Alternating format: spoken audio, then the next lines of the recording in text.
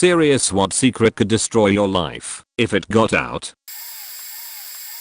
I have an imaginary friend who happens to be a dragon. I spend a lot of time daydreaming about a little world together. Sometimes I might be flying on his back, other times we may be exploring the forests or something, I don't know. Usually at night, until I fall asleep, I imagine that the two of us are in a cave on a cold night, curled up together, snuggled around a warm toasty fire point. It's so childish, stupid, and weird, but honestly, if my imagination is vivid enough during a given session, it makes me really happy, and I feel at peace.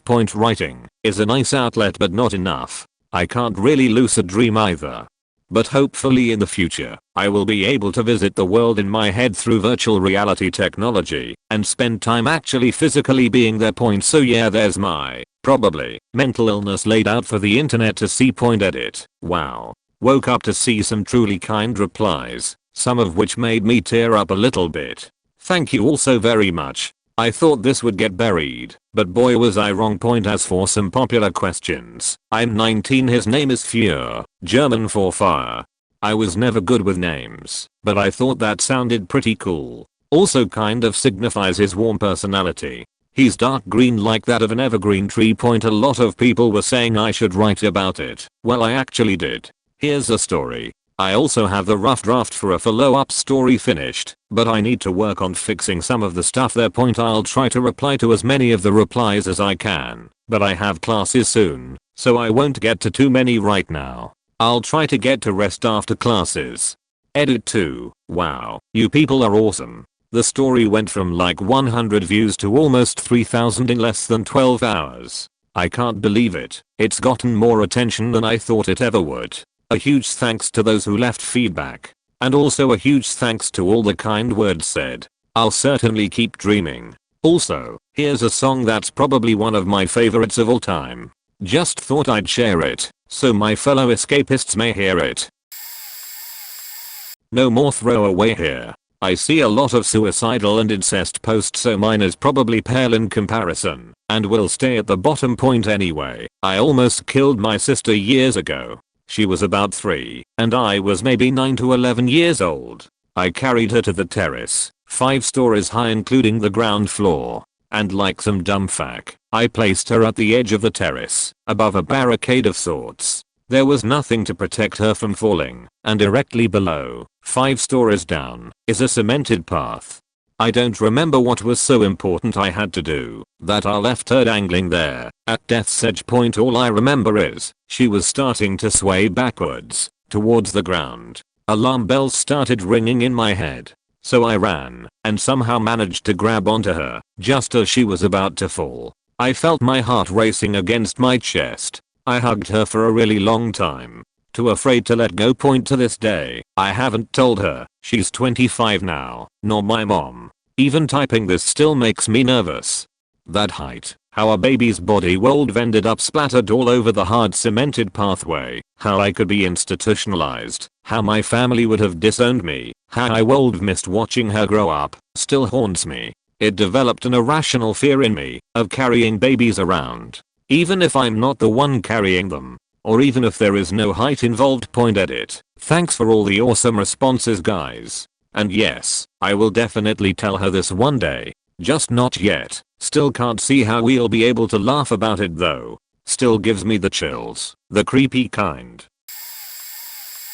This is an odd one, but here goes. My present location. I'm currently estranged from my family and recently got some cash in an insurance settlement. If my mother found out, she'd come running for a share of it so fast that it'd break the sound barrier. Light traveling from the sun would be like beach. Yo, slow down. I've pretty much had to hide it and become a ghost. Right now all of my mail comes to a PO box and only 3 people know the address of where I'm staying. And for you enterprising folks who want to track my IP, it routes through a cell tower about 30 miles away from where I actually am. And unrelated to the estrangement, my and my female cousin used to fuck. Edit. So, this blew up way larger than I ever thought it would have, so I'm going to take some time and answer some of the questions I've gotten here instead of copy pasta hundreds of replies. As far as the estrangement goes, my father is a convicted pedophile. It happened after my parents were married, and I'm my father's only child. My sister and brother are from my mother's first marriage. Those two and my mother never got any kind of therapy to help them cope with what happened. As a result, most of the unresolved anger they feel towards my father was taken out on me. I've paid for my father's sins for 30 plus years of my life. Point as far as not sharing the money with my mother. She isn't owed any of it. I gave up nursing school and a promising career to take care of her when she was diagnosed with cancer, when I was homeless and had no place else to go. She looked me dead in the eye and said, "So what?" Growing up, she emotionally and verbally abused me, took the $3,000 plus dollars a month that my father paid her in child support and spent it on her hobbies instead. I grew up wearing rags of clothes until I figured out how to steal what I needed, and through employment, when I was old enough. Point as far as why I'm hiding. I've tried to get away twice before. The first time I moved half a country away to Florida, she hired a private investigator to track me down. Then she harassed my then fiancé and her family until she dumped me so I'd move back to where she could mooch off of me. The second time, I moved 50 miles away, and she called me on the daily, harassing me and everyone else she could, again, trying to control my life and mooch off me. My mother is not a good person. She's been unemployed for over 20 years and lives off my brother and the government. As far as my internet goes, it's a Wii maximum connection that hops from cell tower to cell tower and connects to the internet proper at the nearest major city via fiber up trunk 30 miles away. As far as the settlement goes, it was a simple car accident. Dude rammed into my car going 55 while I was stopped. Company truck. He was clearly at fault. The hiding is the tricky part, and I'm sure someone will come along and be all I can find you, mostly because they already are. My legal address is hers, but all of my mail is being double forwarded, first to my friend's PO box and then to mine. I use a burner cell, and the room I'm renting is paid cash under the table. There's a lease, but only 2 copies of it. And the place I'm living at is pretty remote. It's a 20-minute drive to the nearest Walmart, gas station, fast food, etc. And the cousin faking. She seduced me, and we faked a bunch of times. It could be the other person from this thread, but I doubt it, because my cousin isn't technologically inclined. No babies, and I had the chance to fuck her again a few years back, but her vag is a no-fly zone due to confirmed herpes. No one will read this, I'm sure. But I'm 24. When I was 11, I had a soccer goal, toy, Lego footballs, and 2 figurines. I made fixtures for some made up teams and players, and played the matches. One season lasts 42 matches and there are 12 different teams, and I commentate them, like it's a TV show. Other than that, I have made 10 different cup fixtures.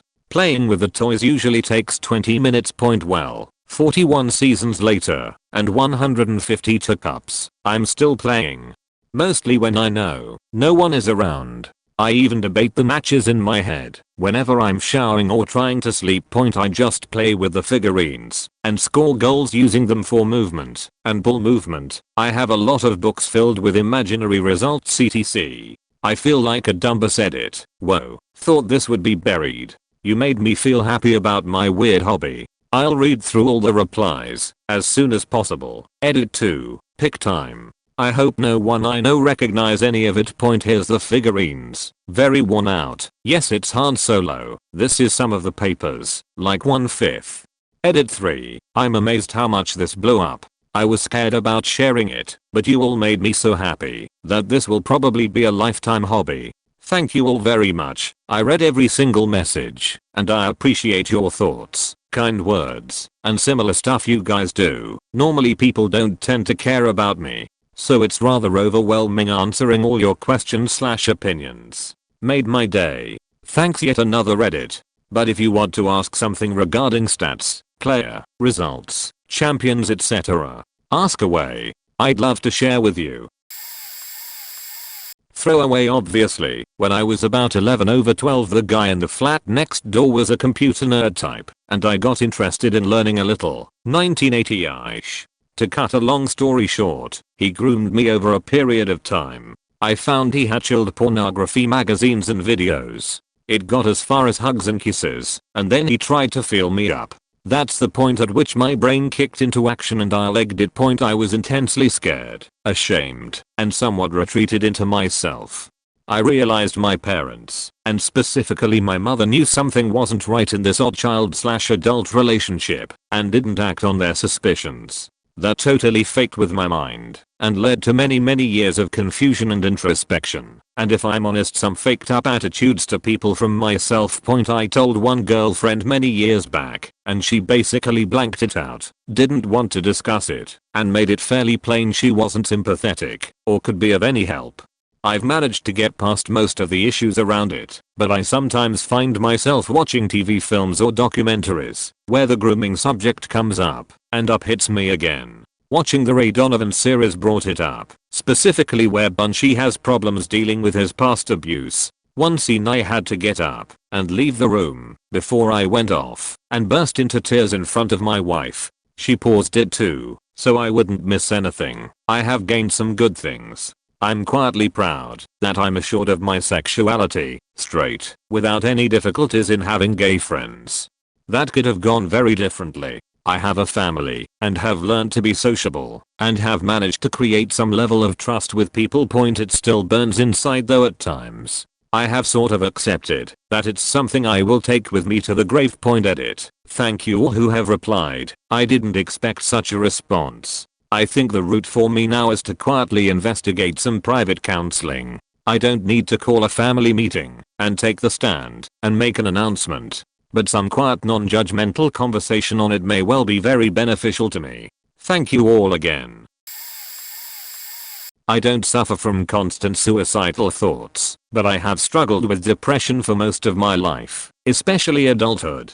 The few times I've been prescribed medication for it, including currently, I'm actually taking Wellbutrin, a mild antidepressant, but it was prescribed off-label for my anxiety, but it is helping both. I'm actually happy. Happy or just neutral are the norm, and I'm often happy, not freakishly upbeat and peppy and oddly cheerful, just happy. It's such a shock to be. Because for the longest time, being mildly unhappy, all the way to feelings of depression or even hopelessness, were the norm for me.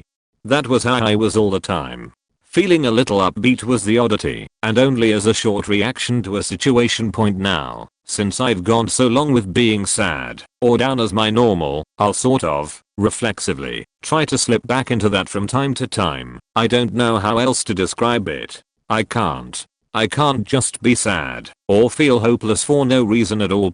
Yeah, I still have days where something will make me feel like that, but it's a proportional and reasonable reaction to whatever that thing is. It's amazing. I enjoy things more than I ever thought I really could. I can enjoy them as much as other people.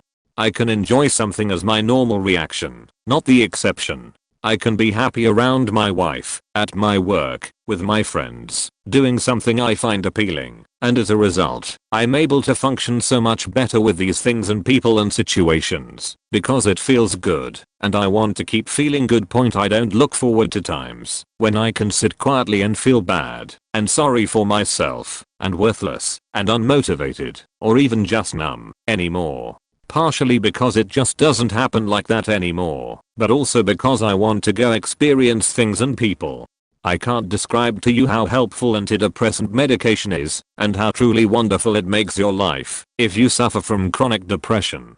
It's not an artificial feeling. It doesn't feel like you're being drugged into Stepford wife cheerfulness, and it doesn't feel fake.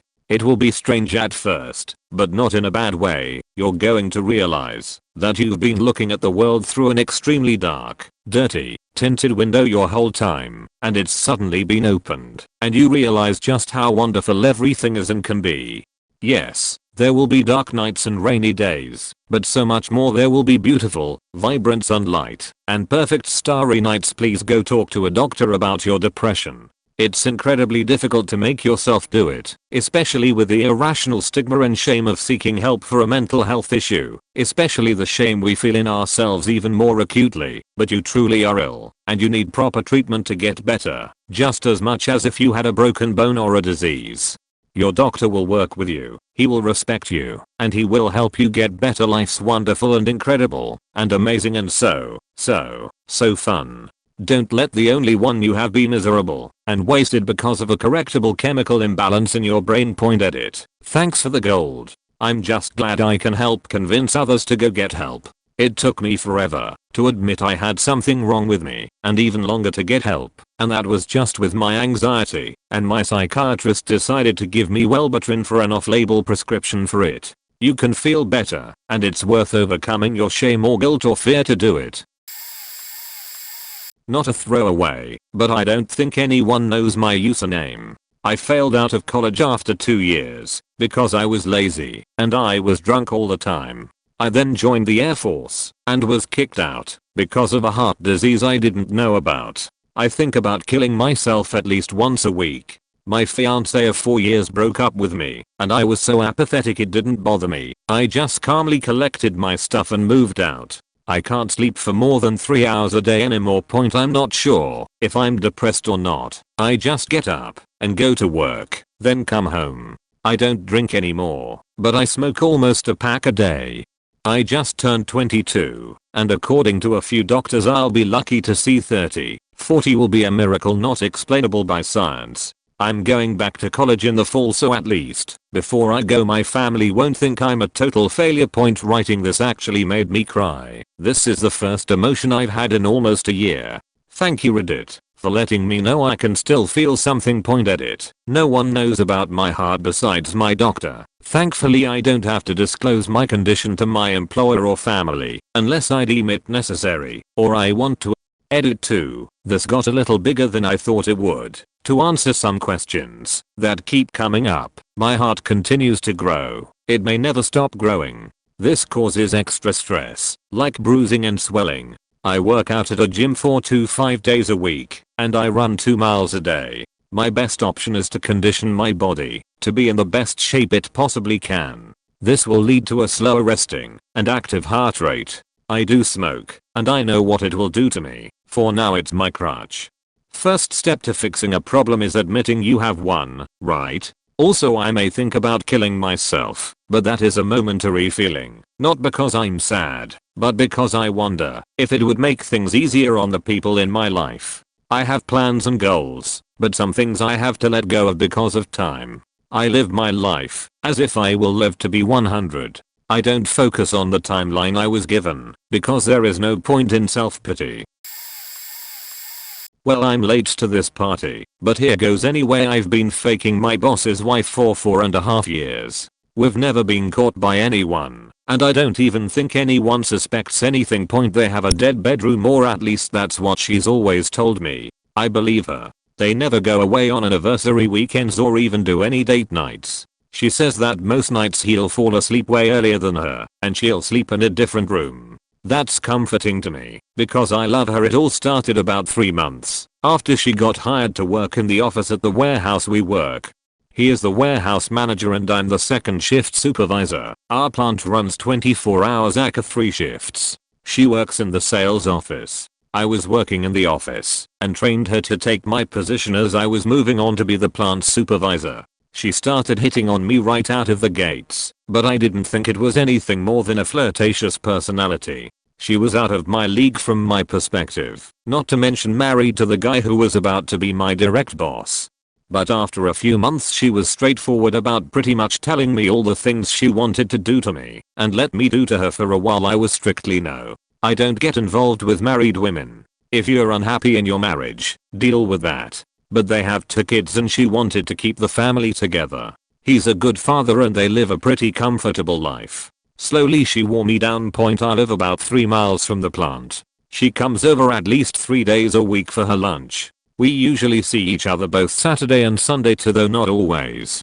We are friends on Facebook, but never like each other's stuff or send messages. When I see new family pics of them together I burn with rage. When we do company stuff, or have cookouts, and she stands near him, or sits with him, and he touches her, it's all I can do to contain the seething anger. I usually overcome it by rationalizing to myself that I'm actually the monster in this situation. Then I get angry at myself and can get over it quicker because eventually I redirect that anger towards her too. She knows I'm angry too, and the next day she'll come over and make it up to me. 6 months ago his boss, who is a regional director about 5 hours away, put in his retirement. He will be retiring in 3 months. My boss is definitely getting his spot. Their house is going up for sale soon, and they'll be moving. I'm the one poised to take his position here at this plant. If we were to have ever been caught, or were to get caught now, I'm sure I would be forced to resign, and the fallout would be ruinous for all parties. She's going with him. I can rationally say that we'll all be better off. But I truly love her, and would do damn near anything to have this play out in my favor. In the end though, it may already have ruined me. When I sit alone and think about it, I absolutely hate myself for all of this, and have for a long time. Lying and cheating is not a part of my DNA. That I've been able to keep it up for so long makes me feel evil. In a lot of ways I hope I never forgive myself, so that I'm the only person that ever gets hurt by me. I can't wait till she's gone, but would give anything for her to stay. I never want to see her again. She'll be here in about an hour. This might not ruin my life, but it could ruin someone else's. Well, here it goes. I was in an abusive relationship with my girlfriend when I was in high school. Everybody just thinks we were a bad couple, but it was far worse. It started off with little stuff like when someone made a joke about me she would laugh, and it was no big deal. But pretty soon she found out that she could torment me as a way to make people laugh and like her. We were both semi-unpopular. And it just kept escalating to the point that at lunch I would just sit there with my head down on the table while she and her friends mocked me.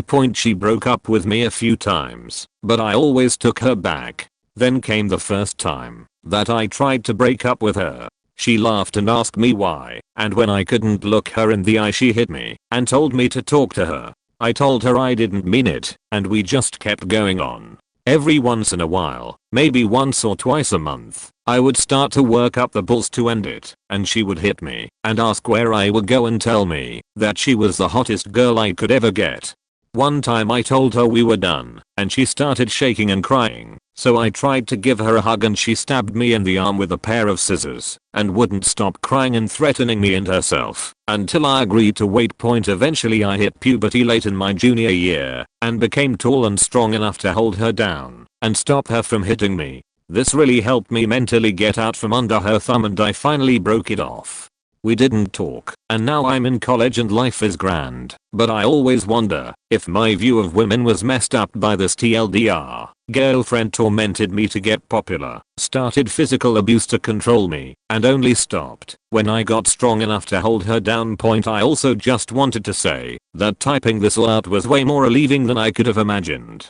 Just putting this out there really took a weight off my chest. Thank you to anyone who took the time to read this.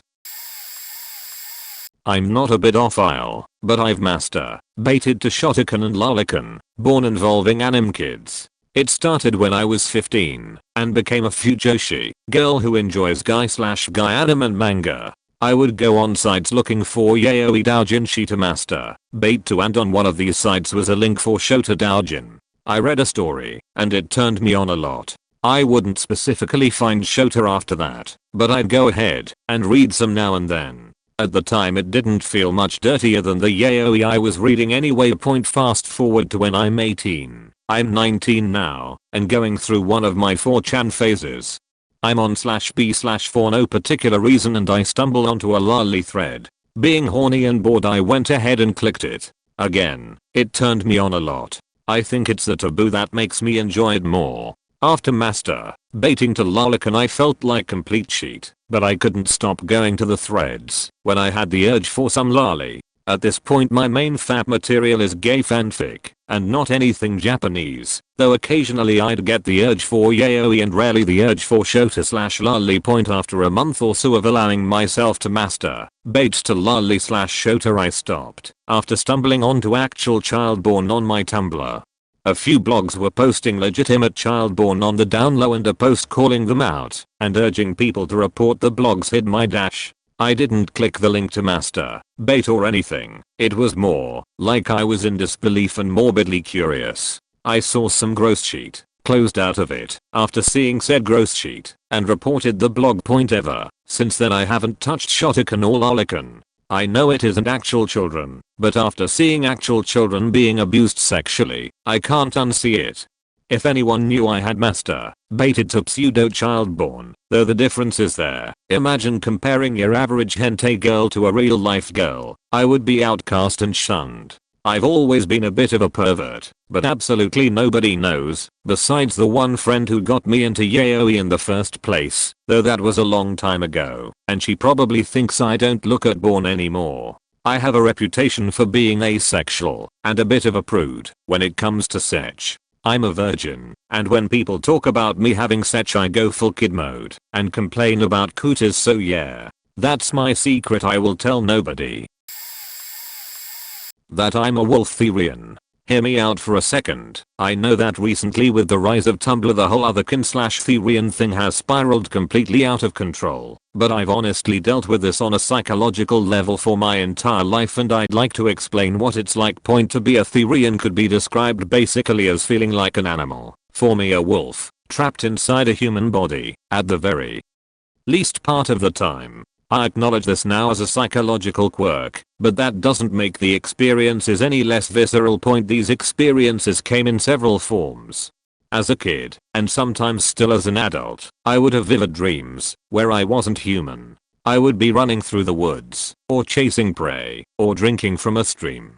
The thing that convinced my younger self, and is still a pleasure when I have them, was just how real everything felt in some of these dreams. I was on all fours. I could feel the dirt under my paws, claws slightly displacing the digit. If I leaned forward, I could feel the fur, the tail. Everything felt real. My experiences weren't exclusively limited to dreams though. I would have phantom shifts, where I could feel phantom fur or a phantom tail, the name coming from phantom limbs, while awake. Another experience would be mental shifts, in which my mindset would become more animal-like. I might get the sudden urge to eat raw meat, or chase a prey animal, or drink from a stream. I didn't ever lose control though. If a friend rounded the corner I could snap out of it quickly, and try to pretend I wasn't just being weird as fuck. Mental shifts were definitely the ones that made me feel most like a weirdo. Point: as a kid I never told anyone for fear that people would think something was wrong with me. I honestly enjoyed most of the experiences and I didn't want my parents to look at me differently. Now that I'm an adult I just accept it as a part of who I am, but I never get to talk about it. Point: the old forums that helped me understand what was going on as a kid have been pretty heavily taken over by mint green wolf bat hybrid types. I'm not interested in finding the way to seek the most possible individuality out of my personal identity. I'm looking for introspective analysis of why the hell I feel like an animal. I was molested by my grandfather from the age of 8 to 11 or 12. I had to go there after school every day to babysit until my parents were done with work. I told my mom after about 6 months or so. Her response was, "Don't tell your dad, it would really hurt him. He was my paternal grandfather." I gave up trying to tell anyone else for about a year, and then I told my cousin, who is 4 years older than I am. Her response was anger, and asking me how I could dare to speak out against our grandfather that way. Fast forward to when I was 16. Grandfather had a stroke, and was in hospital with pneumonia.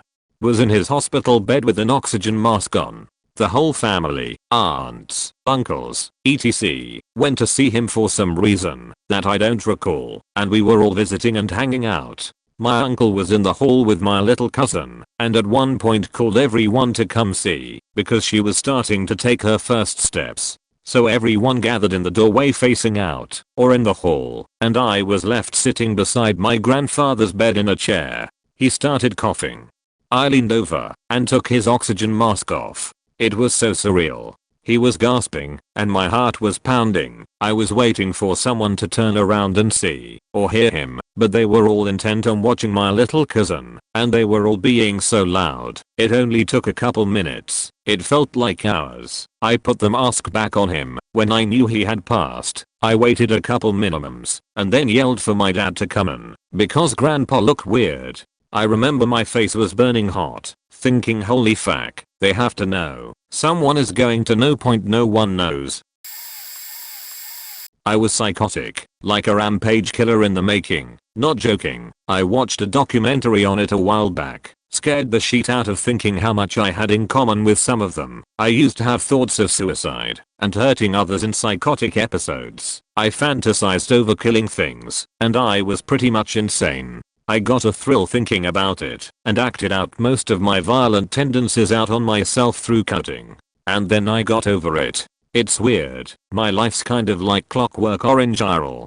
Thing is, everyone just thinks I was very introverted naturally and stuff and assumed the best for me. I was the smart but shy kid, but if my friends or family knew this, they'd probably flip out that I kept the full situation a secret from for so long. Full story. I never got a diagnosis as to what I had. The only thing I know is that I was crazy. I talked to myself repeating the same things over and over again loudly, obsessively, like I hate you God, I hate you God, I hate you God, that sort of thing. I used to believe that the devil was trying to take control of my life and that I had to pray to Saint Michael to deliver me from him.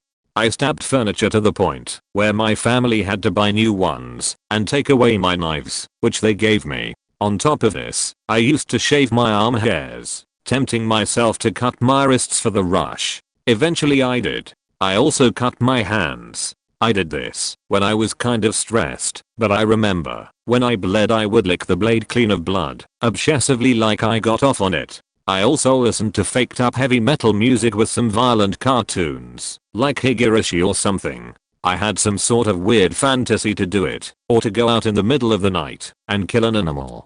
I don't know if I really wanted to kill the animals or if I just told myself I did, but either way, it's pretty faked up, am I right? A lot of this had to do with the fact of how seriously depressed I was. I resented a lot of the kids at school, but wasn't angry at them as much as me, and I took out my hatred on myself. What got me out of this depression was a girl I met who has no faking idea how messed up I was. I was a pretty good liar. She made me reevaluate my life and taught me to become more trusting of others. I was bullied a lot as a kid, had a lot of trust and anxiety problems. Throughout my depression she was always kind to me, and it's only because of her that I made it through. She didn't even talk to me that much. I was a bit of a nervous recluse, and she talked to me in small talk, but was always very kind. Eventually I became more confident, but when things got serious I sort of pushed her away out of instinctual fear. I just tried to act oblivious to the whole thing, so she would just think to herself, how the hell has he not figured it out yet? I'm very ashamed of that. Then she found someone else with more balls than I had, and we've sort of had this awkwardly hanging over heads for a while. I guess I can't get over her. Oh, another thing is I'm sexually attracted to my cousin, because she was the only girl my age that was nice around me before I got seriously depressed, and after I got seriously depressed, she sort of was. We used to get along really well, and one day we started wrestling, and I kinda got a hard on and told her to get off. Thankfully, she was laughing too hard to notice. We were having an argument as to who would win in a fight. I was really freaking petite back then, so she cold won. She was also athletic like me, just much more built. She was kind of my only friend, so my senses of attraction are skewed. Also because of distrust of other women, I guess. That's not unnatural. Incest is more of a social taboo, I guess, especially the whole cousin thing. But the other girl that got me out of my depression is best friends with my cousin, so in a way, I'm still attracted to my cousin through her.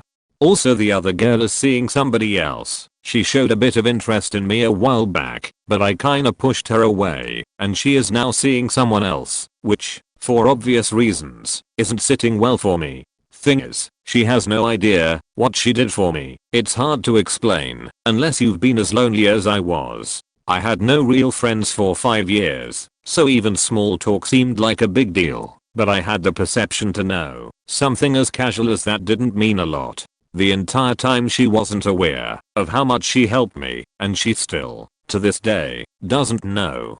If I hadn't met that girl I would have hurt myself, or others around me, though probably suicide. The whole hurting people idea wasn't really my thing. Also, my cousin isn't the only family member I fantasize about. My sister also, and my other cousin, who now that I'm an incest guy thanks to my faked up childhood, is just kinda hot. All this ended, probably because of that girl and puberty, I guess, even though you'd think puberty would have made it worse. Still the incest guy though. TLDR, the girl who I climbed out of a bunch of depressive insane sheet for is with another man and doesn't know that she helped me through it because of a lot reasons, but I'm happy for her in a bittersweet way. The other girls I'm attracted to are related to me. I used to cut myself and lick the blade for a rush while listening to faked up metal songs. I was a psychopath that fantasized of killing animals, though. Had no intention of actually doing it, I think. Stabbed furniture to the point where it had to be replaced and had psychotic meltdowns every now and then.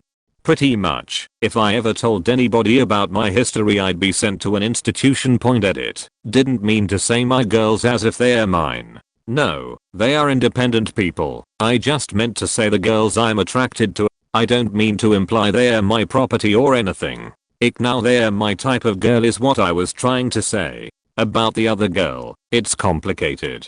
I know I faked up with her, but I guess that was the best I could do with her considering all the other stuff. If the other guy's good to her, I have no problems. Edit 2. I also neglected to mention the notes I would write myself. I also used to write notes to myself that were mostly psychotic ramblings about my life or confessions of things I thought I had done wrong. They pretty much listed why I was worthless. I also used to think my blood was poisoned and actually convinced my parents to get me tested for anemia.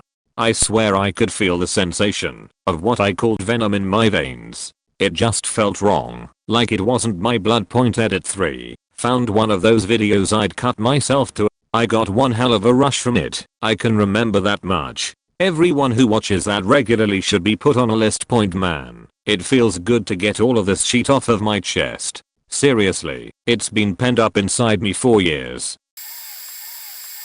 I'm a guy with a foot fetish. And I never told my wife, even though she has amazing feet. But it gets worse. I have a weird twist to my foot fetish. I'm really into pedal pumping, I guess that's the closest way to describe it. And I'm mortified to tell her or anyone else, and never have. When I was a little kid we spent a lot of time at church during the week for mom's choir practice, and there was a decent looking piano player lady who would kick off her shoes and play the piano barefoot.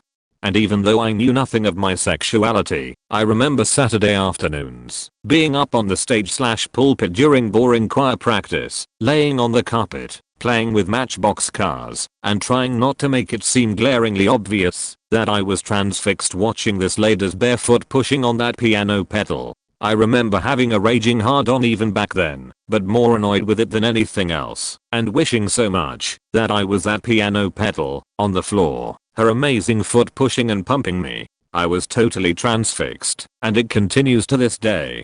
Women playing pianos, organs, driving barefoot, using a sewing machine barefoot.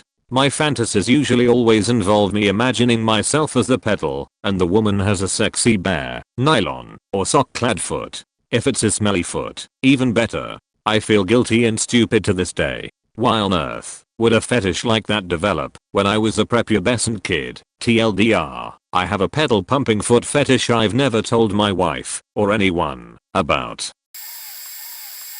I'm 25/male married, in the Bible Belt. My family and all my friends are conservative Christians. My wife and I aren't Christians, but we still go to church every week. To keep up the charade, my wife and I are amateur born stars in a BDSM fetish niche, femdom/forced feminization/sissification. We do cam shows, go to BDSM events, and publish videos on clips for sale. We have thousands of followers, and make good money doing it on the side. $25,000 in 2014. We hide our identity with makeup. I'm typically in full drag/wig, and she wears her makeup in a completely different color scheme.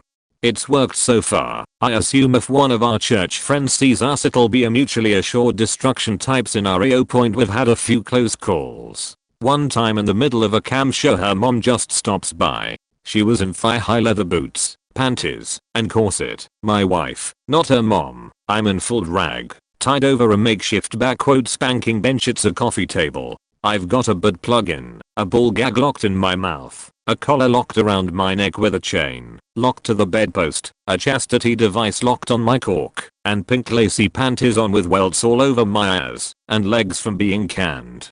There are about 100 people watching us live, and we hear a knock on the door and hey, it's me. My wife is just like oh fuck and runs over to the computer to shut down the show, stripping leather as she goes. I'm screaming for her to untie me. Well, more like going mmmmffmmhhmmhmmhffmmf, but she knew what I meant. She gets the camera shut off and uses some safety scissors. Always have safety scissors to cut my arms free, then hands them to me and runs an hour-only bathroom and locks the door to start scrubbing her excessive makeup off. I get free from the ropes and start looking for the key to the lock on the ball gag, collar, and chastity device. Of course they are on a necklace around my wife's neck in the bathroom, so I'm going mmmmffffhffhff while my wife is neck deep in the sink. Go grgrgrgrgrr hold on a secretary gurgleburger and her mom's like hello? I hear you in there. I decided not to hold on, so I drug our bed 3 to 4 feet across the room so I could reach where we kept the backup keys. Always have backup keys, and get myself free. Unfortunately our front door has a big window and can look into the kitchen, so I have to start rubbing makeup off with a beach towel. In the excitement I practically rub my skin off. Also, if you're familiar with butt plugs you'll know that you need to relax to get them out.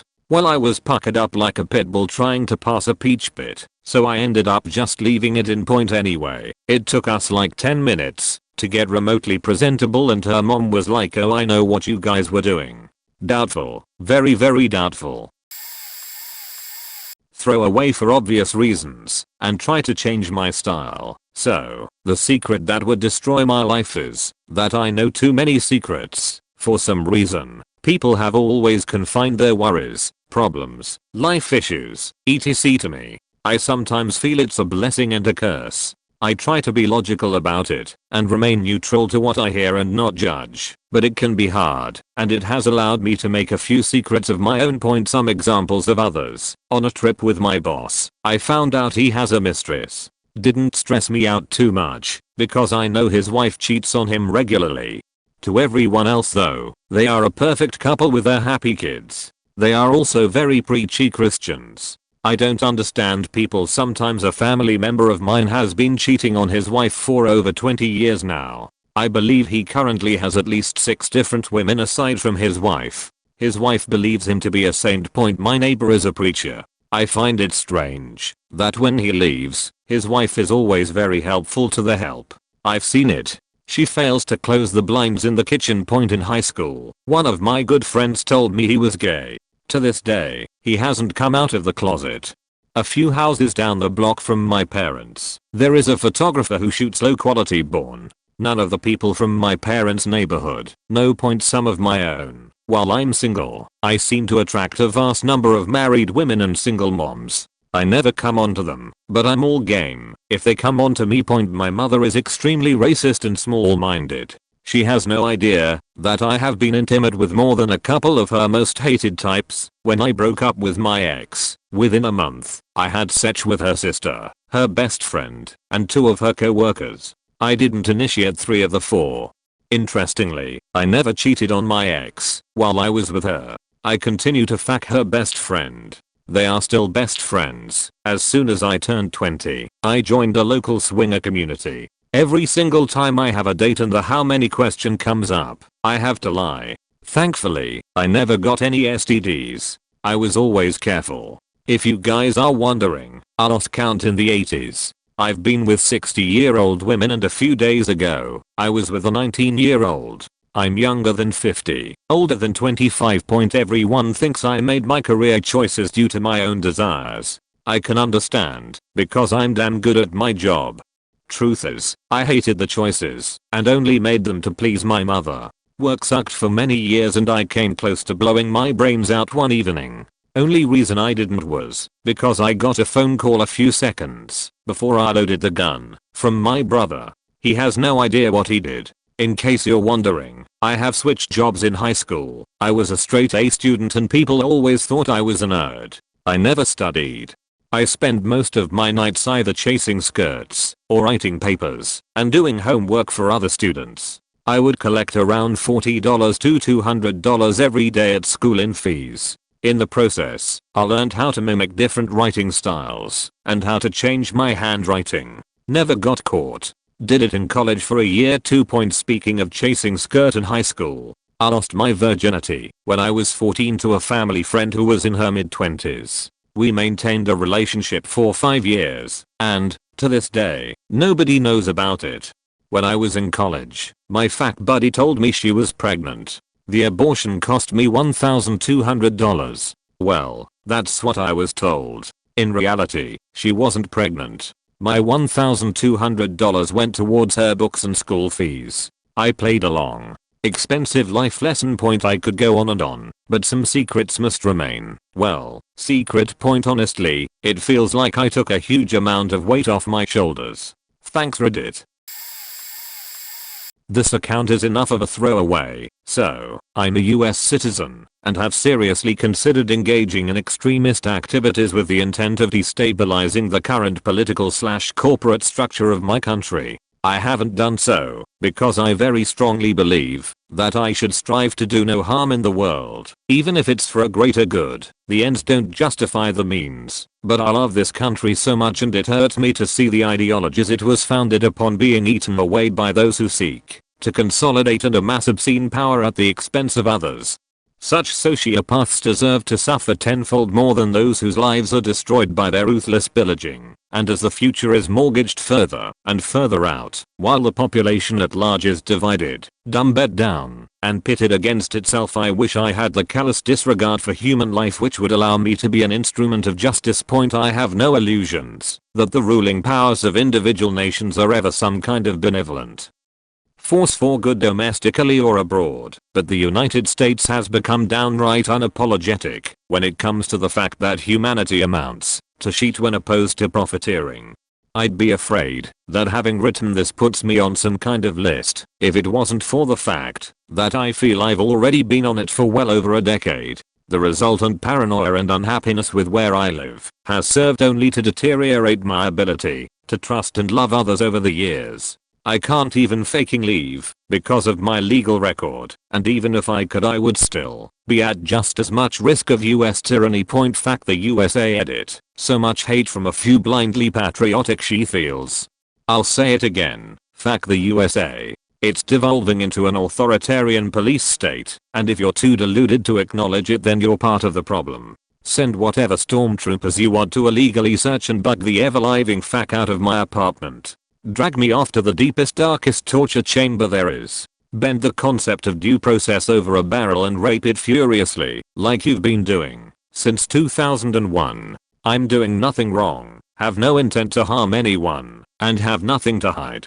I'm exactly the kind of victim the US government is looking for. I fully expect to be dragged off into the night by government agents at some point in time for doing nothing more than exercising my right to free speech. And as far as I'm concerned, the sooner it happens the sooner I can stop worrying about it happening. This country sucks all of the balls and I should not have to live in constant fear.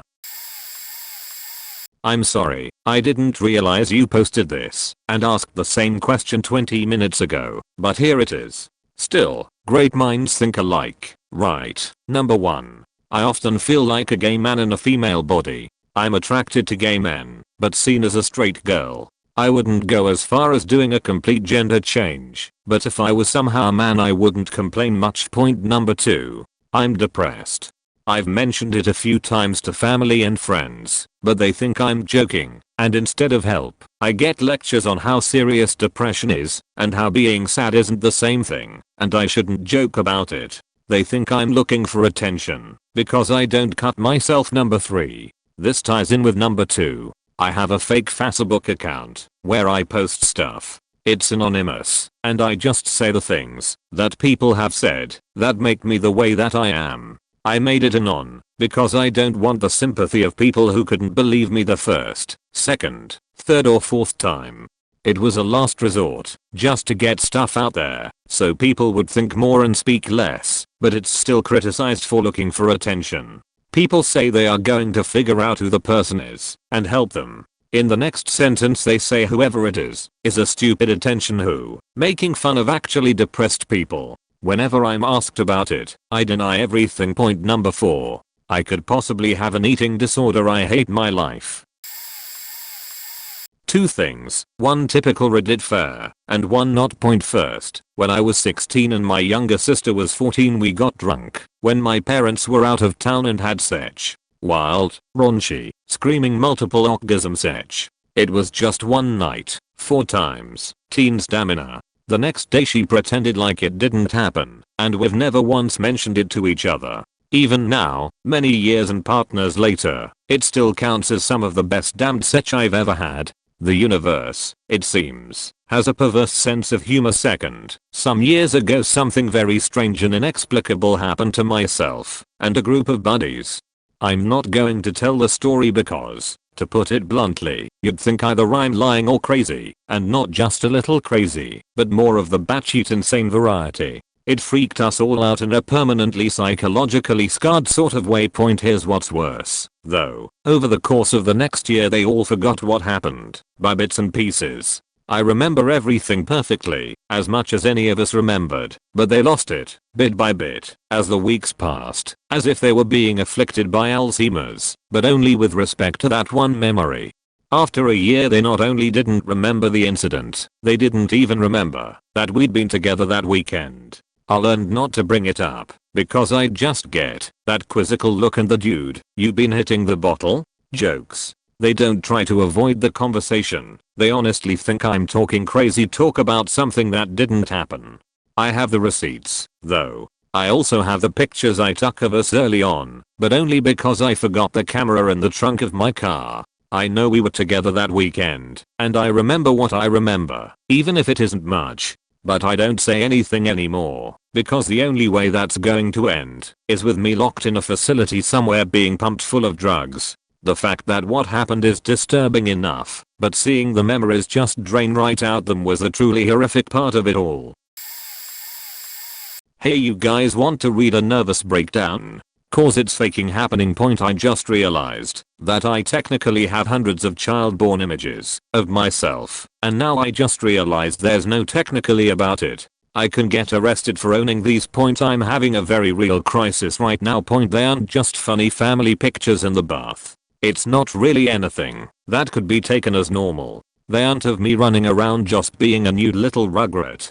My mom didn't know how sinister my dad was, or at the very least refused to acknowledge it. We are not on speaking terms as she's a crazy bitch, and just gave me the album years back as a housewarming gift. I'm naked on the bed in a dimly lit room in all sorts of positions, and they're all Polaroids. I thought the abuse started at 10, but I'm like 5 in these pictures. It's 90% of the photo album. They aren't pictures of my face. My face isn't even in half of them.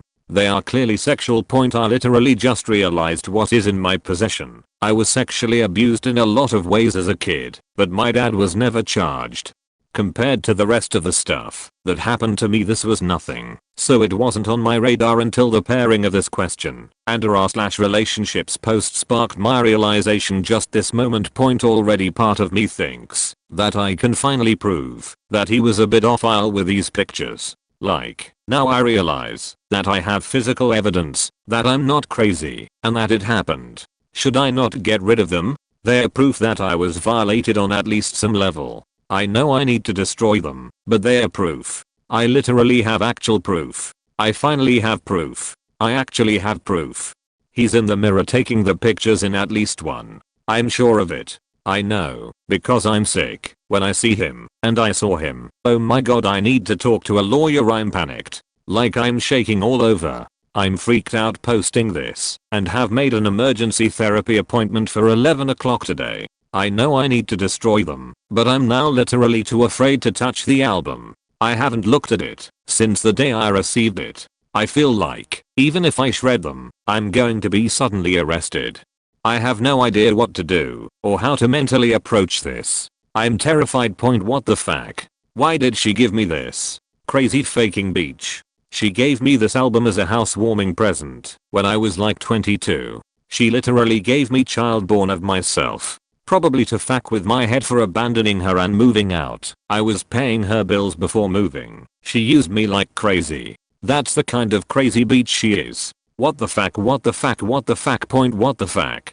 Oh my god, I could go to prison. Edit. Guess what? I just got out of counseling. Ended up lasting 3 hours. We are moving into reporting this. My therapist is talking with someone in more of a supervisory position, and we are at the very least informing CPS formally in hopes of having a home inspection done to make sure he isn't around kids. The therapist has already connected me with free legal aid. This is clear and undeniable evidence of abuse. I'm not going to prosecute because I don't want to testify/receive cross-examination. I've been through that, and I will not do it again. My faked up mother finally gave me evidence to nail his ass. It appears I'm debating reporting her too. She knew, and she posed a danger in her own way. It might not be worth it, though. Obviously throwaway. I'm a pedophile. First off, I have never, nor will I ever abuse a child. Now that that's out of the way, ever since I can remember I have been interested in girls. I remember getting erections when I was like 3 years old, thinking about how girls and their privates were so different. I was kind of a pervy kid. There was lots of show me yours and I'll show you mine kinda stuff. As I grew up I started to like older girls as well, but I never stopped liking young girls either. Was around 6th or 7th grade that I realized it was unnatural. This isn't something that I ever felt I could tell anybody for obvious reasons. Being a pedophile is like the most universally hated thing I could be. So I live in shame every day of my life of something I was born with and can't control. I guess I don't think about it most days, and really I don't even like kids. They annoy the shit out of me, but every now and then a thought slips in, and I just feel like the biggest piece of shit. I told one girlfriend once, and it changed our whole relationship for the worse. She said every time we started having sex, that's all she could think about. When we broke up my biggest emotion was fear that she would tell somebody, though she promised she never would. I know I can live, my will is strong, I won't ever give in to my desires. But I know this is a burden I alone must carry through my whole life, and to my grave. The self-loathing it has caused me is immense. All aspects of my life are affected at least a little by my low self-esteem, and the tiny black core inside me that causes it could ruin my entire life if it got out. This is the first time I've told anybody ever other than that one girlfriend, and hell, I'm telling the entire internet that I want to see my mother die. I love her to death, but she is such a cunt to her family, her friends, and to society in general, and I can't stand it. She is almost to the point of abusive to her family, calling all of us retarded, wished she did not even birth me or my brother, etc. She is also a raging alcoholic that everyone seems to just sweep under the rug and pretend it does not exist.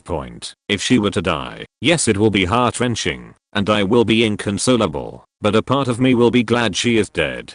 She had open heart surgery this time last year, and although I was worried the whole time that I was going to lose my mother, a part of me wanted her to not come out of that surgery room. The reason this would destroy my life if it got out is because I would be completely disowned by my whole family and her friends if it got out, to the point of I would have to move out of state to be able to start life anew. Because my mom knows everyone in this town I currently live in, and she could easily get me fired from any job just because of who she knows. And she also, as of right now, I'm changing this week, she has control of my bank account due to her creating it for me when I was 15. She has control over every facet of my life, and she could fuck me hard if my wish for her to die ever got out. My mother told me on her deathbed that my brother had molested me when I was an infant. I'd always wondered why my dad seemed so disgusted with me. He protected my brother, tried to make him into a good man by doing lots of activities with him, little league / football / Indian guide / Boy Scouts, while he ignored his daughters. He thought of my brother as the victim and didn't want him to carry the guilt or have it affect his life in any way, because it's hard for boys, as my mom said. I must have been one sexy baby in order to seduce my 7-year-old brother. Even when we were teens, my brother would comment in front of me, "Oh, I'd tap that," or "nice rack," or other piggy sayings that no brother should say in front of their sister. None of the other siblings know, but I'm pretty sure if they found out they would say I was lying and making it up for attention. So I'll never tell. There's nothing to gain from telling them. I don't speak to them anyways. Haven't for years. I'm pretty sure if he did it to me, he did it to my older sister too. I hope my mom told her to, so she can get a bit of closure on some of the reasons behind why we are both bipolar. Sometimes I fantasize about setting a pack of dogs on my brother to watch them tear his throat out. It would be fitting to have a dog put down by other dogs. Oh well, here we go. Throwaway account point. So, mine is plain and simple, yet destructive. My whole life is based on lies, and I don't mean simple things like telling people you have a misuse whilst you don't know. I'm talking the big stuff. I've been employed at a big company for roughly 5 years now. I'm far from qualified for the job. You needed a 3 years of relevant work experience, B, a university degree in the same field. Point. I had neither of those, but being the great liar that I am, I applied anyway, and they've never even checked. Before the interview I googled some bits and pieces of information about the job and I literally aced the interview itself. Point. Over the next few years I've actually learned some of the actual skills of course, and now I'm actually great at my job. Point. This very well paid job is just one out of many things my lies have gotten me. For some reason I like to compare it a little bit to that movie Catch Me If You Can, where DiCaprio just lies to get what he wants. Well, that's like me, only I'm not capable of forging money, but boy if I could, I'd never work a day in my life again. Point. For some reason it's just my skill to lie and cheat my way through life.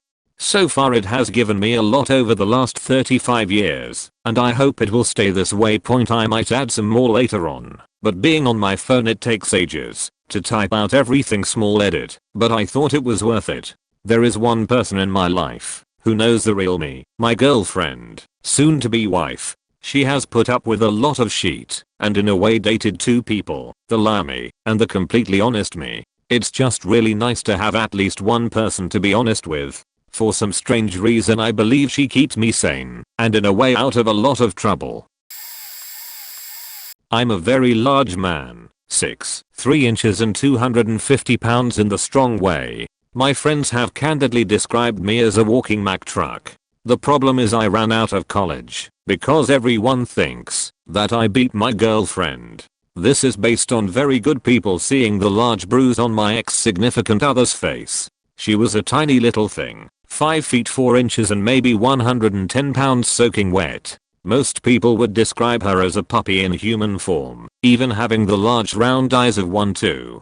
The people who saw it were my friends, the kind of people I would stand in front of gunfire for, and immediately ran to authorities to try and protect her. I'm so happy they would be willing to do it. Point. The kicker, she, like every other relationship I have ever had in my life, was the one abusing me. She would constantly strike me whenever everyone's backs are turned. The mark she had on her face was when I tried for the last time to defend myself. She slammed her own head into a wall to show me how much control she had. For anyone thinking you're a big guy, just ignore it.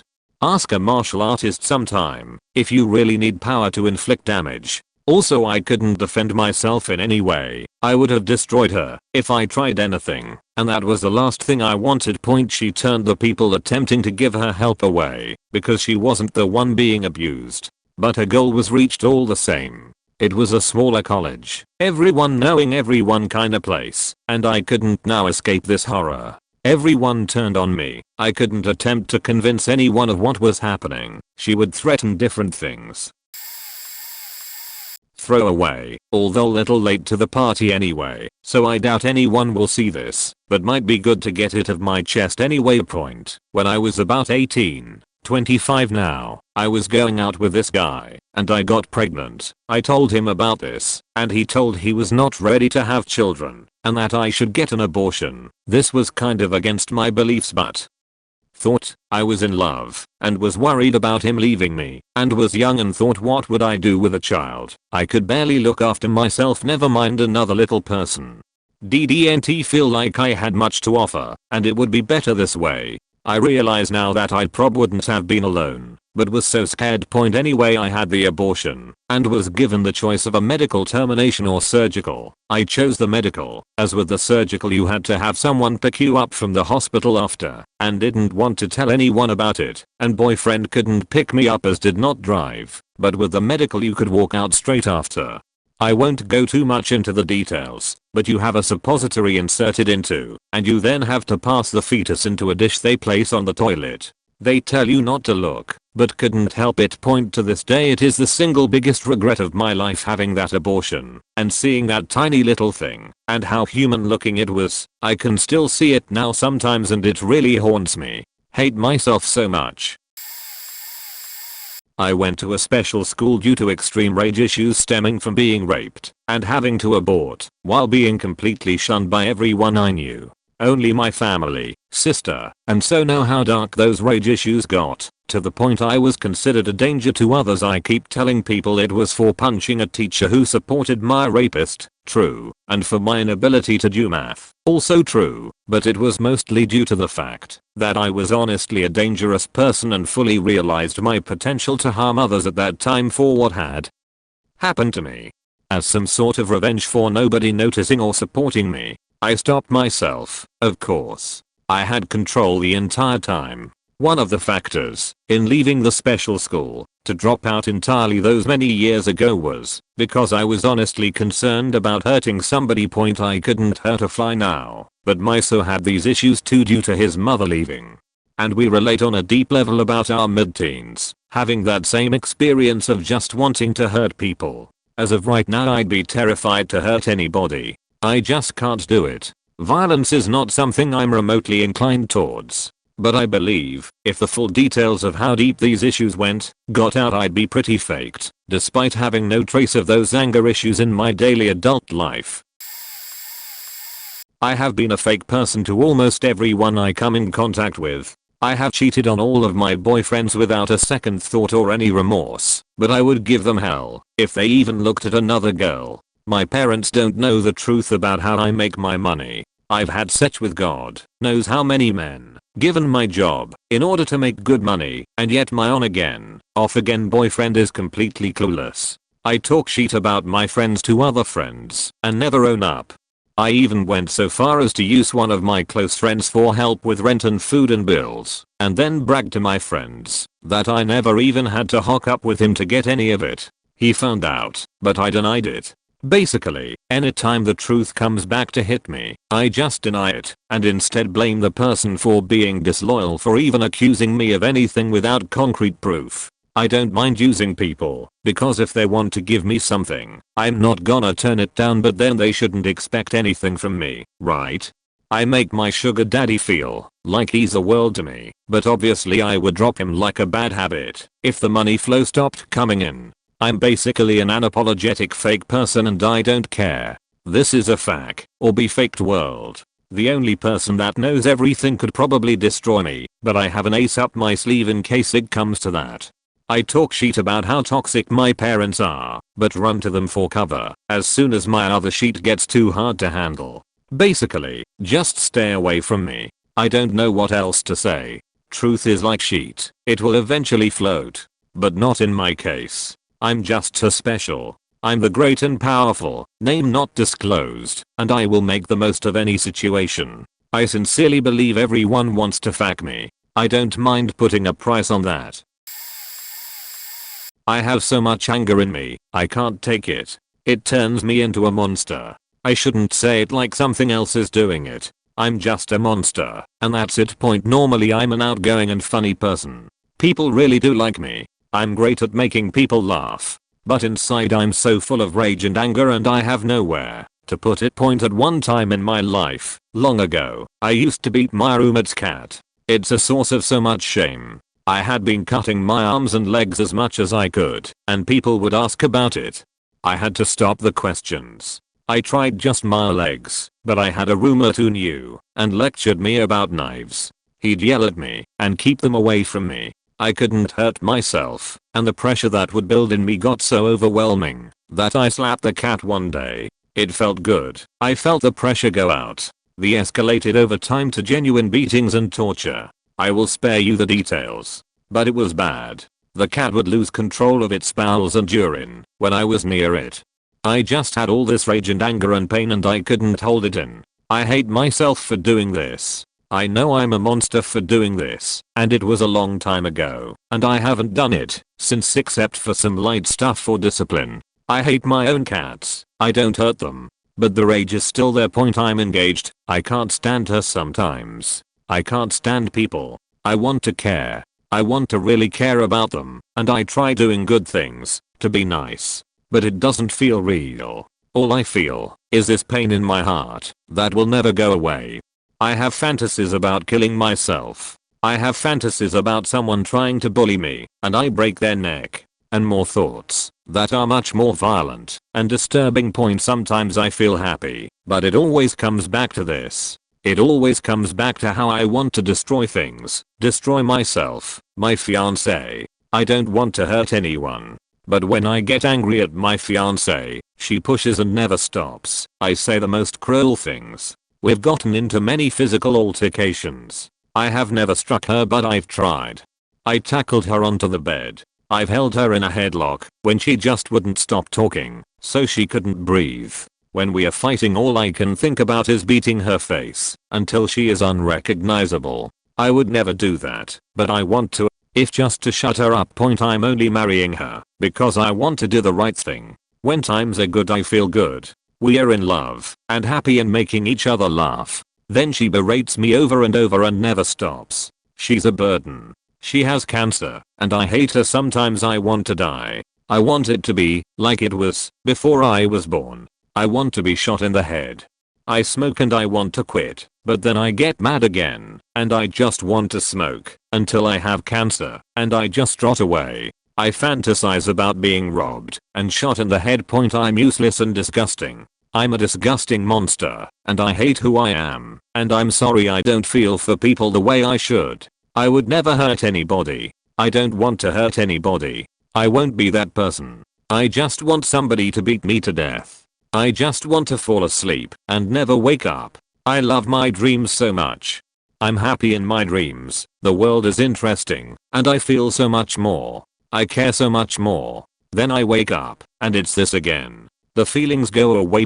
I used to be able to love. I used to be passionate about things. Now the only thing I feel passionately is anger and sadness. I want to be murdered. I just want to not exist. I have nothing. I have done nothing. Please make me nothing. My heart never stops hurting. I never stop hurting. I never stop hating myself. Please make it stop. Please somebody care that I feel this way. Nobody cares. Nobody knows. Nobody can handle it. Please just murder me. Take it away from me. Make there be no me. I have been in and out of therapy for years. I have been on so many different drugs. It never helps. Maybe only for a little while. I want this pain ripped out of my chest. God, it never stops hurting. Nobody understands it. My fiancé only cares about how she feels. She doesn't care. All she does is give bad advice and blame me. And I don't know what love is anymore. I don't know what joy is. I never feel joy. Nothing helps. Please destroy me. It's in my bones, where nothing can reach it. I can't cry. I can't make it get out. I can't make it stop.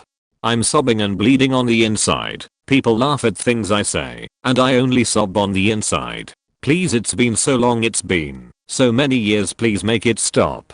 Nobody cares. Please don't touch me. I need to be held, but I don't trust you. I'm so tired. Please don't ever let me wake up. I hate my life. Please. I know I'm weak. I know I'm a monster. I know my life is shit, and I'm lazy and only smart enough to know how stupid I am. Just kill me, please. I'm disgusting. The world will be better. Please. The smiles aren't real. Nothing fills this hole. Please murder me, please.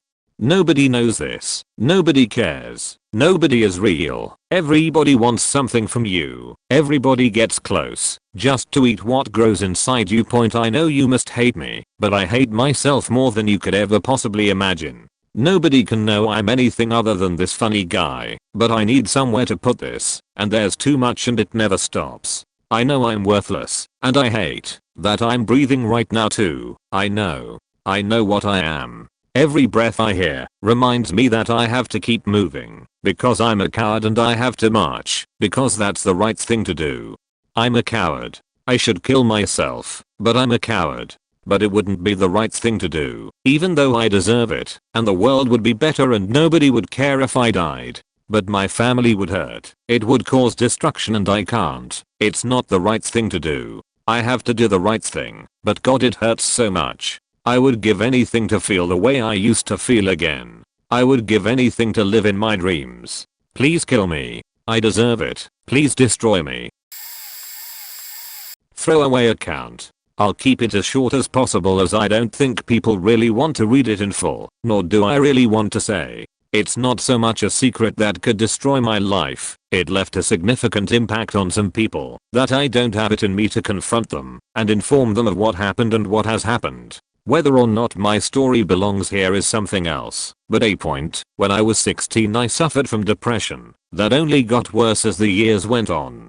Working a sheet job that paid well meant I had a fair sum of money in the bank. I ended up failing my HSC, Australian education, and took a year off in a hope to sort out the issues I had, notably figure out what I wanted to do with my life, as at the time it was playing videos to pass the time until the next Newcastle Knights rugby league team played. 12 months later nothing had changed. I felt nothing was going to change in my life unless I placed myself in a situation where I had to motivate myself. With the money I had saved, I quit my job, packed my bags, left a note, and flew to the United States. I bought myself a cheap van and traveled around doing jobs here and there, sleeping in the van more often than not. I met some amazing people who supported me throughout the first year, some who I still keep in contact with. After a year and a bit of travel I answered an ad for a room in Chicago, found myself a job as a cook, and studied graphic design at UOC. A few years later, to put it simply, I found a job in New York, almost the perfect apartment, fell in love and got married. The fantasy I had as a kid and held on to until I left home became reality through doing something I didn't believe I could do. A lot of problems happened along the way, legal, personal, mental, physical, etc, but I never quit and never flew back home. It was during Christmas in 2011 that I called my family to speak to them and tell them of what I had done. I keep in contact with them and flew them out for my wedding. My life has never been better. I'm a 25-year-old male, and like others in this thread, I too masturbate to girls I know in real life. The worst one is that I fantasize about my 16-year-old cousin. Just masturbating to her isn't the worst secret point. Her family doesn't live extremely far away, so I often visit. While visiting once, I was alone in the house with my aunt, who at the time was taking a nap. I took this opportunity to search my cousin's room for her panties to take home to get off with. As I entered her room I saw a fresh pile of laundry on her bed. Atop the pile were a few lassie panties. I took a pair and placed them in my bag. I became too paranoid that they would realize they had gone missing and somehow tie their disappearance back to while I was visiting. I must have gone in and out of her room, rifling through drawers at least 10 times, not being able to decide on keeping a pair or leaving them. In the end, I couldn't take them home, so I took them into the bathroom, pulled up her Instagram, and wrapped her panties around my cork, tugging on it until I came.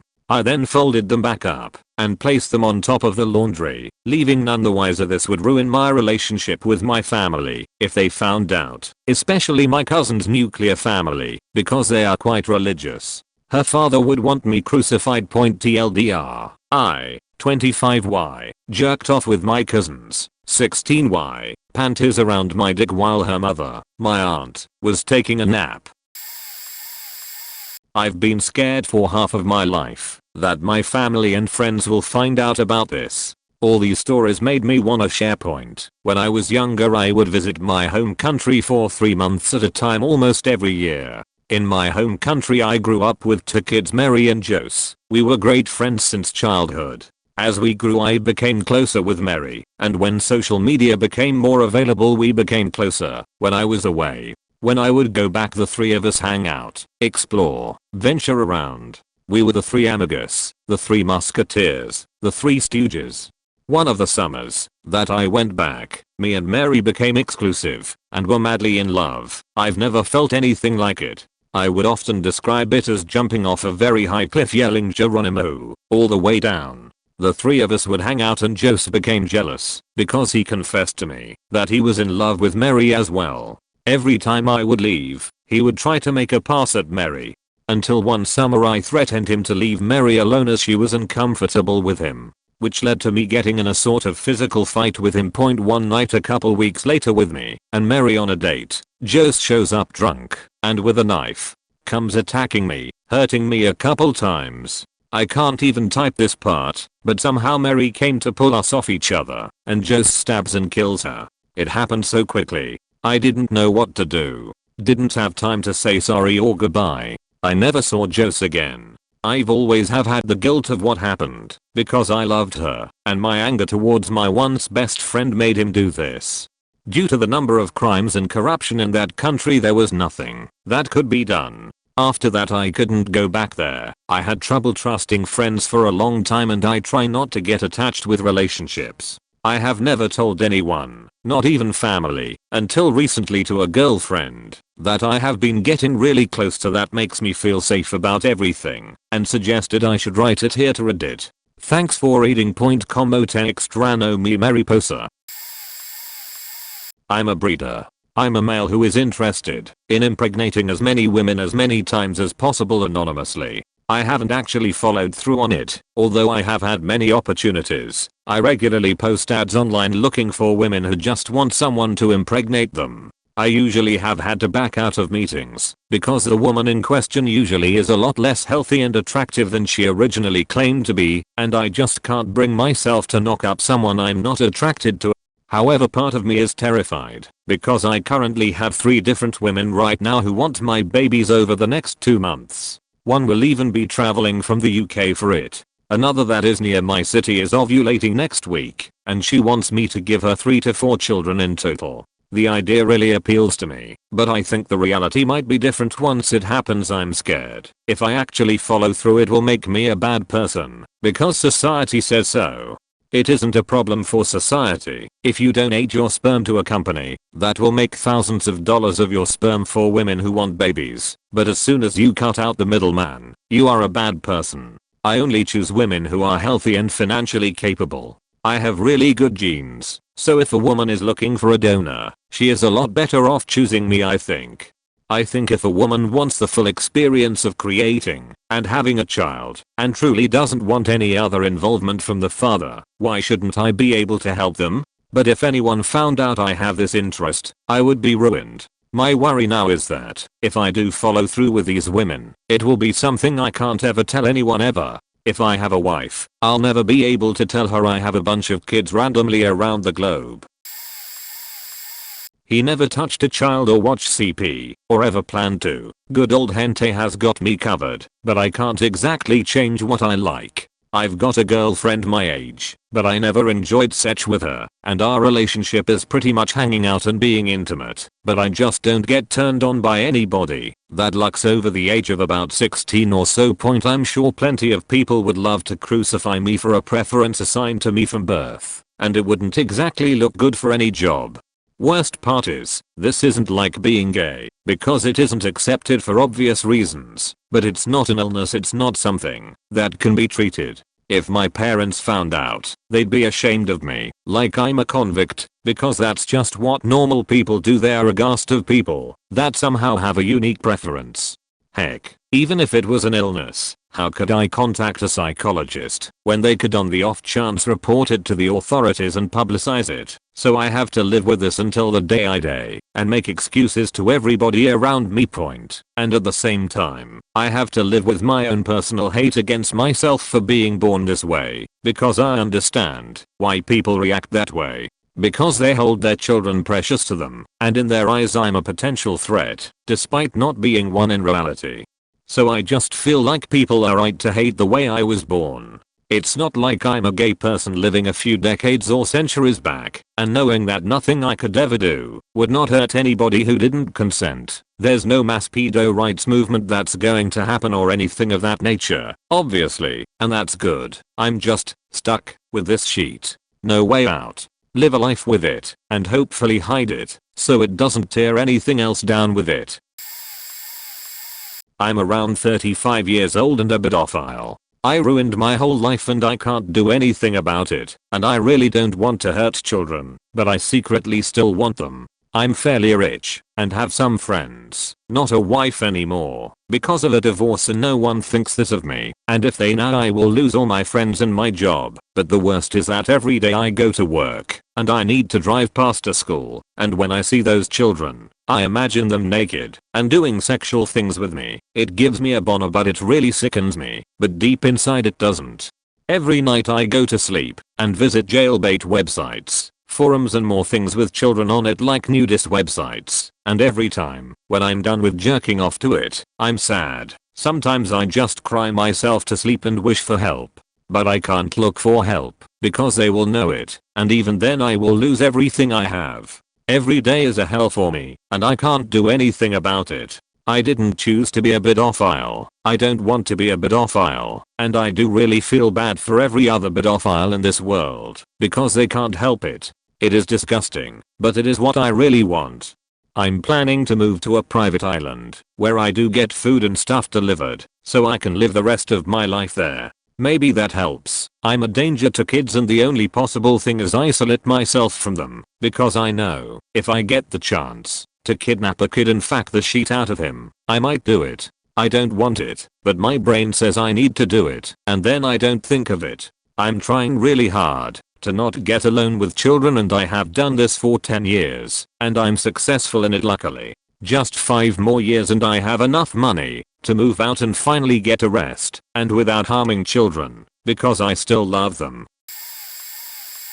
A lot of people are gay. So am I. While that is kind of my big secret that I'm worried about, it's not the whole story. This is obviously a throwaway, because I'm not sure if my friends do read it or not. I know they know about it, but not sure if they browse. I've always wanted to get this off my chest, even if it's to no one that I know. I have a group of friends. I've known them for the last 15 years. Nearly my entire life. Our families are very close. Our parents knew each other when they were young, and it kind of just led to all of us living close. We are pretty much a big family.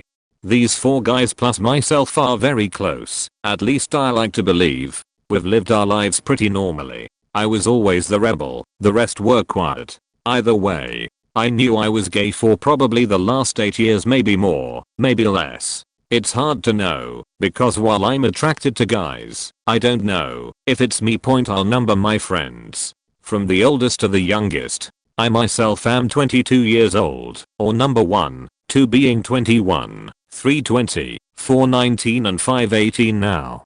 I figured I'd clear that up a little to make it less confusing. A few years ago it was number 3's prom night. He went to prom, and so did number 4. The rest of us 3 went to a family member's house for dinner that night.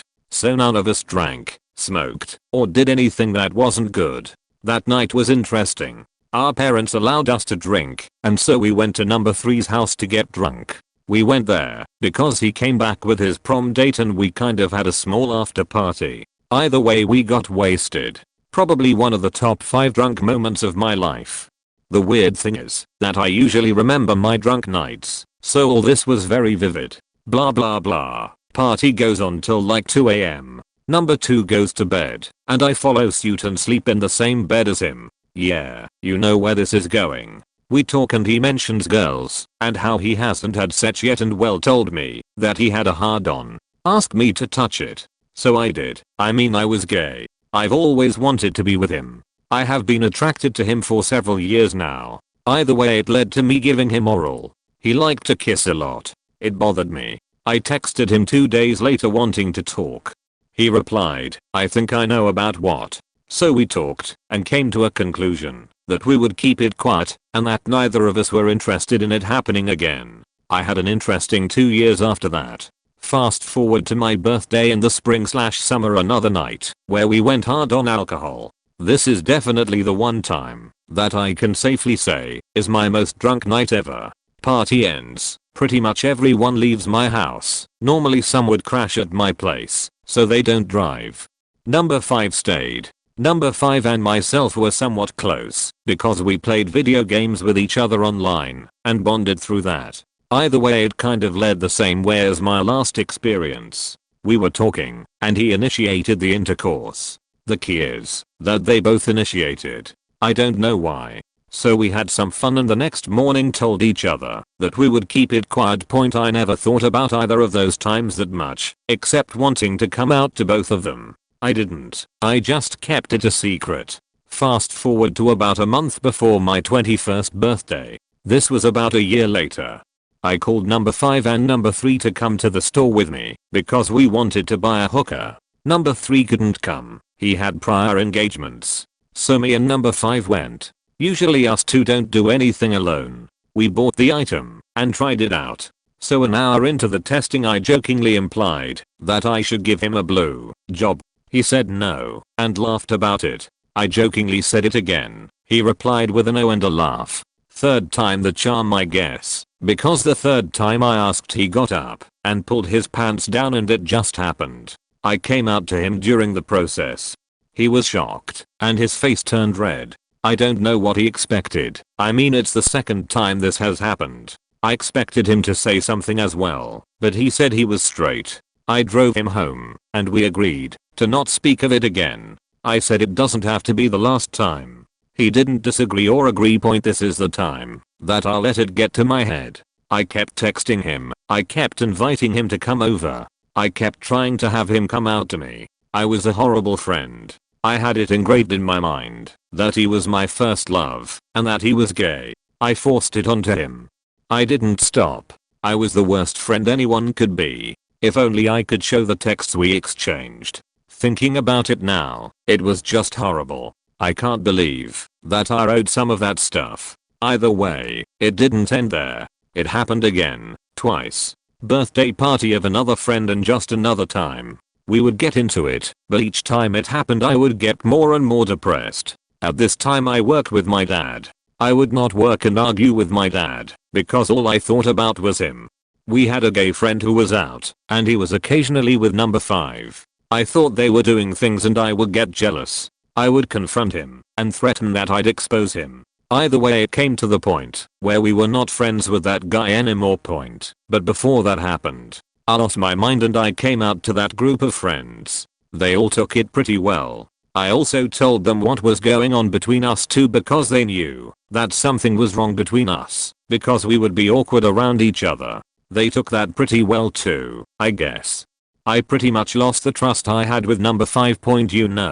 It's been probably a year now since it all really happened. I contemplated suicide, honestly, but I figured that it's just a phase, and it was. We kind of seem like we are a little better now. On New Year's he hugged me and told me that I'll always be his day one. I almost cried. The thing is, that time of year is emotional for me because these guys are my brothers. I cherish every moment I have with them. So we all seem like we have become a lot closer over the last 2 years. Especially since some events unfolded that surprised us all with number 2. But that's a whole other story in itself. The thing is, now I've never really recovered from that time in my life. I still am attracted to both of them, and I've been quiet lately. I'm moody to say the least. Either way, we had a party 2 weeks ago. Both number 2 and 5 said they had to go because they had headaches. The other day I was supposed to grab lunch with number 2, but he made an excuse that he had to go work with his dad. Number 5 texted me saying, "Let's play some games," then he never answered and told me he was sleeping. At the same time, number 2 said he had to work. Maybe I'm just thinking about this too much, but I can't help but feel like they have a secret that they aren't sharing with us. They seem like they're close. I don't know. I want to know, but I'm afraid if I do find out that it will crush me. Last year was especially interesting. My life, wish it went my way. Don't have much else to add unless I go into detail, but this is already too long. Thanks for reading. TLDR, gay, had sex with 2 very close friends. One of them multiple times. Got depressed. Exposed one of my friends and myself. Lost trust. Now we seem okay, except that I think 2 of my friends are together. Get ready for a wall of text. TLDR, I committed several felonies in middle and high school. Here goes. In middle school, I was a teacher's aide. I helped enter grades while the teacher taught, and I graded work. I met up with other TAs, and we got an idea: sell grades. Easy. Nobody else has the power, and we do. We charged to overall improve grades, specific assignments, HW passes. Didn't do HW? I'll say you did for a Benjamin, and zero removal. I charged from $10 to $100 for an F to an A. We had a few customers at first, friends that needed a boost, and sports stars. They would ask me for an overall C-level GPA, 2.0. I was the ringleader, as well as a hacker. I used my inside access to get the system admin passwords, and used that for classes I didn't have an in on, and attendance. Skipped school? $10. I split it evenly with my ring, and people came to me for the services. I graduated middle school with a show box full of 100s, and a ring that split. In high school, I started up again, with more TARs, more customers with stronger incentive to pay, and experience. We catered to mostly sports stars, /honors kids, slackers, stoners, druggies, and almost everyone. It was word of mouth only, and everyone knew the risks. Tell the wrong person, and we all go down. The goody two shoes kids never knew. I made at least 300 a week, and that was my cut. We all took the requests, and we split up the cash every Friday. My senior year, in about May, I fudged all our records 1 week to the end. Home stretch. We kept our mouths shut, and then on the last day of school, we got all A's and B's. I even changed test scores. We all got into our first pick colleges, and we had hundreds of thousands of dollars in the bank. 1,000-ish kids paying on average $20 a person per day, for 4 school years, and extra over breaks. I graduated and left, and that's that. My money went towards a Lamborghini Aventador. A bit extreme, but I said that I saved up. Throwaway account point. I work for Microsoft as a consultant. I'm paid $91,000 a year. I started at this consulting firm about 8 months ago. Since then I have received 1 promotion. They placed me on another project, where I'm managing everything on my own. Secret is, I know nothing. I'm expected to know JavaScript and HTML and CSS, which I only know rudimentarily, but the good part is I don't actually have to produce anything myself. I can just make others do it. I have received nothing but praise for the good work, and how I'm an invaluable resource from the client and my superiors at the firm, when I mostly just bullshit. Sometimes I feel like I have learned things, but it's like some automated not me robot is just reciting shit in depth that I have no real knowledge of. It's like I hear others say things and I can regurgitate it, and articulate it, and pick it apart, and relate it to other things, and make use of the terms and terminology myself, even though my knowledge is almost non-existent. I couldn't actually go and produce anything I talked about whatsoever. I truthfully wouldn't know where to begin. Within the next year they are expanding my scope, promoting me to a senior manager, and I will be in charge of 20-something people. I will bump to about 130k/year. What scares me is the realization that though I'm cognizant of my lack of understanding, there are people above me that are way less knowledgeable, that I feel play the same game, yet they don't see or think there is an issue here. It's like they fully convinced themselves they're smart or valuable in some way, when they actually are not, whatsoever. It's like a hierarchy of bullshitters, which leads me to fully and truthfully believe that what I have outlined is one of the major contributing factors making Microsoft such a shit company in regards to the products it produces. It's like an implosion, or slow decay from inside. Big catch here, I put in maybe my 5 hours a week. I work from home regularly, which is completely okay, and I do nothing. I'm originally from the East Coast. My wife and I moved out here for this job. I have a seething disdain for the people who live in Washington state. I want them all to die. They're faking weak, pathetic, pulsating faking vaginas with no backbone whatsoever. They are all sheep who seem to operate on nothing more than autopilot, and who put up facades out of the fear of being questioned for not conforming to everyone else. From the clothes they wear, to the cars they drive, to the faking diarrhea that comes out of their mouths, they are all full of faking shit. It's like one giant yacht club of faking retards. I feel like the ones who go skiing or hiking, or do outdoorsy things just do it so they can post the shit on Facebook, or they do it just so they can say to others that they do it, just so they feel better about themselves, not because they actually like the activity. or they like the activity, but they didn't actually start doing it out of an actual interest or enjoyment. They started doing it just so they could conform in some way, or tell others how great they are for going on some hike or going skiing. I have to stop myself from killing someone almost every day.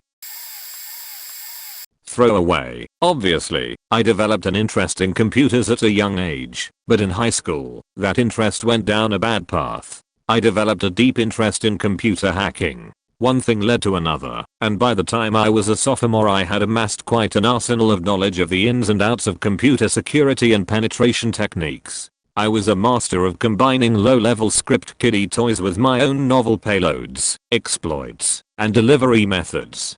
I was getting bored with school, even though I was in all honors classes, and in my free time I went to the school library to break into the school district's network and figure out how to fuck with people remotely. I did all sorts of stuff, from messing with people's mouse and keyboard inputs using rogue VNC clients I installed, to dumping data off of network shares. My crowning achievement was silently exfiltrating password hashes off of my teacher's computer to a USB thumb drive, while I gave a presentation on the Revolutionary War or some shit like that off of the same thumb drive. These were the days of Windows XP and LM hashes, so it only took a few hours at home to crack them. I lucked out when I discovered that one of the passwords was for a domain administrator account. It was a short string of all lowercase letters. What a joke. If you're not familiar with Windows Server, the domain administrator is the cyberspace equivalent of God. With it you can log into and access every computer and server on the domain/network. I kept going to the library after that, and using my newfound God privileges to wreak havoc on the network, dumping files, deleting files, creating junk files, interrupting presentations in the middle of class with fork bombs that opened infinite numbers of notepads and calculators, etc. Elementary, middle, high school, no one was safe from my lulls. Unfortunately, I got caught red-handed one day when one of the network administrators did a spot audit and noticed a suspicious login from the library. She must have made some calls, and before I knew it the principal, with police in tow, walked right up to the back of my chair and took me by total surprise. Since that day I've been much more careful about covering my eyes when taking part in any ops. I got expelled almost immediately, and my academic career and prospect for college might have ended right there.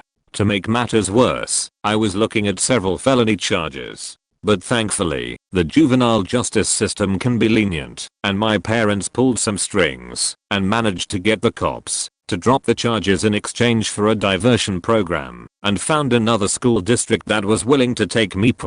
When it came time to apply for college, I flat out lied about my past, answering no to all the criminal charges. I was able to hide all traces of my record at the high school I was expelled from, since my new school transferred all of my courses onto their transcript. As far as anyone knows, I went to one high school for all 4 years and graduated with a squeaky clean record.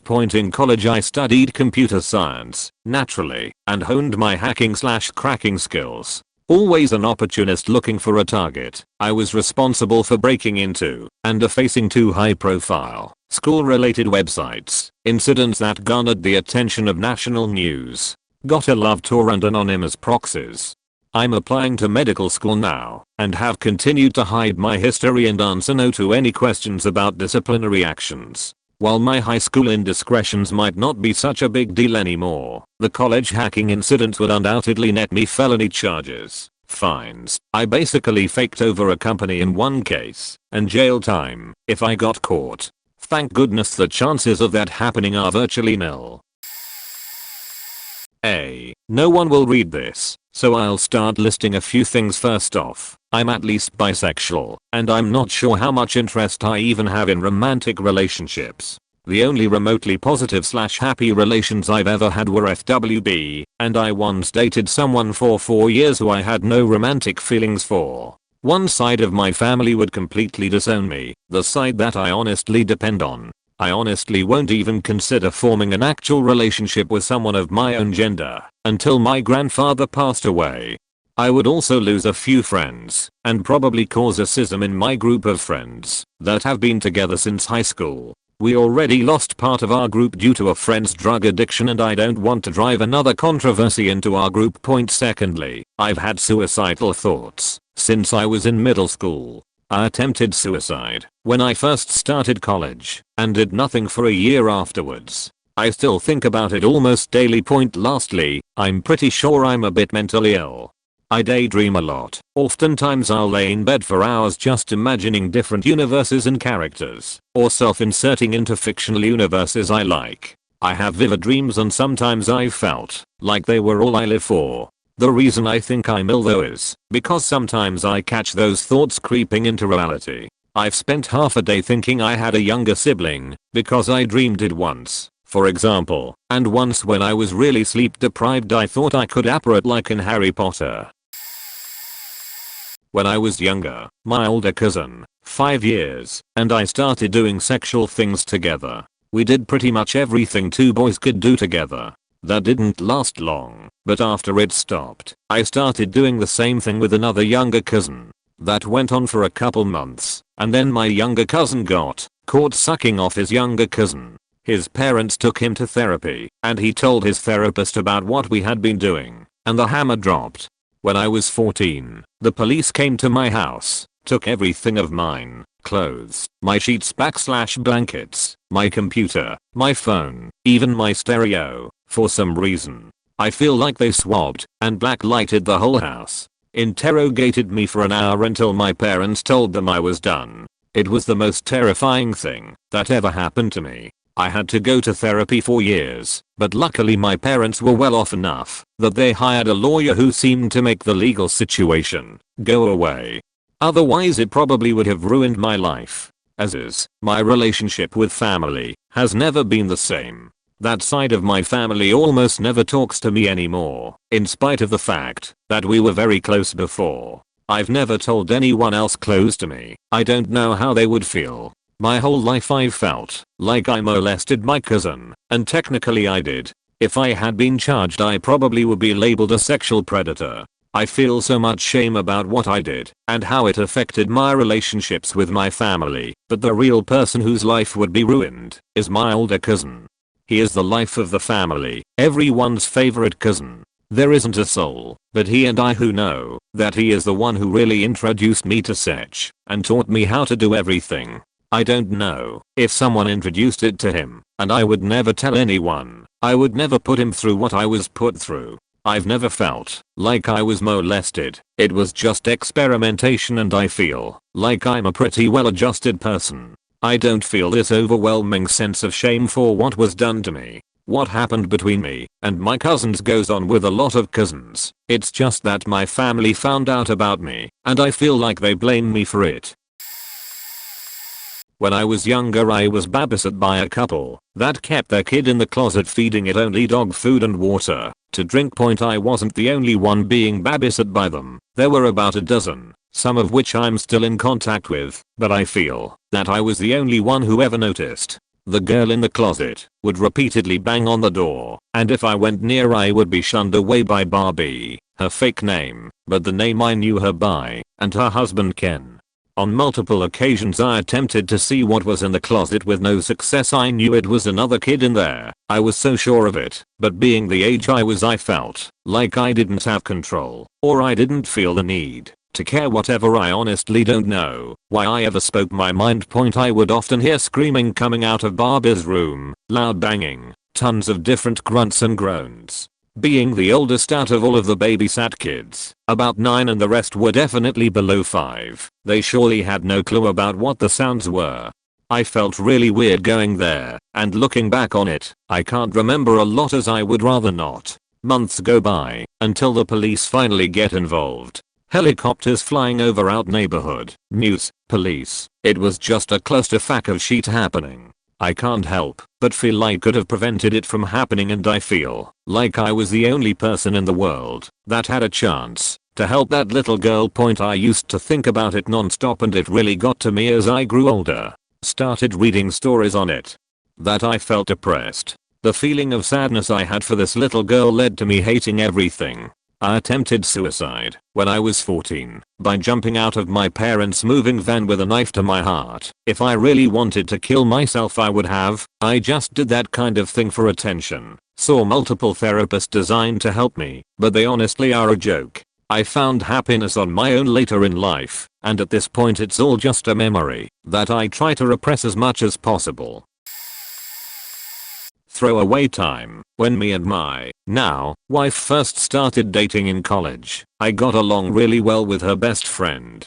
We always just sort of clicked to the extent that my now wife would even joke about how she thought we would be a better couple. I never viewed her as anything more than just a friend, and when I first met her she had a fairly serious long-term boyfriend, so it really wasn't an issue or anything. Fast forward about a year and me and my wife had kind of a nasty breakup right after Christmas break. I won't go into the backstory since it's long and complicated, but my wife did some things that were kind of cruel and short-sighted at the time, and her best friend actually sided with me, which obviously caused huge rifts between them as well. I was pretty broken up about everything, and one night my future wife's friend showed up at a house party that I was at and ended up just holding herself up with me in a corner, listening to me whine and mope and complain while trying to console me. Finally, both drunk, at the end of the night I offered to walk her home, something I'd done before, no biggie, and she accepted. Walk came to an end. She invited me in to talk about it more, and when I got a little emotional she consoled me by bluntly stating that she thought my wife was wrong and was crazy to treat me like this, and what a good guy I was, and yada yada yada. We kissed and ended up sleeping together. She was still with her long-term boyfriend. They broke up within a few days of this incident. So we didn't speak for a few days because it was so awkward, but here's where it gets really awkward. My wife and I reconciled about 3 weeks later and ended up dating for another year and a half, spending a year engaged and getting married. We've been married for 4 years now. Her friend, still her very best friend, maid of honor at the wedding. They talk all the time. We recently went on vacation to Jamaica with her new boyfriend, my wife and me. And no, my wife doesn't know, and I've never told her. Neither has her friend and I ever discussed what happened after that night. This is a throwaway, obviously. Obligatory backstory point on the outside. I'm happy, always smiling, and outgoing. I give off great vibes, and when it comes to advice, friends can't help but come to me because they feel I have great advice to give. I always make sure I put my friends and family first, and I'm a very selfless person. Never have I ever thought of putting myself first before anyone else. I've lost a few loved ones, people I know I could have done or said something to prevent the loss, but I didn't, because in a sense, I'm a pushover. As for me, I'm very nice, and do not feel comfortable saying things along the lines of you can't do that, or you shouldn't do that. However, when I'm away from friends and family, I'm the complete opposite. I'm an introvert, and I'm always feeling depressed, and may have had suicidal thoughts. I would never tell any one of my friends or family members, and I wouldn't feel quite right seeking out help. Regardless of all this, if my friend or member of my family had come to me and told me what I'm saying now, I would do everything I could to stop their thoughts of suicide, and I would try my hardest to end their depression. Maybe all I really needed was a place to write this all down, but it's something that would definitely change how people viewed me and quite possibly ruin me. Mine isn't so much it would destroy me, but I have accepted the fact that I can't ever share it with my family. I have been sexually molested by 3 of my cousins, and I never said anything because I knew no one would believe me. The first must have been pretty young, maybe 5 or 6 years old. One of my cousins forced me to touch his penis and almost forced me to perform oral before I headbutted him in the groin. The second was a really close cousin at around 13, and he was 18. This was more groping and sly graze-bys, but it got bad when he would pin me up to a wall or wait until we were alone to whisper pervy things to me. Last one was almost in love with me, like he lusted and pursued me, and would often corner me and grope a boob and apologize or rub his baller against my unsuspecting butt and say it was accidental. One of these men turned out to be a pastor. He never apologized, yet he is able to look at me with not an ounce of shame or regret. In my culture women are rarely listened to and young girls are susceptible to vivid imaginations. Also I developed early in adolescence, so I had a curvaceous body by 13, and therefore unknowingly asking for it, even though I wore baggy clothes, and was terribly insecure. These experiences caused horrible body image problems, depression, anxiety, and self-harm/eating disorders. Silver lining, I'm now happily married, and trying to balance out my brain, and be more body positive. Throwaway account. My son of 2 years is married with a 3-year-old son. His wife and family have no idea about me, but my entire family have met him and all my friends adore him. I have been completely honest with my family, we are very close, and all my friends know and accept the circumstances around our relationship. Both he and his wife married very young, and are from strict religious families, that forced them to marry as she fell pregnant. He married her thinking he had done the right thing, and from 6 months after that they slept in different bedrooms, and are now like two housemates raising a child. He has spoken to her repeatedly about divorce and his family. His family have told him they will disown him, and his wife has told him she doesn't care, that he doesn't love her, and just wants her life to continue as is, money, not working, nice house etc, and that she knows a bit about me, and she does not care. If he leaves her, she said he will never ever see his child again. She is a cruel, nasty and very hurtful, and sometimes abusive physically, woman. He's in a tough spot, but he is my soulmate, and I would do anything and everything to see him happy. The amount of times I have wished for her death scares me. Literally, scares me. I feel sick at some of the thoughts I have about what I'd like to do to her to free him and their child from such a horrible woman. NB. Apparently the bit she knows about me is that we are friends, and she thinks he might be too close to me emotionally. Seriously infuriating, frustrating, and I want to bash my head against a brick wall most days, but God, love is worth it. Feel free to vomit now. Damn, seeing these posts from people really doesn't make me feel so bad about mine. My parents are drug addicts who don't care about anything in their lives, except trying to con their children out of money or stuff to get their next pills. Lived with it for more than 5 years now. Really chaps, Mars having to deal with them. I walked out on them when I was 17, so I guess it's been longer than 5 years. They eventually came and moved back in with my grandmother, my brother and I, and have lived with us ever since. I have a 17-year-old sister and she's been exposed to it pretty much from the time she was able to learn right and wrong, and has since picked up sheet habits like smoking and drinking/drugs. I can't do anything about it because my grandmother doesn't want a commotion at our home with police cars and taking them away, and I don't have concrete proof of anything to put them away for. They've stolen and sold property that was mine and hers, but she just brushes it off like nothing happened, and every time I see them or think about it, I get pissed off. One of the most faked up things they've ever done is steal money directly from my bank account. When I was in basic training for the army, I lost $500, and on the day of my graduation on the way home my father says, "Yeah, I took it. I've told them when I have children they will not know them. Especially when my father dies, I'll more than likely not be attending the prick's funeral. I wish they would die now, so I don't have to deal with them anymore." Edit. Also, on an unrelated note, I thoroughly enjoy having sex in public places. The idea of getting caught by someone or someone seeing gets me off a lot. That's not something that's really all that private. I just wanted to throw my sexual aspect into it, seeing as so many people have secrets about sexual things. The secret you are about to read is not the secret I originally sat down to write about when I saw this thread, but after nearly 20 minutes of typing and some very heavy thinking, I decided that secret that will remain dead and buried, a never to be spoken of memory that I work very hard to forget, even now, some 12+ years after the fact. Instead, I'll tell you about my brother and I, and a secret that only he and I, and now you, share. Though it's far less dramatic than my throwaway name would imply. My younger brother and I both discovered porn, and as a result, sex, at the same time.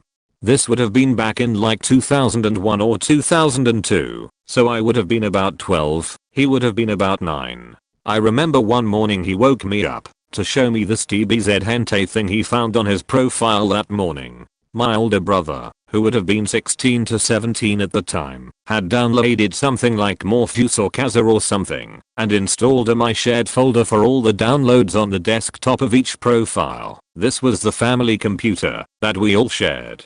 Lo and behold, my older brother was getting his spank on because there was a ton of hentai and other porn rights smack on each of our profiles.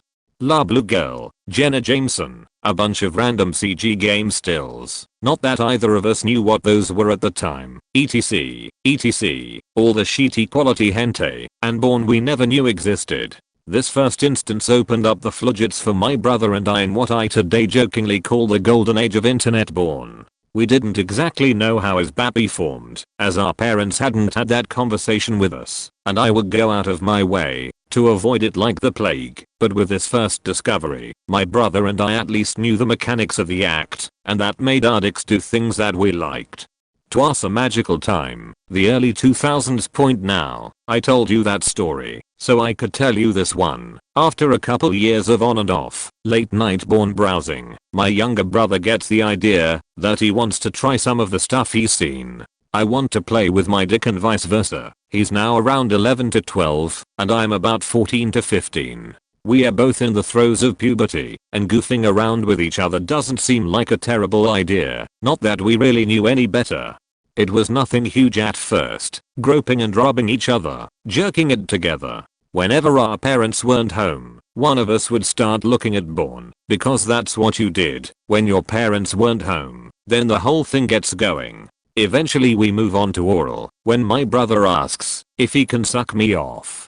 Being the such hungry teenager I was, thanks porn. I said he could go for it. Because hey, I wanted what having my dick sucked was like, and here was a great way to find out, and I returned the favor myself. That's right, not only have I sucked cork before, I've sucked my brother's cork. I remember vividly one night I was gloating to my brother that I shaved my pubes. He said prove it, and I showed him. He scoffed and said that I hadn't shaved, but merely trimmed, and showed his junk which is actually shaved. Now I truly don't know what came over me, or why I did it, but I got out of my chair and I started sucking him off right there, just down the hall from my parents' bedroom. Not too long after I started, maybe 5 minutes, he told me to stop, which I do, and give him a few more jerks, until I saw him come, which was literally the first time I'd seen him do that. He says thanks, and goes into his room. An interminable amount of time later, I truly do not know, could have been a month or a year, we are home alone again. My younger brother wants to fool around with me, and I'm not feeling up for it. Not because he didn't give a good head, but because I'd properly discovered the opposite sex, and the only thing I really wanted, if I was gonna fool around with someone like that, was bussy. And some titties. Dear God, did I ever want to play with some titties? I continue to do whatever it was I was doing, while my brother basically dry humps my leg like a dog, while continuing to moan to himself, eventually asks if he can suck me off for a bit. You can probably see where this is going. I indulge him, we get carried away, he asks to do the real thing, and then I kinda sorta faked him for 10 minutes till I blew my load up as he and I have never spoken of this to our parents. We do not plan to, and we have not spoken of it to each other, since our first and only faking. But why have I told you this tale of brotherly incest? Firstly, because I've never told anyone before, and I'm just drunk enough to type it all out. Second, is because at 16 years old, my younger brother came out as gay. And while I have no real proof that might indicate otherwise, I fervently believe that this had something to do with it. Now, he very well could have been gay anyways, and this was simply two horny teens doing what they are hormonally driven to do. But I always wonder about it whenever I see him with his boyfriends. TLDR, did gay stuff growing up with my younger brother growing up, and he later came out as gay. The two events may or may not be related. Also, I'm straight like a freeway, have had multiple girlfriends, think bussy is one of the best things in the world, and my favorite porn star is Mary McRae. Let's see, I jerk off to young girls. Pictures of them on Facebook, like at the beach with their friends in bikinis. I don't know why my friends put pictures of their young girls in little skimpy outfits. Some of the shots are even with their little legs spread. I love that stuff. I jerk off at work at my desk. I sit near people, but can always hear them if they are coming close, and have enough time to put my disk away and close a screen. Don't worry about being spied on by the ad department. Because I'm the ad manager and I exclude my IP address from being monitored, I go to the casino a lot without my family knowing. Fortunately, I won a lot of money recently, $30k plus, so it's all good. I secretly fantasize about my neighbor's young daughters, but really would not want to do anything in real life to them. I read other people's email where I work. Again, I'm an admin and have the ability to do this. It gives me pleasure knowing about some affairs that are going on at work between people who are otherwise married and have kids. They have no idea I know what's going on. I smoke weed almost every day. From the time I start driving to work to the time I go to sleep. Been doing this for many years. My wife doesn't know. She would be mad. I'm sure there are others. I will add to this later. I'm a bit too late for this, I guess. Was so looking forward to this kind of thread because I don't like to keep this with me. People always think that I'm always happy and that my life is perfect. In fact, I have an arrest warrant at home for something that I didn't commit, but it will be too expensive to hire a lawyer and go through the process of that. It means that I won't be able to work because I have to go to the court and stuff. Even the police who arrested me told me secretly once that he wished he would let me go when he got me because he doesn't think I did anything wrong. He actually gave me a hint on how to do it, and that's how I ran away. Though, I don't know how long I could do this because I don't have any money at all, and now I owe so many people a lot of money. What I did is I left the country one day before I had to report back to the court. The police officer helped me by not sending my details to the immigration, so it didn't show that I was under the bail and wasn't allowed to leave the country. It has been 3 years since I left everything behind, and I have 7 more years to go. It sucks because there are so many things in life I want to do. I want to get a scholarship, but I can't do that because they would publish my name and ask for a criminal record. I become so paranoid about everything, and I hate my name so much. I always wish I would get hit by a car and killed because I don't see any brighter future at all, and I'm too coward to commit suicide. Bear with me, I know this is a strange thing to say, but I think I may have been molested by my grandfather. I say think, because I'm not 100% sure. I only have really hazy memories of what might have happened. I had kind of pushed this to the bottom of my mind and hadn't thought about it until recently. It really happened when all those celebrities were being arrested and charged for child abuse in the UK, and I remember the subject casually came up when it was just the two of us, and he said something like, I don't know why they have to drag it up after all those years. Why can't they just let it go and leave it alone? And then he gave me this look that made me think, oh shit. And then I just buried it deep and changed the subject off with some half-ass comment about something or other. I just remember being desperate to move the conversation on and not dwelling on what just happened. When we were younger, me and my sister would sometimes stay with him and my gran. She would share the bed with gran, and I'd share with him. Like I said, I only have hazy memories of feeling uncomfortable in bed with him, nothing concrete. I also remember something vague about cuddles which kind of makes my skin crawl, but again, I don't have clear memories of it. I'm not sure how much I can trust my memory. I was very young at the time and I haven't thought about this for years. But I can't shake the feeling that something happened. I always remember being kind of creeped out seeing him around young kids, like feeling very uncomfortable when he would pick up my cousin's kids and hold them. Even so, I do wonder if I may be going mad and have just imagined or over-exaggerated the whole thing in my mind. I really don't know. I mean, he's getting on in years, but he's still a major part of the family. He's done some pro bono work for some local charities and ended up in his local newspaper a few times. Whenever he walks into town, people always stop him to talk. He's known and liked by everybody. And yet, I'll never forget that look in his eyes when he said that to me, and the way my stomach just faking filled with terror almost immediately. Like there was something I didn't want to think about. Like I just wanted to push it straight down and pretend it never happened. The thing is, it makes kind of sense. I've always been terrible with such.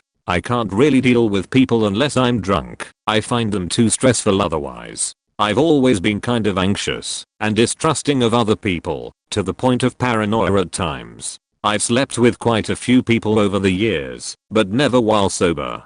Not at first. I have had sober sex while in long-term relationships, but I've never had sex with someone for the first time without being pretty faking drunk. I tend to freeze up in even vaguely erotic situations when I'm sober.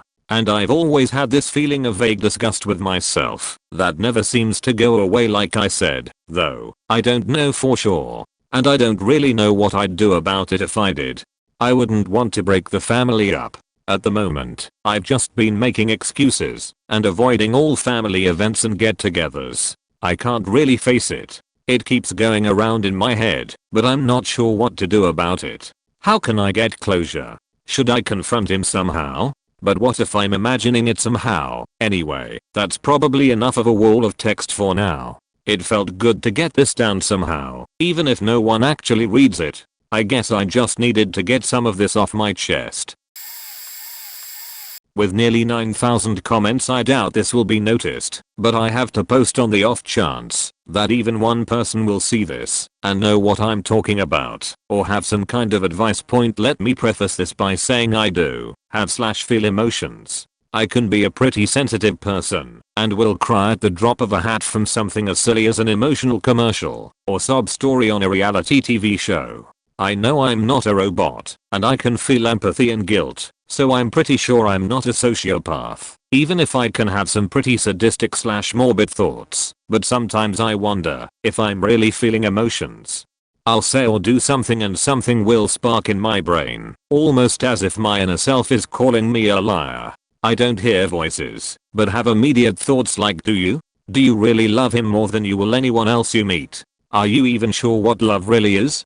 Do you care about him at all, or is he filling time and space in your life so you don't have to? Sometimes I wonder if I do really feel anything, or if I just react based on the expectation that I react. Even something like giving out a compliment, even if it's genuine, sometimes I second guess myself.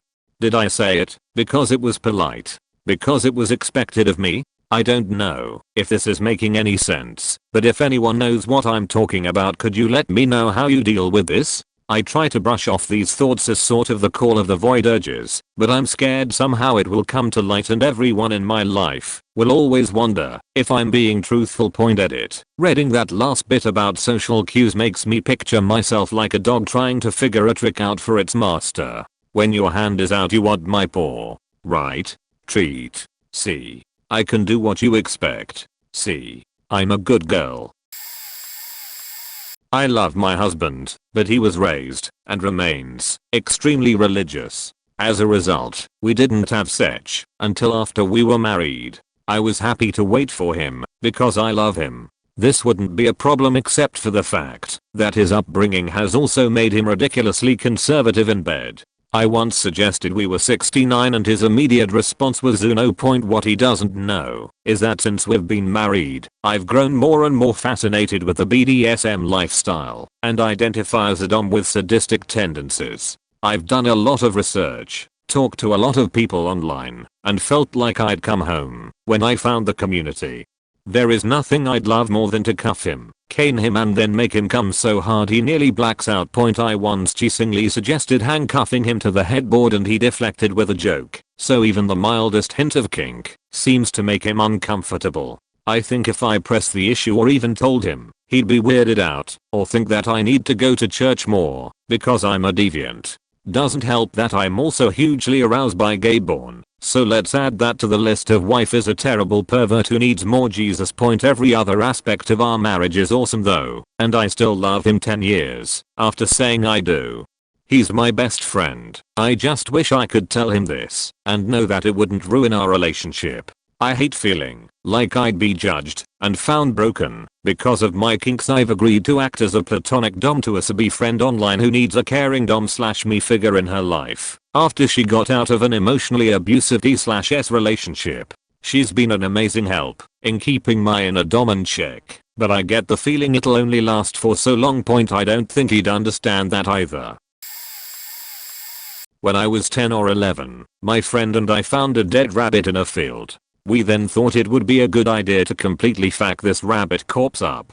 So we threw it against rocks and whatnot, and marveled at the splatters it made. We also found a child's toy car in the same field. Good condition, probably not abandoned. We took it and threw it off a cliff. Yeah, I don't know either. I've been at uni for half a year and have gotten used to peeing in the sink in my room. When I come home on weekends I have an urge to pee in the sink. Everyone who I share my flat with, 15 people, at uni is poor and always complaining about money issues. We stay in bog standard accommodation. It's a shithole but cheap. I chose it because I knew it was party central and was never interested in paying double for less people and an ensuite. Hence the pissing in the sink. I'm comparatively well off compared to the people I know in my flat who have literally nothing in their bank accounts. I live in Scotland, so my tuition is free. I only have to pay rent, which my job on a Saturday pays for. I have always been into saving money and spending wisely. I'm 17 and have $18,000 in my bank account. Some of them may start to suspect something when they look in my room and find the bottle of Johnny Walker Blue Label and the stock of fillet steaks I have in my freezer, so maybe not the biggest confessions, but I felt like getting that off my chest. Oh, and I masturbate to my cousin sometimes. Throwaway. I'm mentally ill. I don't know what it is because I have not sought treatment. I don't think there is any question of whether or not I am, because when I first heard that suicidal thoughts were a bad sign, that you should get help if you have them, I was confused. I was confused because I could not remember not wanting to be dead. I have distinct memories of being 7 or 8 years old and spending recesses at the far end of the playfield, alone, walking circles around a birch tree with my hand on its trunk and staring up at the leaves. The noise of the other children would fade from my mind and I would just be nothing, and it was the closest to happiness I think I was able to feel. I would wish even my heart would stop beating, that I could just be still and quiet and nothing. I fantasized almost every waking moment about ceasing to exist. I have never intended to grow old, nor even to reach middle age. I have every intention of committing suicide before then, as I have intended, as long as I can remember. I'm 25 and have now accomplished almost everything I intended to do. I'm satisfied with the life I lived and I'm ready to stop. The only thing that has prevented me from going through with it is that I know it would hurt my family and friends horribly. I'm not sad, though I'm not happy either, and I'm certainly not killing myself because I'm sad or angry. I simply am ready to not exist. The idea of hurting them that way is too much for me though. I have to wait until they are ready to. Until they can understand that not everyone wants to be 90 with great grandchildren. I'm aware this is considered abnormal and troubling. I'm aware that I should get help to fix this. My fear is that caring for the people in my life as I do will lead me to give in to that pressure to go and change something very fundamental about myself. As I see it, doing so would be the same as killing myself anyway. I would no longer be me without this sense of mortality. In a way I almost hope my people will not understand and will intervene, if only because it would be easier than deciding to go through with it anyway without their blessing. I intend to tell the first of my friends of my intentions in the next couple months. He is probably the type to take initiative and contact my family if I cannot get him to understand why this is important to me. We'll see how it goes. I'll repost from the last thread because it seems to have affected so many people and I still get emails to this day about it and enjoy hearing that it has helped others. First, I don't need an intervention. I just need to vent. Almost 3. Update. Now over 5 years ago, June 16th, my wife suddenly passed away at home. At the age of 34. I was the one who found her, and she'd been gone for at least an hour, if not more, when I did. We'd been together for 11 years. It wasn't perfect, what marriage is, but things had been worse, and we're in the process of finally getting better. Being best friends can help you get through the worst of times. I felt guilty that one of my thoughts was at least now we won't fight over stupid crap that doesn't really matter. For at least 6 months, I was on autopilot. I went to work, did what I had to do to get paid, and just didn't care. Ate a lot of fast food because I didn't want to expend the energy to go to the grocery store. I bought my cat's food from Amazon because they deliver it to my front door. Depression is a horrible thing. Only now can I look back and realize just how bad it was. It's not every day, but there are times when I think about joining my wife, but then that would just mean an end result of other people having to deal with the aftermath of my problems. There are days when I get home from work and unlock the front door and walk into a quiet house where I will give up everything I own to have someone there to give me a hug and sincerely ask how my day went, and honestly care about my answer. Something so simple as human touch, compassion, and companionship is worth more than anything else in the world. If you've got it, if you have someone that loves you, don't give that up. Don't waste it. Don't be petty or throw it away because of other little things that don't really matter in the grand scheme of life. Some of us wonder if we'll ever get to experience it again. I'm still here, doing okay, and I like hearing if this post has inspired, affected, or helped people, or even if it made you have a better day. Let me know. Obvious throwaway is obvious. My wife is bipolar. She has a lot of issues, most of them benign, some not so much, like attempting suicide. That is not my secret. She relies on me a fair bit for emotional support, which I give of course, but it means I have to be strong for her at all times. She can't deal well with trying to support others. I know this because there was an incident that occurred a few years ago where I felt very vulnerable and in need of emotional support she couldn't give me. I don't mean she was cold, she's not, but she takes on those stresses and issues herself. Basically my emotional problem becomes her emotional problem. So I have learned to hide the stuff that happens to me so that it doesn't hurt her, which brings me to my secret. I have never told this to anyone, no friends, no family, no doctors, no one. Like I said, obvious throwaway is obvious. I hear voices. Not the kind of voices that encourage you to go kill people, but voices nonetheless. At first it was just my name being called, just a faint call that made me think there was someone outside. One time it imitated my father so well I actually went outside to see what he wanted. He wasn't there, of course. It was stupid of me to even think he would be, as he's not that mobile these days, and to get to my house would take an effort he wouldn't be capable of doing himself. Sometimes they get angry when they call my name. Those ones are really loud, and I tend to wince when it happens, but I know these are not real, just voices.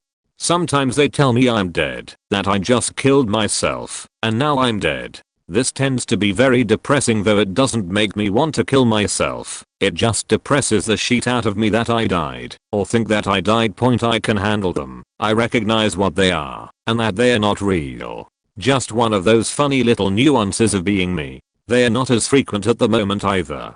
I haven't heard them for a few weeks, so that's nice, but it's just the way this sheet seems to work. Dry spells, so to speak. I also realize that if I tell anyone that I hear them, there will probably be a bit of commotion, and it will most likely destroy my marriage, as it would dissolve my wife's trust in me to be there for her. So it's just a little secret. I prefer trans girls, MTF. I'm not gay, and it's not a fetish. It's not about sex. I just tend to like them better. We seem to have more in common. I respect the fact that they embrace who they are, and I just tend to connect with the ones that I have dated. Of course there have been less than ideal experiences as well, but that can be said of any relationship. There are several problems with this. The main one is what this thread is all about. If anyone I know found out, I think I would lose every single one of my friends and family. I grew up in, and recently moved back to, a very conservative/religious area, Oklahoma. Any form of non-traditional relationship is severely looked down upon, and my parents embody this attitude. The second is that, because of the area that I live in, this lifestyle is repressed, to say it kindly. As a result, it is nigh impossible to meet someone, because they tend to relocate as soon as possible, something I plan on doing in the near future.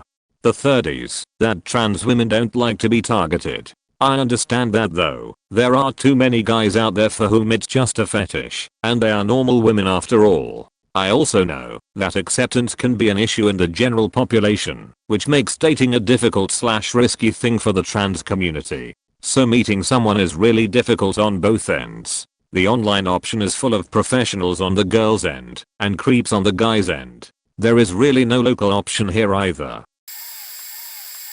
I'm married and I love my wife, but she has bipolar disorder that she isn't getting treatment for, and I want to leave her. But I'm not going to. She did really well managing it for 2 years, and then back in September she spiraled out of control. Her bipolar isn't even that bad, but because she's not getting treatment it just gets worse and worse with each passing day. I feel like I'm a caretaker for a full-grown adult child. I suffer from depression, but I've learned to self-manage it, so I try to teach her ways to empower herself and not be a victim to everything. I try to explain to her that you have to make an effort to be positive because it doesn't come naturally to everyone, because if you give in to negativity all the time it'll rip your head off and sheet down your neck. She's working on seeing some doctors. I know we will get through this together. I really do love my wife, and I'm not going to skip town just because times are rough right now. And I'm drinking entirely too much at night while I play video games to help me cope with this. But I've been really fantasizing about just up and leaving. That would really hurt my wife's feelings if I told her. But at this point, very little of my emotional and physical needs are being met, and I'm getting bitter. Please get the help you need, honey. I get various born fixations. In the past, this has included more normal things like different ethnicity women, to a little more outside the mainstream, like pregnancy, lactation, and share male or share male on girl. This is not the life-ending deal breaker. What is my current fixation, and has been probably about for a year, is incest born. I don't really have a specialty within the fetish, as long as the stories/videos imply a blood relation, not step S. By the other responses in here that have done actual incest, as well as r/incest, r/incest born, MILF, hornbunny, motherless, etc. I know this is not an uncommon fetish. I don't wish to live a DD/LG fantasy or anything. I just like the born and erotica of it. Still, I have a pretty not into kink, or open about it, at least, group of friends and a fiance who definitely satisfies all my non-masturbatory sexual needs, but is not what I'd call outside the norm sexually. I once told the fiance. We were at a wedding a few months back, and were really drunk, and getting busy in the hotel room. She asked me in a sultry manner what I was into, that I never told anyone that I wanted to do. I honestly have a hard time still believing that I was so drunk I actually told her a snippet of the truth. I said I was into brother/sister stuff. She was obviously a little freaked out. We still faked normally afterwards, but this admission plagued the relationship for the next week. Every day that week we'd talk about it, come to what seemed to be a conclusion, which usually was me minimizing it to a point that no longer concerned her, like saying it was just some stories I read, false, or that I didn't picture or desire any actual family members, true. I told her it was just a fascination, not something I wanted to carry out. The source of her concerns, she said, was she could never be a blood relation, so she felt like she couldn't meet my desire. Eventually her concerns were alleviated, or she just hasn't brought it back up. I'm not sure what would have happened if I gave her the full breadth of the truth, and I'm fairly sure I won't be bringing it up again. All I know is if she goes away for the weekend, or before I take a nap, I'll be watching Incest Born. 1.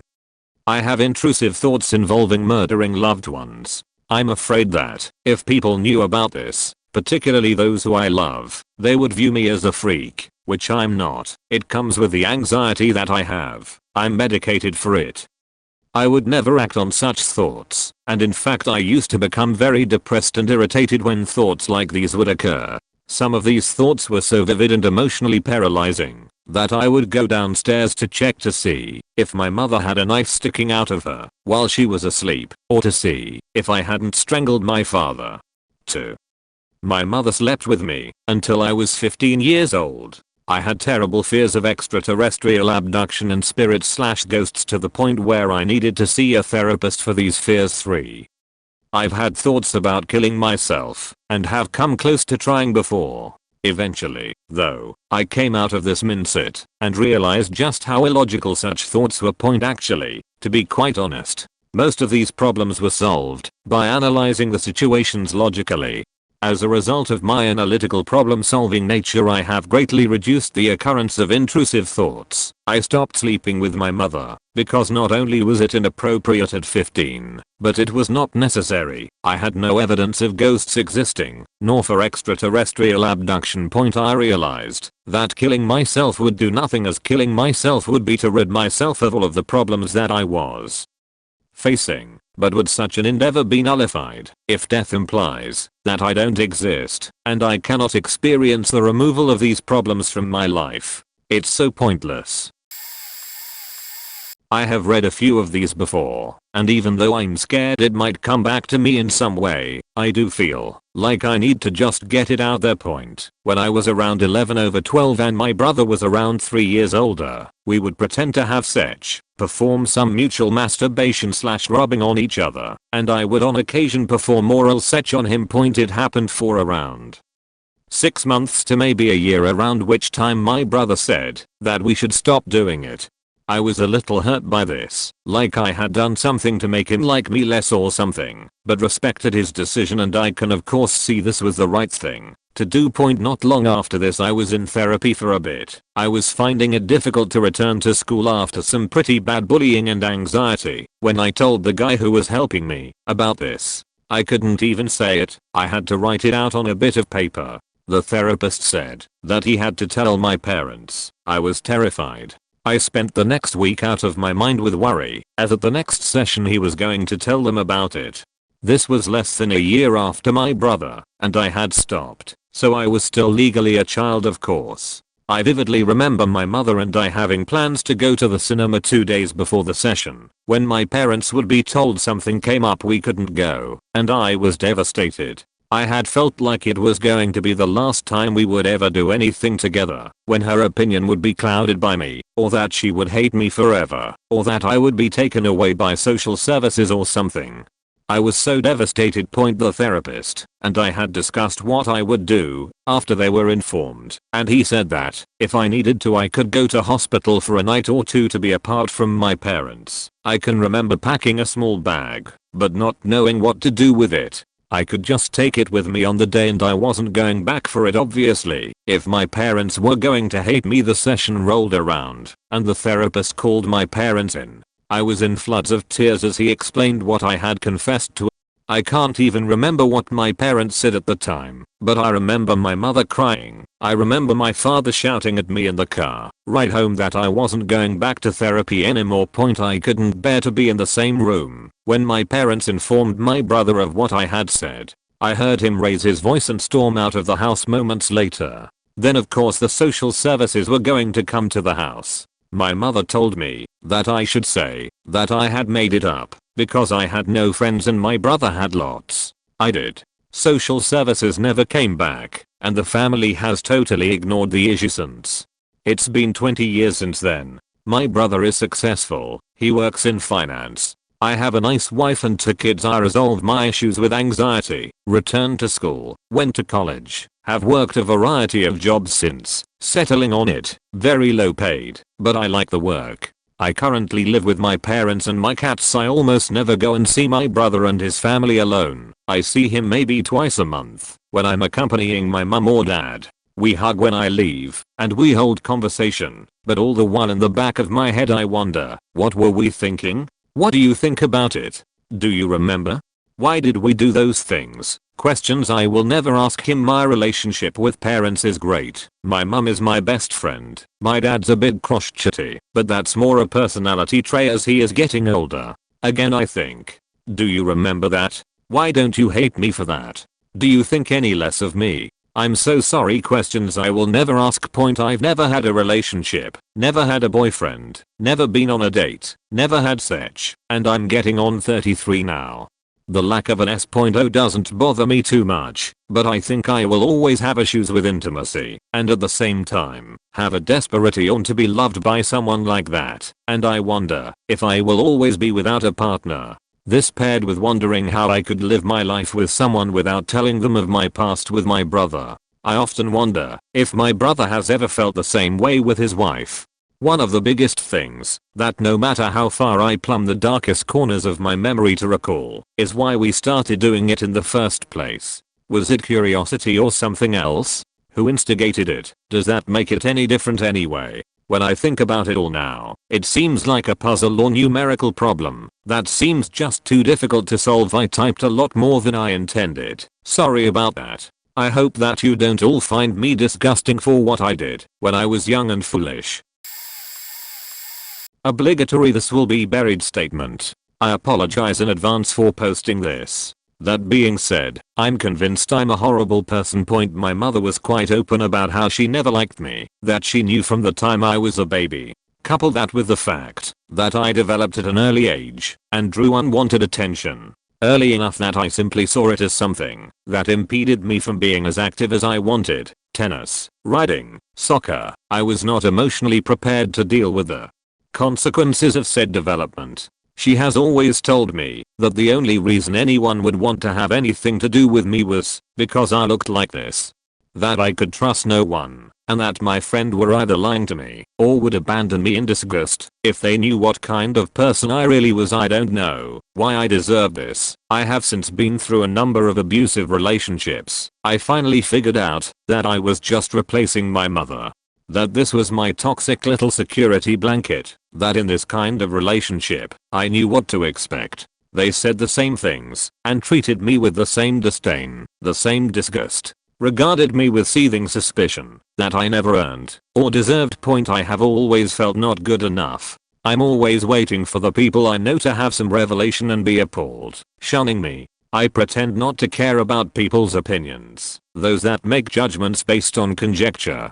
Ironically, that is one of the things that people who know me actually like. Conversely, I'm fastidious in my appearance, in how I speak with people. I study things obsessively, so I might speak with knowledge about that subject. I have tried to learn as much as I can to make myself useful to people. I think I'm trying to prove something to myself, create my own self-worth. It has had little to no effect. If people seem pleased to converse with me, to be in my company, I'm my mother's daughter again, waiting for the axe to drop. For them to tell me how they truly feel about me. I'm convinced that I have no value. People only pretend to listen, pretend to care, that no one really gives a damn about what I have to say, that I shouldn't even bother. That's why everything always seems to be okay, why I don't complain or talk to people. Because no one really cares. No one wants to hear it. That if people really knew, this is all over the place, and I'm sorry. What it all comes down to is I don't even want to know if anyone did care, because I don't think they could. I feel like an incomplete person. I love the idea of being alive, and dying scares the shit out of me, but I can't bring myself to feel much of anything. No happiness, but no unhappiness either. I do what I can to avoid grief, like most people, but only because it's an inconvenience to me, not because I'll experience emotional pain if I don't. I don't understand why, or how people get upset over such seemingly little things. You and a friend are fighting? So what? It's not the end of the world and neither of you are going to die as a result. I'd just move on and befriend someone else so I can tell myself that I'm not alone. The odd thing is I have a lot of friends who I fooled for a really long time into thinking that I care about them. I don't know what I do to make me seem normal. I probably just got good at mimicking other people in a sense. Other than my dad and my sister, I don't really care about anyone, nor can I bring myself to. I wasn't always this way. My family tells me I was the nicest kid, always concerned about other people and always willing to help out. I became aware of how I'm around age 16. I'm 19 years old now, and I can't think of what happened or changed in my life that made me this way. I'm almost convinced I never will, because whatever it is, won't seem like a big deal to me anymore. I was hospitalized at age 11 when my autoimmune disease was acting up, after I became very ill. I developed vitiligo and arthritis, neither of which hold me back any. Up until then, I was perfectly healthy. Other than that, my life has been relatively uneventful. If anyone found out, I would most likely lose the majority of my friends and my family would try to send me away somewhere for treatment. They're very into that kind of thing. They run away from their problems. They're very religious and very opinionated about anything abnormal. I work at a business, and I'm responsible for making deposits. A number of years ago I was going through a rough patch financially, so I started borrowing money out of the deposit and delaying it a day or 2 or 10. I never stole any money from the business, aside from the small amount that would have been interest point each day. I would take the deposit home, take cash out of it, and use it to make up the cash I had taken out of the earlier deposits, then would make the earlier deposits. During the busy season it was easy. I could make those deposits just a few days later, no one even noticed. But when there wasn't as much cash in the deposits, sometimes they would be delayed by weeks. A couple of times I got a call from a customer asking why their check hadn't cleared yet. Other than that, nobody noticed, except the treasurer wondered why the bank took so long to process things. This is a very small business run by people so honest they probably couldn't conceive of anyone doing such a thing. Otherwise somebody would have suspected. Eventually I cashed in an insurance policy just so I could get the money to make up the amount in the delayed deposits. It was like $3,000. I was shocked. I still live pretty much paycheck to paycheck, but I would rather live under a bridge than do that again. 4 years afterward, I wondered if someone connected with the business would figure out what had happened. It's been long enough now that I don't think anyone would, but I still feel terrible about it. I can remember sitting at home counting out bills to put in the deposit envelopes. I would count out things 2 or 3 times to make sure it was correct, because I was afraid if the deposit amount was off too many times people would wonder. Sometimes even now, if I have to count through a big stack of bills, I'll remember the terrible feeling in the pit of my stomach I would get going through those deposits. If by some chance someone found this out, I'm pretty sure I would lose my job, and it's a job I love with people I respect. Even if they said, well, that was long ago, and we are sure you wouldn't do it again, I think I would have to quit from the shame. This isn't as intense as some of the other ones here, but it still would ruin my life if people knew about it. Several years ago, at the end of my junior year of high school, I decided I wanted to enter the seminary after high school and become a Roman Catholic priest. I had good grades plus a great SAT score and was expected to go to a top college. So I was hesitant to tell my parents my plan. I still acted like I was going through the whole college application process when in reality I just straight up lied to them about applying anywhere. During senior year, I completely slacked off since I didn't need to focus on my grades anymore to get into seminary. I ended up failing 2 classes and nearly failing a third. I also dropped out of my extracurricular activities and spent just about all of my time playing WoW. The headmaster of my school, who I had a great relationship with, approached me about my grades plus suddenly dropping out of extracurriculars near the end of the semester, and I told him about my decision to go into the seminary after some prodding. He told me to think about it, since it is a major life decision and all that jazz. I did just that, and realized I was making a potentially huge mistake, because I wasn't 100% committed to becoming a priest at that point in my life. Beyond that, however, I had missed deadlines for applying to colleges and had an awful semester on record that would prevent me from getting into most colleges. I met with my headmaster again and told him my predicament. He said that he would try his hardest to resolve it, but it might be beyond his power. This man, a priest, ended up manipulating my semester grades so that I had a respectable GPA for the semester, essentially changing my D's and F's into A's and B's. He also told my situation to another priest teaching at the school who fabricated a couple positions in student government and campus ministry that I could use to explain my lack of other extracurriculars. Finally, he got me into contact with a friend of his that worked in admissions at a top-end institution. After some deliberating, they allowed me to apply after the deadline and have my application considered with the other applicants. Long story short, I got into university, graduated, and now I'm in graduate school. No one knows about this except for my headmaster and the other priest. I have no idea what would happen if my parents, undergraduate institution, current institution, or any of my friends found out that the only reason I got into college was because 2 priests completely made up a semester's worth of grades and extracurriculars for me. TLDR, 2 priests fabricated a semester of high school so I could go to college. Throwaway. I'm way late to this party, but I was the most evil child I've ever known. How evil, you say? I was a textbook psychopath. I used to try and hurt other people as much as I could as a kid, just to see what their reaction would be. I've never felt remorse for hurting others, intentional or not, but I have an infinite amount of compassion for others that get taken advantage of, if that makes sense. Taunted my friend in middle school after their parent was killed, that it was their fault because they were blowing their parents and that's why they lost control and crashed. Just to see what would happen. Used to break this disabled kid's toys all of the time that lived next door. When I was 6, used to watching him take a sheet all the time when his bathroom door was cracked. Why? I'm not even into that. Was in countless fights, punching other kids in the nuts as hard as I could when they weren't looking, just to see what their reaction would be. Put thumbtacks on other kids' chairs before they sat down. Used to throw golf balls off a ledge out into the interstate when I was like 12 and 13. Lied all of the time about anything incest with sibling when I was 10 or 11. They are a few years younger than me and not intercourse, but everything else. Used to spy on my siblings' friends while they were showering when I was 10 to about 14. Thought I was killing my sibling when I was 6 or 7 because I just wanted to see what it would be like. Thought I was feeding her a poisonous berry and I thought they would die from it. Injured/killed animals when I was growing up till I was 13.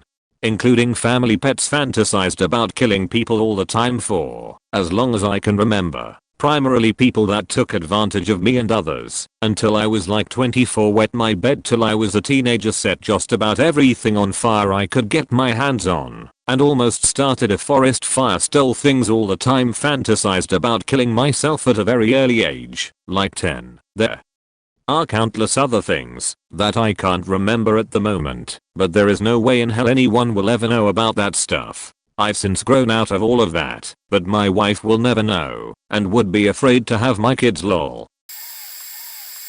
When my brother and I were younger, we used to play in the woods together all the time. This particular incident happened when I was 11 and he was almost 10. If we walked about a mile into the woods early enough in the day, we knew it would take us about 30 to 45 minutes to the railroad tracks and this huge trestle that we would play on all the time as kids. It's relevant to mention that this trestle was very high up and was built over a river.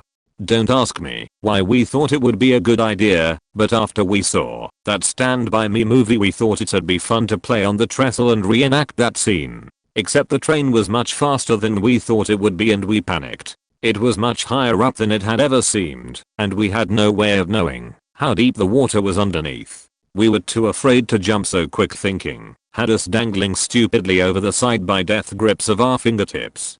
My brother was crying hysterically when the train crossed above us, deafeningly loud, and even though I'd heard it thousands of times before, the blast of the horn so close made me flinch just hard enough to knock loose my hold on the railroad tie I was hanging from. I had to have fallen like 30 feet to the water below, and by some stroke of unlikely luck I was not knocked out. Didn't drown and landed in a section of water without rocks. I think my brother screamed the whole time and all I could think about was pulling him up before he fell too, because I would have gotten in a lot of trouble. I almost couldn't pull him up because I was trembling so badly. We walked him in silence and agreed never to mention what had happened. That day I nearly got myself and my brother killed. This is a throwaway point. I'm well known and many people know and respect me. People walk up to me on the street and say hello using my name and I have no idea who they are, but they know me because of my job. The job pays very well and is one that isn't easily found. Point everyone I work with and know thinks I'm a very nice guy who is truly good. People tell me these things fairly often. One woman who I've known for several years recently told me that I'm a very kind and wonderful person and lamented that she's never found a man like me. She's divorced. Except it's not true. I've spent years learning how to interact with people so that they think I'm a good person. There is literally nothing I couldn't do to another person without blinking an eye. I could slowly feed everyone I know into a wood chipper and go on with my day. This is normal for me, but from watching others in the world, I can see that it is not for the rest of you. I speak fondly of children and smile when they're around, yet despise them. Point I have no desire to harm others and never have. When I hear people talk about others committing atrocities around the world, all I see is people doing dirty jobs. It has always seemed very odd to me that people get upset when accidents happen, or people get hurt, etc. They panic and stop thinking, which just makes things worse. I've seen people who cry because they're happy, which makes no sense to me whatsoever. I've had plenty of girlfriends, and I'm currently married, but I'm sure I've ever experienced love. I have never felt it, but can pretend I'm in love or feel joy when something happens in the life of another, such as a new child, job, etc. I follow the law as well as anyone can, as my mother spent a great deal of time teaching me to follow the rules, and I've found it makes life much simpler by doing so. From a young age she said I was different from my brother and sister, which is true. Emotion rules their lives. Why would someone allow that to happen? If anyone knew the true me, my life would become a nightmare. I think I'm probably a sociopath, but I don't fit the common descriptors. I don't abuse substances, lie, steal, manipulate others, only to fit in, etc. Doing those things just makes life much too difficult and problematic. I made a throwaway because I'm paranoid. Also, it's probably going to sound mixed up and rambling, sorry. This will probably get buried. I used to be addicted to porn, and I think it messed me up a lot. I got an intense porn pop-up when I was younger, elementary school years, and it was completely downhill from there. First of all, I was really confused by it, and was just scared at the time. I exited out as fast as I could, and just kind of stayed away from the computer for a while after that. But curiosity, or whatever the heck it was, eventually drew me back. Now this really is a blur of events, and I'm not even sure what happened first. I used to have, for lack of a different reference, PG-13 relations with my two cousins. If I'm remembering correctly, I initiated it, though they had basically no objections. They were brother and sister, with the brother being a year older than me, and the girl 2 years younger. I don't know if the born was before, during, or after this. I just know this seriously haunts me too. It was a lot of kissing and fondling, and it really makes me sick to think about it. The fact that I was often directing it just horrifies me. And I know the brother remembers, because he once brought it up, in maybe 5th grade, and I quickly denied it. He hasn't brought it up since. Our relationship was / is okay, like nothing ever happened. My addiction to porn, that was scary to me. I would watch it so much, that I would start to feel numb. I don't think I ever felt turned on by it even. I would just watch with a blank face. It was all sorts of porn too. Hentai, incest, gay, even rape and zoophilia. I would always feel sick after watching it. I hated it. I hated it. When I started to try masturbating to it, what was I even doing? I was still young and totally clueless. I didn't feel pleasure. Now we can skip ahead a little to the point where the computer kind of broke. Who knows why, but I was still scared that it was me putting a virus in it from the porn sites. This was like the early 2000s. I eventually told my family that I got caught in a pornado, leaving out the fact that I liked it and watched it. They made light of it and just said sorry that I had to see that at my age. We laughed about it, but it was killing me that I couldn't tell them all of it. That wasn't even the end of it though. I still watched it as often as I could. I even went as far to watch it using the Wi-Fi when nobody was home. Jeez. I hated watching it so much. I hated masturbating to it, and I just really started to hate myself. Zoophilia is what hit me the most, and I really hate to admit this, but I tried it. I know, I'm terrible. It's gross. What's even more gross is that I still try it. I feel so messed up. I've never been penetrated, but I've come on close. All my dog does is mound me or lick. It happens when I masturbate, and I just hate it. I feel so disgusting. It just keeps happening though. I'm really sorry. It's gotten to the point where I seriously cry after. Actually, tears usually come about whether or not my dog is ever present. Such grosses me out a lot, and I don't like to be touched. I'm near 19 and haven't had an actual relationship. I feel emotionally distant a lot. I get depressed really easily, and I'm terribly insecure. But those are kinda problems on their own. Don't think it came from this. I feel like the sexual acts when I was younger than 10 point to child abuse, but I wasn't abused. I think I'm just messed up. I find myself thinking about sex often, but I'm really not too interested in it. Open bracket question mark close bracket. I'm so scared someone will find out about any of those things. The guilt kills me, but I really can't tell anyone. TLDR, messed around with cousins, was addicted to porn when I was younger, involved in extremely regretful non-penetrative relations with dogs. I hate myself a lot. Throw away for very obvious reasons. Also, this is really NSFW. I know it's absolutely vile and disgusting, but I actually have a really big scat fetish. I have no idea why. I just find the idea of doing something really disgusting to be a huge turn on. Ever since I was a kid I was fascinated with dirty and messy things, and in my mid-teens I started to get a sexual thrill from it. I mostly just like to fantasize, watch porn, and do erotic roleplays online with others that are interested. Every now and again I'll take a long shower and play with it, but not that often. And there was once that I almost did it with a few other people.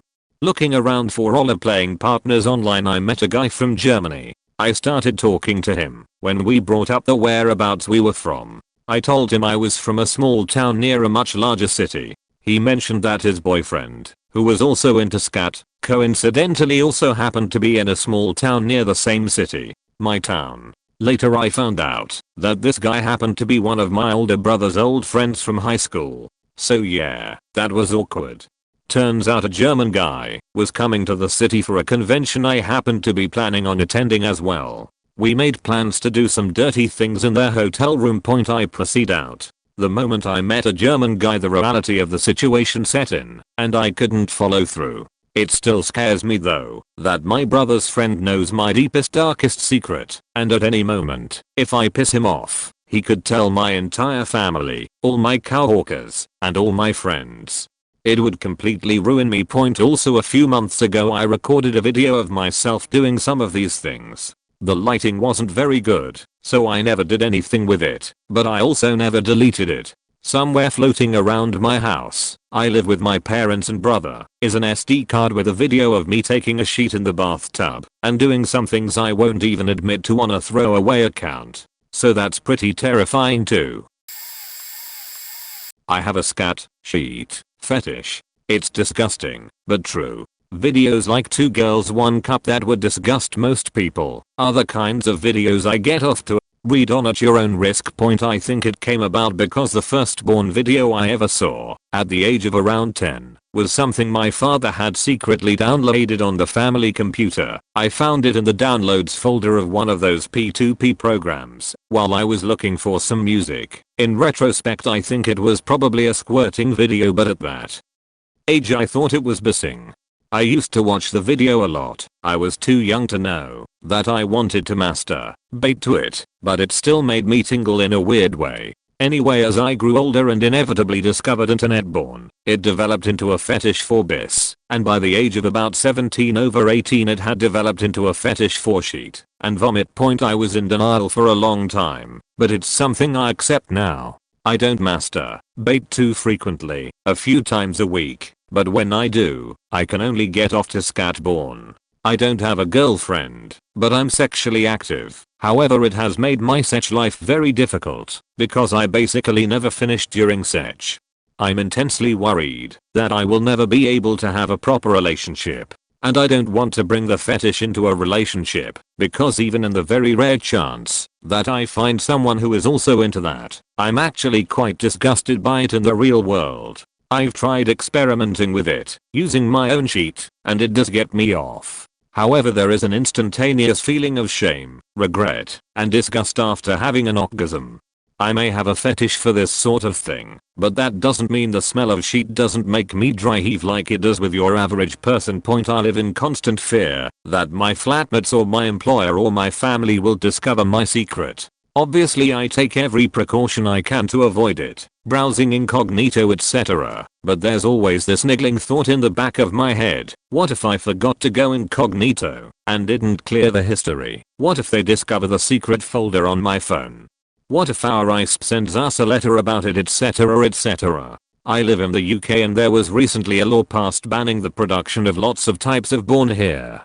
I can genuinely see a future where simply consuming this type of thing becomes illegal. What then? What if I'm found out and put on some kind of register? It's a terrifying thought.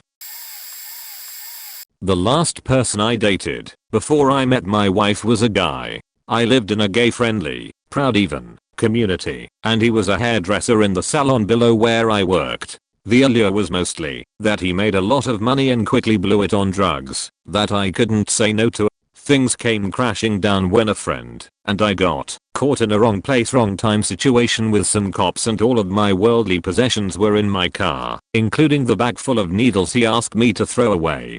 We got charged with possession and I couldn't deal with what my life had become, so I fled halfway across the country. My friend took the charge, went to court, had to go to rehab programs and the like. I hid from it all for years, met my wife, got married, until I tried getting a job and my warrant turned up on a background check for the company that my father-in-law works for. I told my in-laws that it was just pot I got busted for, and they graciously helped by taking me to a lawyer.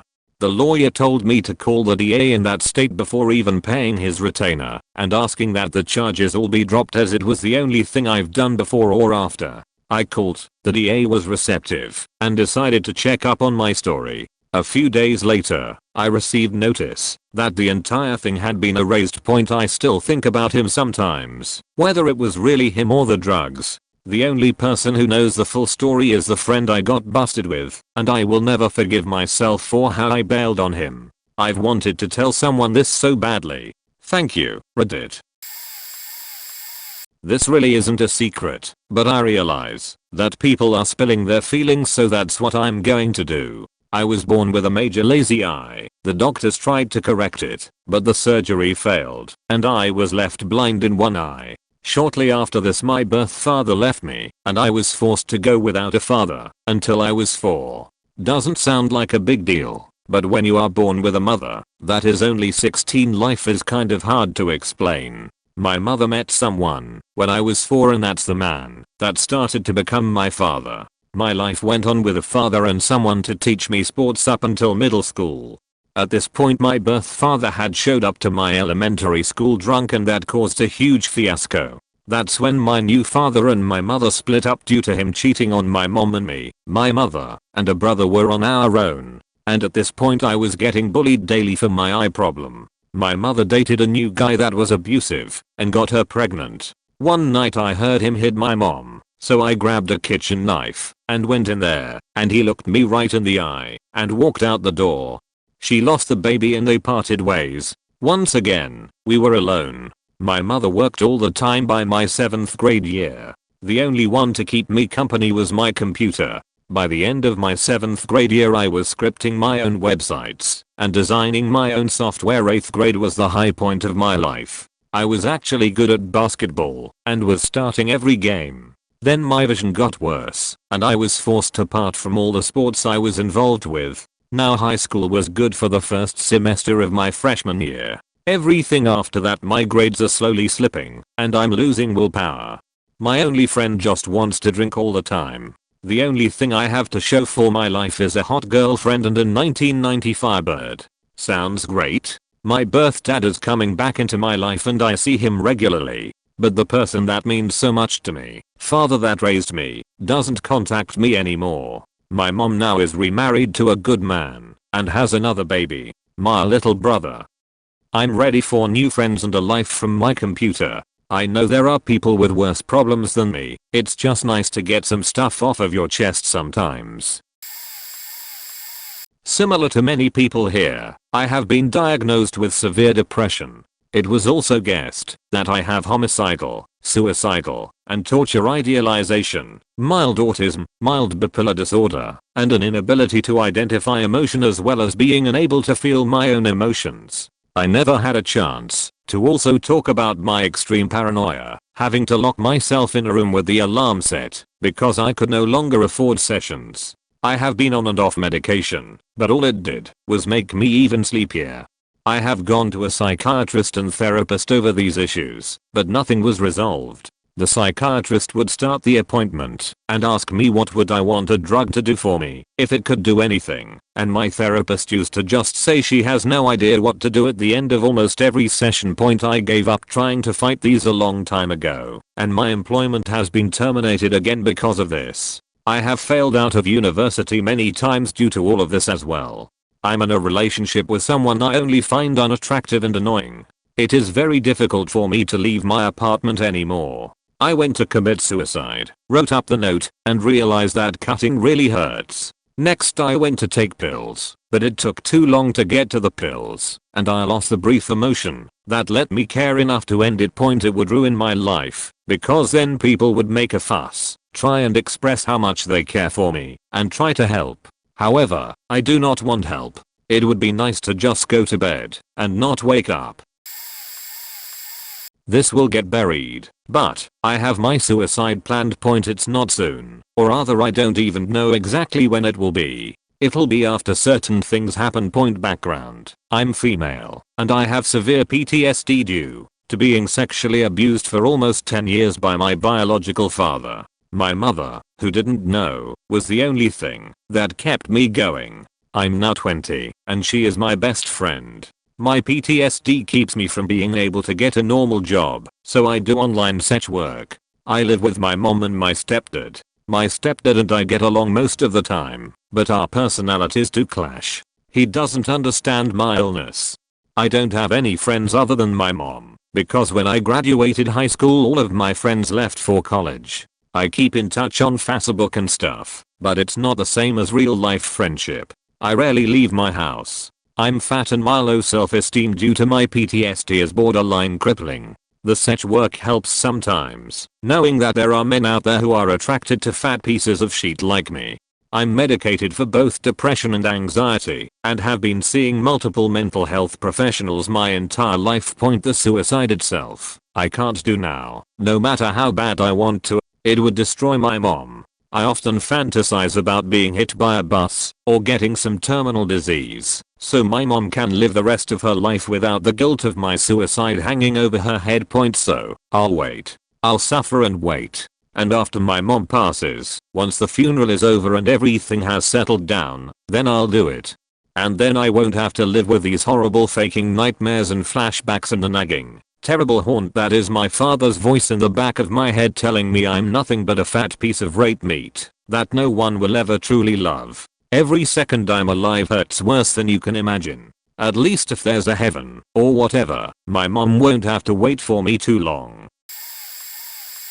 I was once abused by an older kid at camp. Fortunately it was not as bad in comparison to most abuse cases posted here, but nonetheless this experience traumatized me for many years, and I had shut it out for a while. When I was around 11 or 12 I went to an all-boys camp that was housed in a hotel. For some reason I was put in a bunk, consisting of 3 adjoining rooms, with the 16-year-olds, instead of the kids my age down the hall. Each bunk had a counselor. There was a kid in the room next to me who started to use his size against me to get his sexual frustration on me. This took place over weeks and he would force me down when he found me without the counselor around and hump me until he was satisfied. His roommates supported him doing this for some faked up reason. I used to hide in the bathroom locked for hours while he would taunt me to come out, promising to do nothing. I told the counselor, but he chose to do nothing. I told the campman, but she was offended because I used the word hump, and because of this refused to listen to me. Might I add that this camp was a religious sports camp? I started to believe that no one was there to help me. One time for a weekend the counselor was away, and they brought in a replacement counselor that protected me from the kid and told him that what he was doing was disgusting, but once the guy left it continued. As this happened over 10 years ago I finally am comfortable with what happened, but I blacked out the memory for a while, and when it came back I would have panic attacks and breakdown. I once saw the kid years later. He didn't remember me, and I wanted to punch him in his face so badly, but I couldn't muster the courage to do it. I know this could have been a lot worse, but I never told anyone this since it happened, and it feels good to let people know. TLDR at 11 I was dry humped for over a month by a 16-year-old and no one helped. I don't know if anyone will see this, but it might be nice to get it off my chest. I was raped by my best friend's cousin. I was at her house like I always am, and a bunch of her family visiting from another country came over for a BBQ. We were having fun, drinking, eating, and swimming when I felt myself get insanely drunk. I've never felt that way before, and it felt like the earth was rocking back and forth. I could barely keep my eyes open. I told my friend I was feeling really wasted, and that I was going to go up to her room to lay down. She said okay, so I started wobbling up the stairs trying to find her room, when I felt her cousin grab my arm. He helped me up the stairs to where the bathroom was, where I promptly threw up. He was next to me helping me hold my hair back while I puked, and then he started taking my bathing suit off. I tried to smack his hand away, but was so weak I could barely lift my arm. He told me he was taking it off, so I wouldn't get puke on it, but I still felt uncomfortable. I told him I wanted to go get my friend, but he told me I should lie down on her bed. So he leads me to the bed and takes my wet bottoms off. I felt really uncomfortable and kept asking for my friend, but was so weak I could barely get under the covers. I kind of blacked out and woke up to him wrapping me from behind. While holding my face in a pillow, I reached behind me to try and block his entry, but he held my arm down and I passed out again. I woke up to my friend knocking on the door asking if I was alright. I tried to call her, but all that came out was mumbles. Her cousin answered the door and told her I was asleep and not to worry. He raped me for the rest of the night while I just laid on the bed drifting in and out. I woke up the next morning with no pants on. I slipped on some sweats and got back in bed. I wasn't even sure if what happened was real, and I just wanted to fall asleep and forget about everything. I went home that day feeling really empty, not sure what to do. I eventually told my friend what happened, and at first she was really supportive and said we should go to the police and apologized about everything, but then she started telling me that if I went to the police it would tear her family apart, and that I could go to the police, but that her family would be ruined. I decided not to say anything to the authorities. This could ruin a lot if it got out. I work for their family business and I know I would be fired if they found out I was pressing charges. This job is the only thing keeping my mom and I out of the streets. It hurts because I really love my friend, but she just seems different since this happened. Her cousin leaves to go back home soon. I pretend like it doesn't bother me, but it does. I think about it every single day. I replay it in my head, and I sometimes think it was my fault, even though I know it wasn't. I haven't told anyone else. This secret is slowly dragging me down into a really dark place, but I don't want to lose my best friend or my job. Sorry for the long wall of text and terrible formatting. I'm writing this from my phone. TLDR. Raped by my best friend's cousin at a family party. Could lose my job, apartment, and my best friend if I say anything. No incest or suicidal intentions here, so it'll probably be buried, but this secret will definitely ruin my life if it ever gets out. I've never been a popular kid, never had lots of friends, never got invited to parties, etc. It's also important to note that I live in a country with compulsory military service. In high school I had some good grades, so when I got drafted, I was assigned to a very good unit that focuses on computers and stuff. The training in this unit involves a lot of studying and many exams. I never knew a lot about computers, and being very scared that if I fail I'd find myself in a combatant unit, I cheated in all of the exams. All of them. Now, this wouldn't have been so bad if my army service wasn't such a huge turning point in my life. I met some great people there, and some of my best friends today are people who did those exams with me. If it wasn't for them, I'd probably be a very lonely guy to this day. Plus, later on I got my job based on the knowledge I acquired in my army service. The thing is, people in the army don't like cheaters very much, to say the least. I remember that when someone was caught we all talked about him behind his back and complained about him and so on. So I'm sure if any of my friends or my boss find out about it, while they might not hate me, but it will surely change our relationship. It's been 5 years since then, but I still feel guilty, like I've stolen a life that I don't deserve. When people start talking about that time I get super nervous that anyone will find this out. Point yeah, as I said, not super interesting, but that's my secret. Throwaway point TLDR. While I was in high school I faked having dissociative identity disorder, aka multiple personalities, until I convinced myself and other that I actually had it. Full story. While I was in high school, I wanted to feel different than other people. For some reason I thought having would be the perfect way to express myself. I came out to my friends and they all believed me because I played with each personality very well. For obvious reasons I will not post my personalities' names as I'm sure the people I told are on this site. Eventually through all this acting, I came to believe that I actually had this disorder.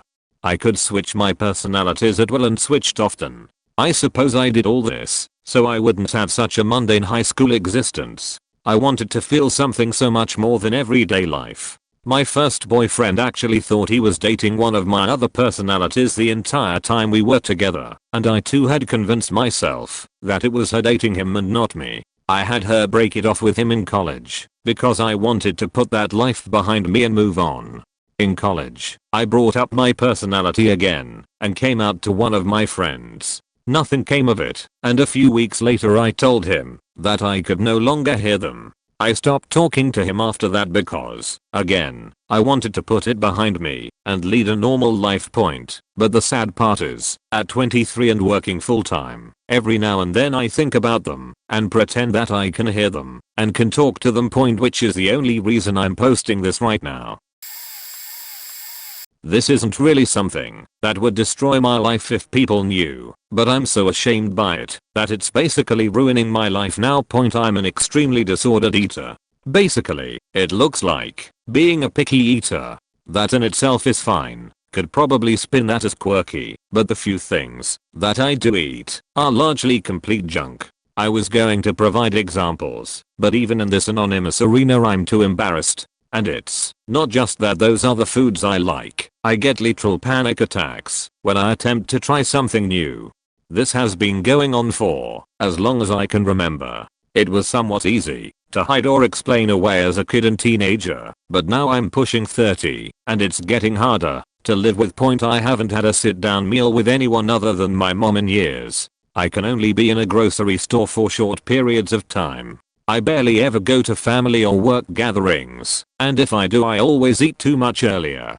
My only adult relationship ended because I couldn't keep up the lying anymore and decided to break it off instead of trying to explain, and in the 6 years since then I haven't even entertained the idea of dating. I'm pretty socially isolated at this point. There are times when I think about how much control I have allowed this silly sounding thing to have, and I feel like I will never have a normal life. And that leads to other dark thoughts. These are extremely minor, thus no throwaway. Story 1. When I was in 6th grade, 11 years old, I'm 23 now, I had a teacher legitimately lose an assignment that I had spent a lot of time on and turned in. I threw a fit about it, and in a nutshell I defaulted to getting an A on it. Shortly after, beginning the following year, I just didn't write an essay, and employing the same tactic got me an A again, with very little effort. This continued to work for some reason, so the first year or so of high school was pretty effortless. By junior and senior year, I just half-assed everything, and got barely passing grades. But grades 6 to 10 I literally talked my way to good grades. Story 2. When I was like 8 or 9, there was a day when I went to hang out with the girl across the street from my house. We really hated the guy next door to her. Note, he was a total asshole, and we spent a couple of hours breaking out all of his bedroom windows with rocks. No one was home. He had one of those windows with multiple little 5x5 inch squares of glass and a metal grid, so it became a game to break each square. When we came away from it, there were maybe 3 left. The following day, I went over, knocked on the front door of the girl's house, and no one was home. So I thought, well, I'm going to go get those last 3 windows. Like a dumbass. Well, the first try was dead on. But someone was home. He came from inside the house, so I took off running into the girl's backyard, no fence, and down the hill, up the road, through the cemetery, then through this drainage ditch that ran all the way through the middle of the rows of houses behind mine. It's kind of weird to describe, but it was quite a distance, and I sprinted the whole way. Anyway, over the back fence, and into my house. I went to my room and all was quiet for an hour or so. Then, the kid's dad knocks on the door, and says we think your kid broke out our windows. And he proceeds to tell the story, and how they ran out the door, and saw a kid with a striped shirt, run down the hill. I wasn't wearing a striped shirt, though, and I have no idea where they came up with that. I didn't even own a striped shirt. And that detail is what cleared me. I actually was thinking about this event a week or so ago, and I added the guy on Facebook. Apparently he's in jail now, though, for a variety of reasons. One of his offenses, though, was shoplifting. I thought about sending him a message saying something along the lines of what were you stealing, window panes? But I decided against it. Thieves wouldn't destroy my life, but my parents would never let me hear the end of it if they found out after all of these years. Really need to get some things off my chest, so here goes. Nothing that could really ruin my life, but would distort the picture of me. I have spent so many years painting.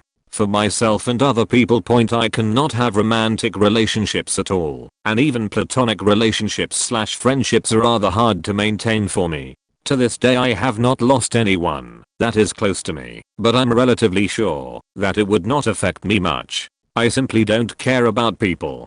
I'm terrified of someone close to me dying, not because of the loss, but because I'm sure I wouldn't be able to fake crying or grieving over the loss. It's quite difficult to explain, but I don't think I'm worthy of any sort of affection at all. There is no reason for this that I know of. My mum never neglected me. I have never been sexually or emotionally abused, not have been bullied in school more than the ordinary. It got better for a while when I met my best friend.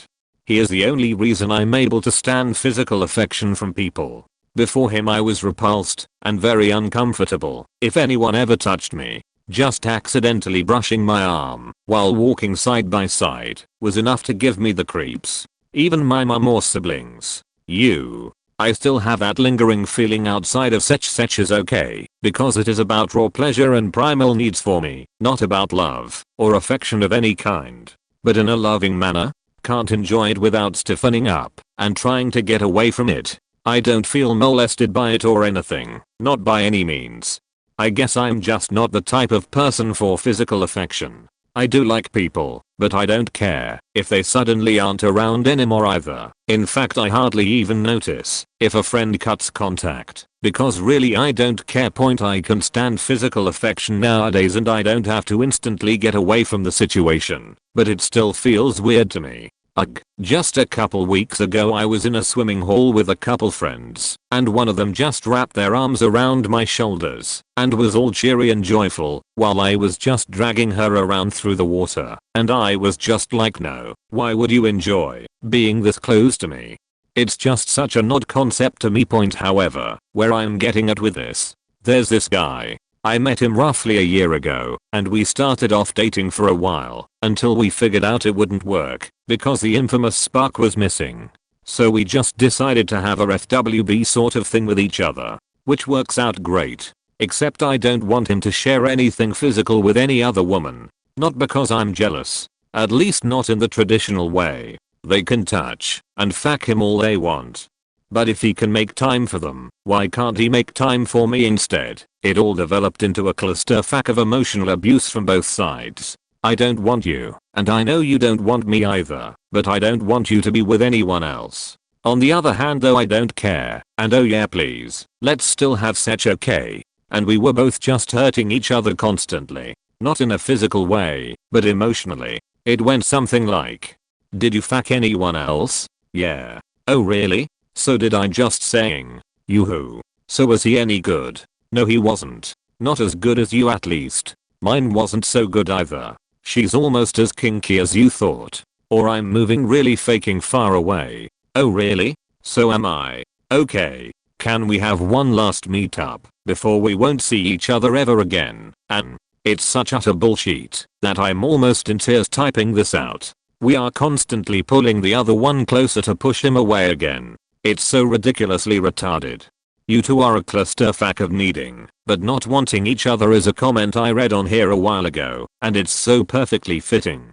Except there is no financial need, only emotional. It's so goddamn stupid, really. I actually cut ties with him a couple months ago. He was constantly, like every 2 to 3 weeks, texting me, basically asking me how my life is going, to then imply that he doesn't care. I tried to get over him in that period. I really did.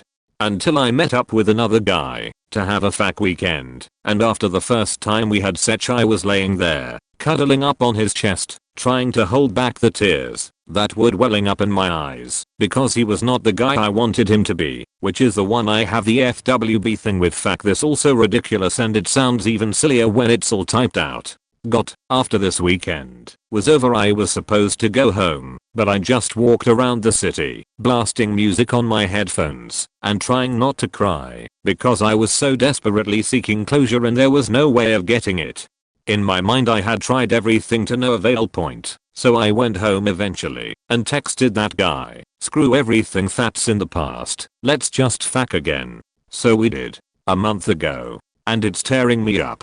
It's killing me on the inside bit by bit, and I know I should cut it off, but I can't. I just can't. A week ago he told me he will move to a different continent by the end of this month, and so we won't be seeing each other for a while now, I guess. And I'm faking crying my eyes out every goddamn night since I heard of it, because of that bullshit. Thing is, although I know, after I have typed all of this out it sounds unbelievable, I'm not in love with him. Or well, maybe I am, God knows. But I do not want a relationship with him, because I'm actually a strong, promiscuity at heart woman who would not want an abusive relationship like this, if any at all. But I still want him. And yet I don't want him. Ugh. I just want to fuck his brains out every chance I get. I really don't care much about him as a person. As I have explained at the beginning, it's like that for everyone with me. But I want to fuck him day and night, and not being able to do just that eats me up. And I'm terrified of telling him about the way I feel, because I know he's gonna assume it's all because I'm super in love with him and want him to be my babe, and then it all goes to shit because he made it very clear that he does not want to hurt my feelings. Woohoo. And then there's this thing that could not ruin my life, but it could ruin an amazing friendship that has been going on for 8 years now. If you read up until here, remember, I met my best friend 7 years ago. So this guy, we'll call him me, I met when I was still in a very awkward position and very convinced that I'm not worthy of affection, neither emotional or physical. We met in an online forum, and he was a guy that I always kind of admired from afar. I thought he was way too cool for me and would never want to talk to someone like me, until one day I had a private message from him telling me he thinks I'm awesome and I should give him my MSN point. So what did a stupid kid like me do? Put up a fake identity, because really, there was no way he could ever like the real me. Fake pictures, fake names and everything. Over the years it has developed into a very deep friendship from him, and he actually suffered through a friendship with a girl before, who put him in the friend zone, basically. And I wanted him to feel about me the way he felt about her, and then I wanted to treat him better, to fix him. Except now he does feel sort of like that about me, and there is no way I can ever fix him, because he thinks I'm someone who I'm not. Although over the years the personality has become the real me, the pictures still haven't. And I'm so terrified of it ever coming out. So I think this guy could be the best FWB thing I would ever have in my entire life, and his too, and it can never happen, because I was a retarded kid. Whelp. That's it, I think. For now. TLDR, the only reason I go to church, and the only reason I've ever gone to church, since the age of 9, I'm 25 now, is to make my mother happy. Her entire world would crumble if she knew this truth. Since birth, my mom has taken me to a very large church, a congregation of about a few thousand members, and claims that God has given me the gift of being a musician and the desire to help others. At 9 years old, I became a future teacher of the church. When I told my mom I was gonna be a future teacher, basically the teacher's assistant for Sunday school, she started hysterically crying with joy. It was then that I realized how much it meant to her that I was still pursuing God. When I turned 15, I started playing guitar in the church band. The other members of the band got to know me and my mom pretty well. I saw how happy I made my older friends, because this young man is still a warrior of God. I saw how happy this made my mom. She is very happy in this church. All of her friends are here, and this is the only place where it's acceptable for her to cry, dance, scream her frustrations away. This applies to many people here, and I'm playing the music that helps them release their inner demons. Whether or not there's someone hearing them point, I have a theory. Everyone tells me after each service how much better they feel after feeling the presence of God. My theory is, it's music that unveils these emotions. There are lots of other people feeling the same, and so they pray, they cry, they scream and dance and confess everything. They get everything off their chest to their God. Whether or not there's someone listening to these confessions, they are letting these frustrations loose, and they are letting it all out. I think the music moves them, and it's only religious music, because of where it's played. This is one of the reasons I kept playing in the band. I hated the music we played, but I saw how it affected everyone, and how grateful they were after each service. My mom had gone through so much suffering her entire life. 2 previous husbands before my dad. One ditched her and her child, and the other died of cancer. As a kid, got 2 fingers amputated to cut off a gangrenous infection, which resulted in endless humiliation from cruel kids growing up. Trouble in workplaces as an immigrant, etc. etc. So many things. Anyway, she's told me numerous times that the only reason she's still in California is because of me, and because I still love God. I'm the only one she trusts. I'm the kid who's gonna do something big through God. I'm one of the only things that give her hope when she's down, etc. etc. I'm freaking Jesus. Part 2. It's always been obvious that I'm my mom's favorite child. My 2 brothers drink a lot, one of them a college dropout, both are lazy, and, to my mom, the kicker, stopped going to church a long time ago. I'm a college grad, working 2 jobs to save for grad school. Basically, to her, I'm the good one. I'm the biggest blessing a mother could ask for. I'm not an ass kisser. I never wanted to be the favorite. Frankly, I despise religion with my entire being, and I hate that she thinks I'm the better brother because I still go to church. Despite their poor decisions, my brothers are very good people, but I never asked for this. If the church friends knew I just want to play music without having to play for any religion, I can't imagine their pain, and eventually my mom's pain, when they realize that I was never really playing for God, but for them. Everything I do, that even remotely seems like it's for God, is actually for my mother and the people who helped raise me, and have helped my mother and our family numerous times. I know I'm late for the party, but oh faking well. I hack iCloud accounts of many of my friends. The idea came from the, you guessed it, recent iCloud scandal back in the summer. Back when it happened I didn't think anything of it, but for some reason something sparked in my mind about a month ago that I could try getting into one of my friends' iCloud accounts. So I got the required info for a hot girl I know, email, birthday, and successfully changed her iCloud password by answering the 2 security questions extremely easily on the first try. Holy shit, the rush. I was shaking. Not 15 minutes later, I had downloaded the last 900 photos onto my computer that she had taken with her phone. I watched the files get added one by one into the folder. It was so exhilarating, the idea that this girl I found so hot since high school may be naked on my computer. No nudes came from hers unfortunately. That was the beginning. Next I tried my ex-girlfriend. Access on the first try. Downloaded her photos, only about 80, nothing interesting. Fast forward a month to now, out of around 50 accounts attempted, I've successfully hacked into 34, 17 of which had photos, and 11 of which had nudes. I have been doing this almost every night for the last 2 weeks. It's become an addiction. I barely get sleep. I just hack very late into most nights. I'm downloading content as I type this at 4:15 am. I will not tell anyone about this at all, or share any photos with anyone, anonymously or otherwise. This is a throwaway. I know it's immoral, but I can't help myself. I began masturbating in the 7th grade. I discovered it in a way that has, unfortunately, stayed with me to this day, humping my bed. That was hard to type. I honestly don't remember what compelled me to do it, but I did, and the moment I came I sprung up to see what was happening to my dick. Lo and behold, I'm humping my bed every day point. That was about 4 years ago, and I'm still doing it to masturbate. And the worst part? It's the only way I can actually ejaculate. It's a love-hate relationship. My bed and I want to kick this habit desperately, but don't know how. I'm a pretty avid masturbator, so to stop masturbating altogether for a certain time has been difficult and overall fruitless. I've been trying to kick the habit for a long time, because it's unhealthy for my business. According to what I've read online and heard from the last thread, the fibers in bed sheets burn and damage the skin of your business, killing some of its sensitivity. The longer it goes on, the harder it is to ejaculate because of the lack of stimulants.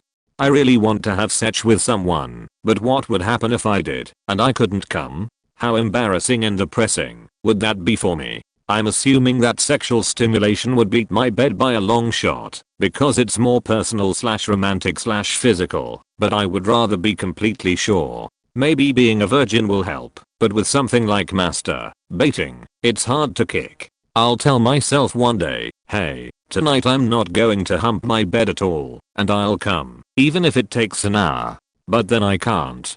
It takes about 30 minutes and I can't come. I feel so frustrated and defeated that I end up humping it anyway to finish. Although, I do finish a lot faster with my bed after these sessions it seems, so that's something point. So then I give myself excuses. I know I should stop, but today was shit and I want some form of relief. Let's go. I'll do it tonight, but then I'm finished. Bullshit that I tell myself. That never helps. 2 months ago, I went on a week-long vacation, where I had no time or privacy to masturbate.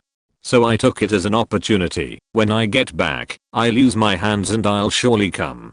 And when the day came, I tried stroking for about 5 minutes, but was so desperate for an orgasm that I just humped and finished. I'm pretty faking pathetic. Point. It's humiliating. It's faking humiliating. If anyone knows how long or how often I've been doing it. Okay, I'll bite. Point. I know this is a bit late, so it might not get much vision, but I was always a bit of a socially anxious child, probably stemmed from separated and conflicting parents, growing up in near poverty, in and out of hostels and different homes, and moved all around the country. Point. A large part of my anxiety grew from the fact I was quiet and observant, if unfortunately very aware and intelligent for my age. But I never had stable ground under my feet, and was constantly terrified that things were going to change, and I'd have everything I'd like or anyone I'd grown attached to taken away from me again. Rinse and repeat. Anyway, so that led to some issues I didn't quite understand or fully comprehend by the time I hit secondary school. Right as I was about to go into my teens, I had something very unexpected shake my trust and turn my life upside down once again. Point. I found troves of child porn on my family computer, conveniently hidden, but I was tech savvy. It terrified me and destroyed my relationship with my father. Whilst I sat quietly scared for months, I'd occasionally check and see there was more, or some had been deleted, and began to try and work out when this was happening. It synchronized far too well with my uncle-in-law's babysitting. A relief and a terrifying new revelation. I eventually came clean to my dad about why I'd been skinnier than a deer, and why our relationship had devolved into nothingness. There were some secretive words in the kitchen that same day between my stepmother, dad, uncle-in-law, and I never really saw him again. Point. To be perfectly honest, I'm still not sure who was fully responsible, and who was entirely guilty of what. Weirdest experience of my life. Throwaway for obvious reasons. When I was 18, I had set on a senior trip to Laura de Mar, Spain with my 42 years married teacher. Backstory. Point. In my country, it's a custom for high school seniors to go on a trip, usually to other countries. My school system is that every class has a teacher for specific subject, and then you have a head teacher who is in charge of your class as a group. Sorry, don't know how to explain it well. The trip lasts usually around 7 days, and it's both for learning and partying, celebrating the end of high school. Point. Anyways, my trip consisted of my country, Italy, Spain, I was 3 days of that 7-in-law at Dima and had a awesome time clubbing and having fun. It's a party city and a popular destination for young people. Mini Ibiza. This teacher taught me marketing class and was always good with us. Always joking and stuff. Anyways, to cut story short, was coming to hotel one night at around 4 AM from a club and went to my room. Was drunk but not hammered. When we go out, since we were all 18, the teacher with us get a little off time in the hotel and spent it just chilling and maybe drinking a bit. Anyways, she went to check up on some of the people who came back, if they are okay, and came to my room. Opened door. She said if the rest of my roommates were back, said no, they are still at the club. She entered the room to check up, started chatting about the trip and how awesome it is to cut the story. Went for it, and it happened, and it was awesome. Tried to initiate it a couple more times when we came home, but she said it's wrong. End. So this is my first time posting on Reddit. I'm not sure if I was molested.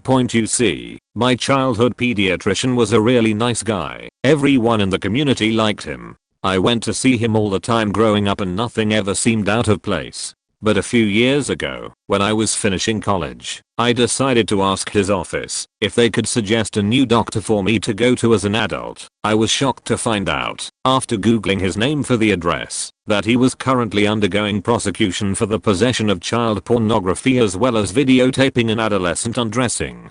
I told my mom about it, and she was also completely shocked. She suggested that I not tell my sister, because she too had been very fond of him growing up. I started to think back about all of the different examinations that I had undergone growing up, and some of them seemed more intrusive than they should have been. I'm terrified to actually bring these thoughts up too often, or even to investigate and ask my mom if she noticed anything out of the ordinary.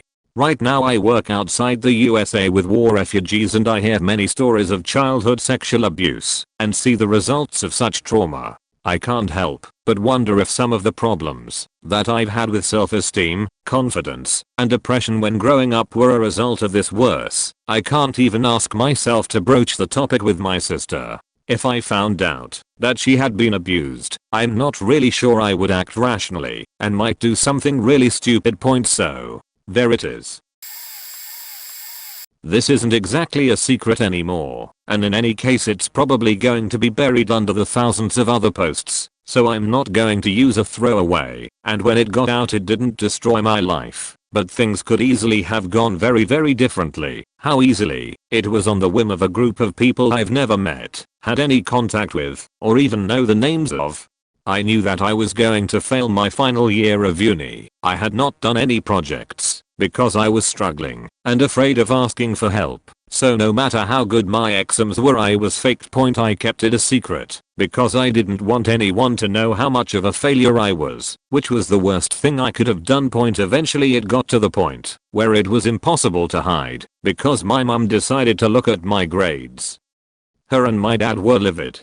Then, after a month of stress, screaming arguments, self-harm, and considering just ending it all, because I was a worthless piece of shit who ruined his family's lives, what can only be described as a miracle happened. My tutor phoned me and offered me a chance to redo the projects. He said it's the first time he'd ever seen the school board let someone retake all of their projects at once, and that normally the school board would just give me a fail. And so I worked, and worked, and worked, and in the end I managed to get a year's worth of work done in 2 weeks. It's not an experience I'd recommend. After submitting the last piece of work, I got insanely ill from stress and exhaustion, and managed to scrape a pass. As unlikely as it is for any of you to be reading this, if you happen to have been on the Auckland SEPS school board last year, thank you. You don't know me, but your decision to let me retake those projects allowed me to salvage my life. And to anyone who is struggling at school, ask for help. If I had, my whole ordeal would never have happened. Like I said, it was only on the whim of some strangers that I got a second chance. You may not be as lucky.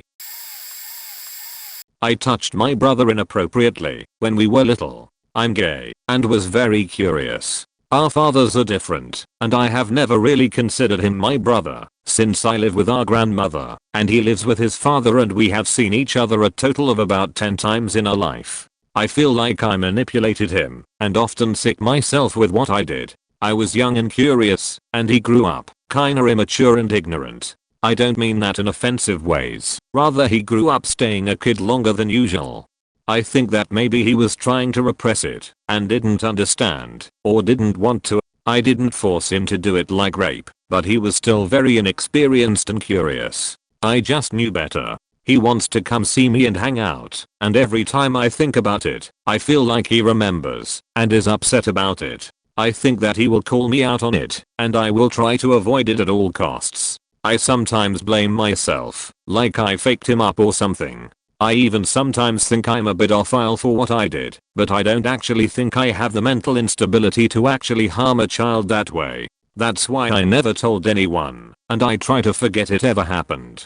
It was one time in my life that my experience was not beneficial, and I did not find a way to learn something from it. It is one time I screwed up, and even if I was 7 or 8, I still screwed up and knew better. I have so much self-respect, and I do not like that about me, that I did that. If my family ever figured that out, I would probably just shut them out until they forgot, or just didn't care. This is the first time this situation has ever been heard by anyone except us two. I just hope that he will forgive me for that, and he doesn't make a big deal out of it.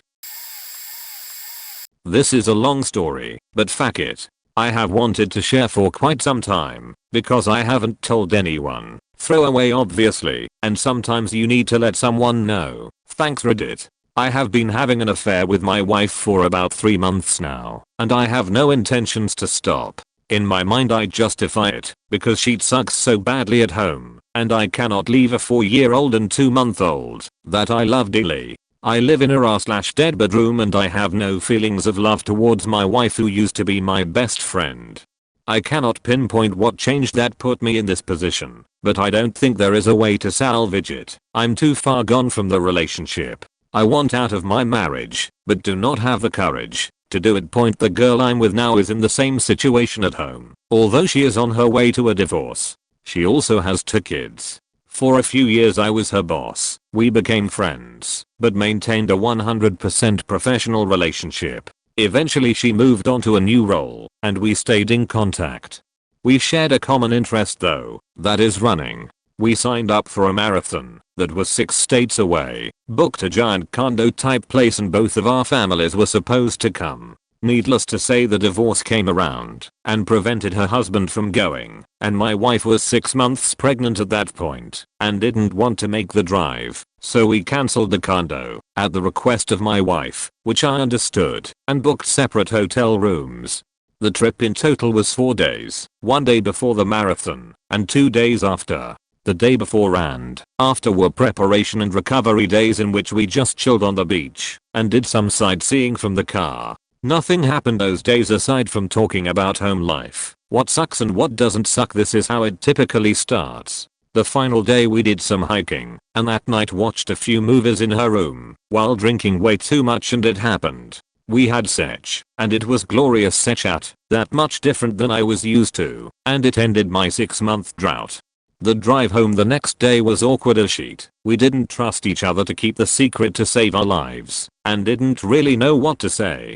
I thought our friendship was over. Somehow, we still texted, and over time, managed to continue the relationship. 3 months later, and we are now managing to hook up 2 to 3 days per week for some sex, or just plain talking on some dark street. I can't get enough of this girl, and yes, I realize that I'm the sheetbag in this situation. There has been talks between us about the future, and what the possibilities are. My moral side is asking what the fuck are you doing, but everything else wants me to be with this girl. I do not know what the future holds for me, but I do know, if my wife found out, she would be devastated. I want out of my marriage, and do not have the guts to do it, and in the end it is unfair to my wife and kids.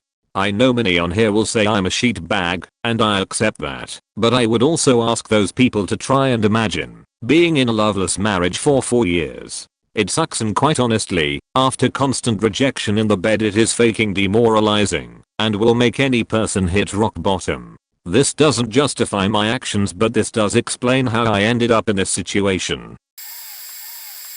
I hope someone reads this, even if it's only one person. I have never shared this with anyone in my life. I really only care for myself and use everyone else around me, including my family.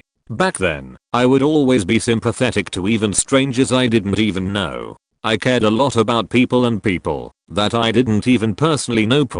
But throughout the years, I grew to despise people more and more because of all the deceit, backstabbing, disappointment. I wanted to be happy with others, but knew that can never be the case with the people around me.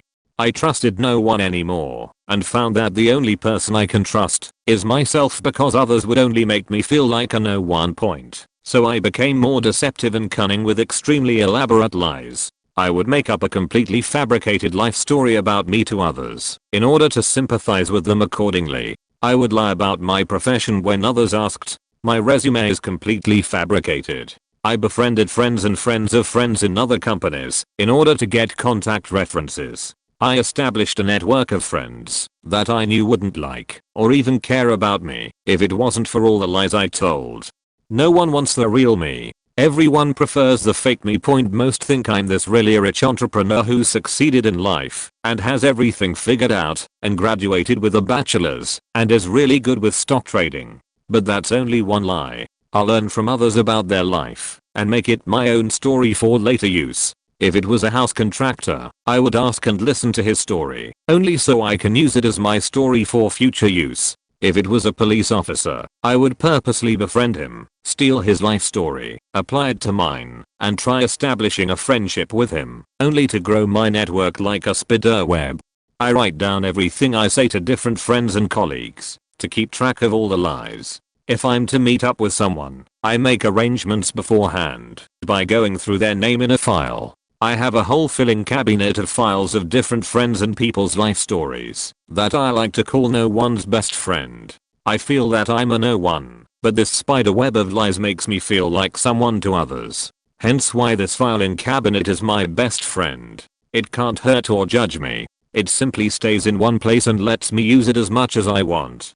I've also grown a dominance complex throughout the years, finding myself purposely going for girls I don't care about because I knew they used to date my enemy or rival, and purposely fuck them in front of my enemies' houses or make videos to send to them. I defecate on lawns of people I greatly dislike. I carried a whole backpack full of weed in a insulated bag in individual capsules. Selling drugs is a completely different story in itself, and I would go up to police and ask for directions for places I knew how to get to and shake their hands with my hand that I recently used to masturbate and didn't bother washing that hand. I got colleagues from work fired or demoted by fabricating stories about them anonymously if I hated them, or I would set up scenarios outside of work that would get them to lose their job in a number of ways. I once literally spent a year slowly destroying my girlfriend's ex-boyfriend of 5 years' life piece by piece in a number of ways. I hated him so much and spent nights just thinking of the next move to make that all ruin him. I pissed a little in each of the coffee cups of executives that I used to work with and have to make coffee for during company meetings, and they drank it. I would dick slap my girlfriend whenever and wherever just because I can. I convinced my enemy's 3 desperate friends to rob a bank and then had them all turn on each other during a trip I set up while I stole the money for myself and had other friends of friends help me redistribute the money in a number of ways for money that can't be traced in exchange for losing a slight profit in the process that was made to believe was services or party expenditures or used for drugs, which was then redistributed for money. Again, I'd slap my girlfriend's ex while he was passed out drunk after a few days of befriending him beforehand and dropping him off in the middle of nowhere. I had Setch on top of my ex-girlfriend's grave. I paid my friend to befriend my ex-boss and then had another paid friend beat him and steal his car keys and wrecked his car. I had Setch in front of my ex's house. I purposely befriended a girl that my enemy had a crush on and made out with her in front of him during a party, and then I dick slapped her in the face outside by her car while I stared at him.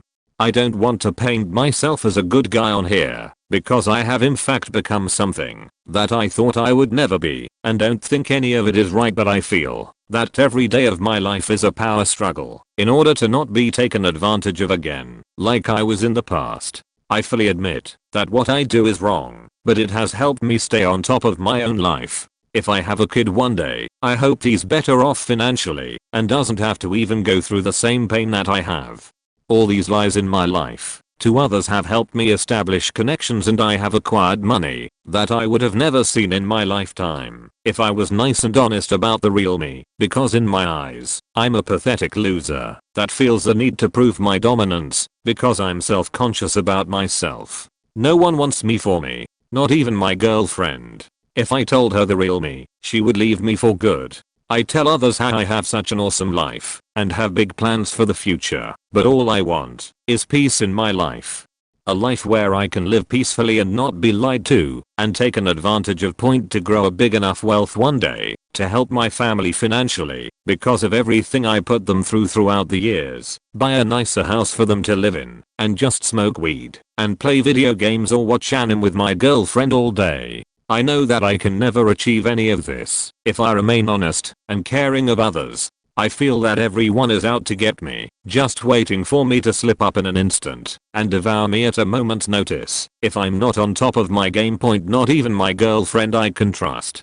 I remain trusting myself and physical objects because they don't judge and remain constant no matter what lies I tell and can never mentally hurt me. But even then, after this whole confession, I gain no deeper knowledge of myself or where I really stand in this world. In the end, this confession has meant nothing but to kill some time in my day. Throw away. For reasons which will soon be obvious, I'm a stalker of a popular celebrity. I've never done anything to this person and do not intend to, but I find myself obsessed with him and I can't seem to get him out of my mind, waking or sleeping. Nutty shit I've done. Tracked his private movements through use of various social engineering tactics, found out where he lives, Google Street View, cruised his house, gone on vacation to the city where he lives to physically cruise his house. Dug into his financial records, memorized any and all information I could find about him, stalked his girlfriends and found out all about them, sent him anonymous gifts through channels that won't raise suspicion. The thing that makes this scary to me is that I'm an otherwise fairly normal, whatever that means, woman, late 30s, married and happy, good job, and highly educated. I have tried to stop thinking about this guy, to no avail. My intentions toward him, if there are any feelings that could be characterized as intent, are benevolent. I'm not going to hurt him or do anything wackadoodle enough to frighten him. In fact, the idea that he might find out about my obsession and it would freak him out is the reason I'm not using his name in this post. Why the fuck am I obsessed with a person I have never met and likely will never meet? It started with fantasizing about a celeb I thought was extremely attractive and intelligent, and now 5 years on, it's turned into this insanity where I feel like I'm deeply in love with a man I've only seen in photos and film. I write him love letters and then burn them. Totally completely faking insane. I've talked it over with my therapist, who feels I'm just externalizing some kind of deep-seated fantasy. I haven't told him the illegal things I've done, just that I'm obsessed and unable to let go. I feel like a drug addict, but instead of heroin I'm addicted to a person. How/why would it destroy my life? First of all, some of the things I've done are illegal. Others are highly unethical. I'm in a position where I have access to information, and I've used my job in an unethical way to obtain intel on this person. Second, my husband is a really nice guy, and discovering his wife spends all her time, including when we are having sex, fantasizing about some other man would deeply hurt him. Third, it's creepy as fuck, and I'm sure anyone who knows me would be shocked. I'm shocked. I don't know what to do. When I was in high school I was bullied by a kid who lived down the road from me. His family were drug dealers, so I couldn't fight back, or they, multiple male family members, would come round to my house and would threaten to beat my mum and burn the house with us in it. It happened the only time I fought back. I took a couple of beatings and loads of verbal abuse until we moved away from the area. Fast forward about 5 years, I had been hitting the gym for a couple of years and had just come out of a bad relationship. I was an angry young man and had just been back to the area to meet some old friends when I saw the guy who had been bullying me. He was selling drugs in the pub, openly as he wasn't a shareable. The locals feared repercussions. As he passed me, he didn't even recognize me. I was inwardly furious, but I kept my calm. 2 nights later I went to his house dressed in black, latex gloves on my hands and a crowbar up my sleeve. He still lived in his parents' house. His dad was in prison for assaulting a police officer and his mother had been dead for years, so it was only him and his girlfriend at home. I sat in my car for half an hour and watched the house. His girlfriend left, who goes out at nearly 1 AM. A deal no doubt. I waited until she had walked out of sight and approached the door. I pulled my balaclava down and knocked. I rushed him as he opened the door, knocking him to the floor. I kicked the door closed and laid into him with the crowbar as he laid on the floor trying to block the blows with his arms and legs. After a minute I stopped and left the house with him laying on the floor. Still I shut the door, walked to my car and drove away. After about a half a mile I stopped and phoned the police from a phone box saying I had just seen a van drive away from the address at high speed and there had been sounds of a fight inside. I then drove home. After taking the masking tape off of my license plates about 6 weeks later I was speaking to an old friend who told me the guy had been attacked by a group of guys working for a rival drug dealer and how he had put him in hospital with smashed up hands, a broken arm, a shattered tibia, and 3 broken ribs. I read the whole thing and saw a few that made me cringe or want to reach out. The depression makes me want to reach out. I had someone say I should post this to the original and I'm taking off early, so my little thing. Not sure if it started as a secret per se, as I told 2 friends. Later in the month it became something I did not talk about to people, thus a secret, because of my silence. I had someone's drunk dad down on the ground when I was just learning what manhood means. I'll let him live, but he didn't let her live later that month. Sometimes it's tough to live still. The secret ended up controlling me. The way I dealt with it got me in other fights with kids at school. The secret prevented me from seeing shrinks or getting help till my fighting got so bad the folks in school forced me. As they forced me, I resisted and never told them why it all started. Turns out I was going to suffer lifelong depression anyways. Some random things about the secret. I felt bad for wanting to kill him in the fight. This was before I knew he would kill her. After she died, there was my range of motions from numbness to rage in split seconds. I slept too much on the weekends and would sneak out at night, like before she died. Instead I'd sit somewhere alone. There were the looks from people around me at school. You all know the ones where people do not know what to say or do around you. You get space. In your own mind, you think everyone somehow heard the entire story and is judging you. None of this was helped by the fact that my depression was beginning a year or 2 before this stuff, slowly building. I could also toss in an excuse about hormones, teenage stupidity or whatever at home. Before meeting her, my parents had forbidden me from dating, much less older girls. I could not tell them or talk to them about it, so I never did. Those were the rules. I'm pretty sure someone told my old man at some point, but he's never talked to me about it. It was every movie in popular culture and every romantic teen story telling me I should have iced him in the heat of the moment because you do anything for true love, no matter what the cost. Then it was religion telling me there is only one person in the world who will really love and get you. You have to find them. If they die, that's it. You are alone. In my case, I deserve to be alone because I let my one true love die. I did not even deserve to have gotten one love because, you know, that one person who I loved and was supposed to protect. I even had a moment when I knew for a fact I could have saved her life. In my mind, it did not matter. She begged me to just leave, not to tell anyone etc. The secret, it held me back. I have to ask myself if I want to live in fear every day or try to do something. The answer depends on my mood. I sat here in my car for 10 minutes wondering if I should really hit send. A few of the communities I'm in, both online and real world, are predicated on my being a good person.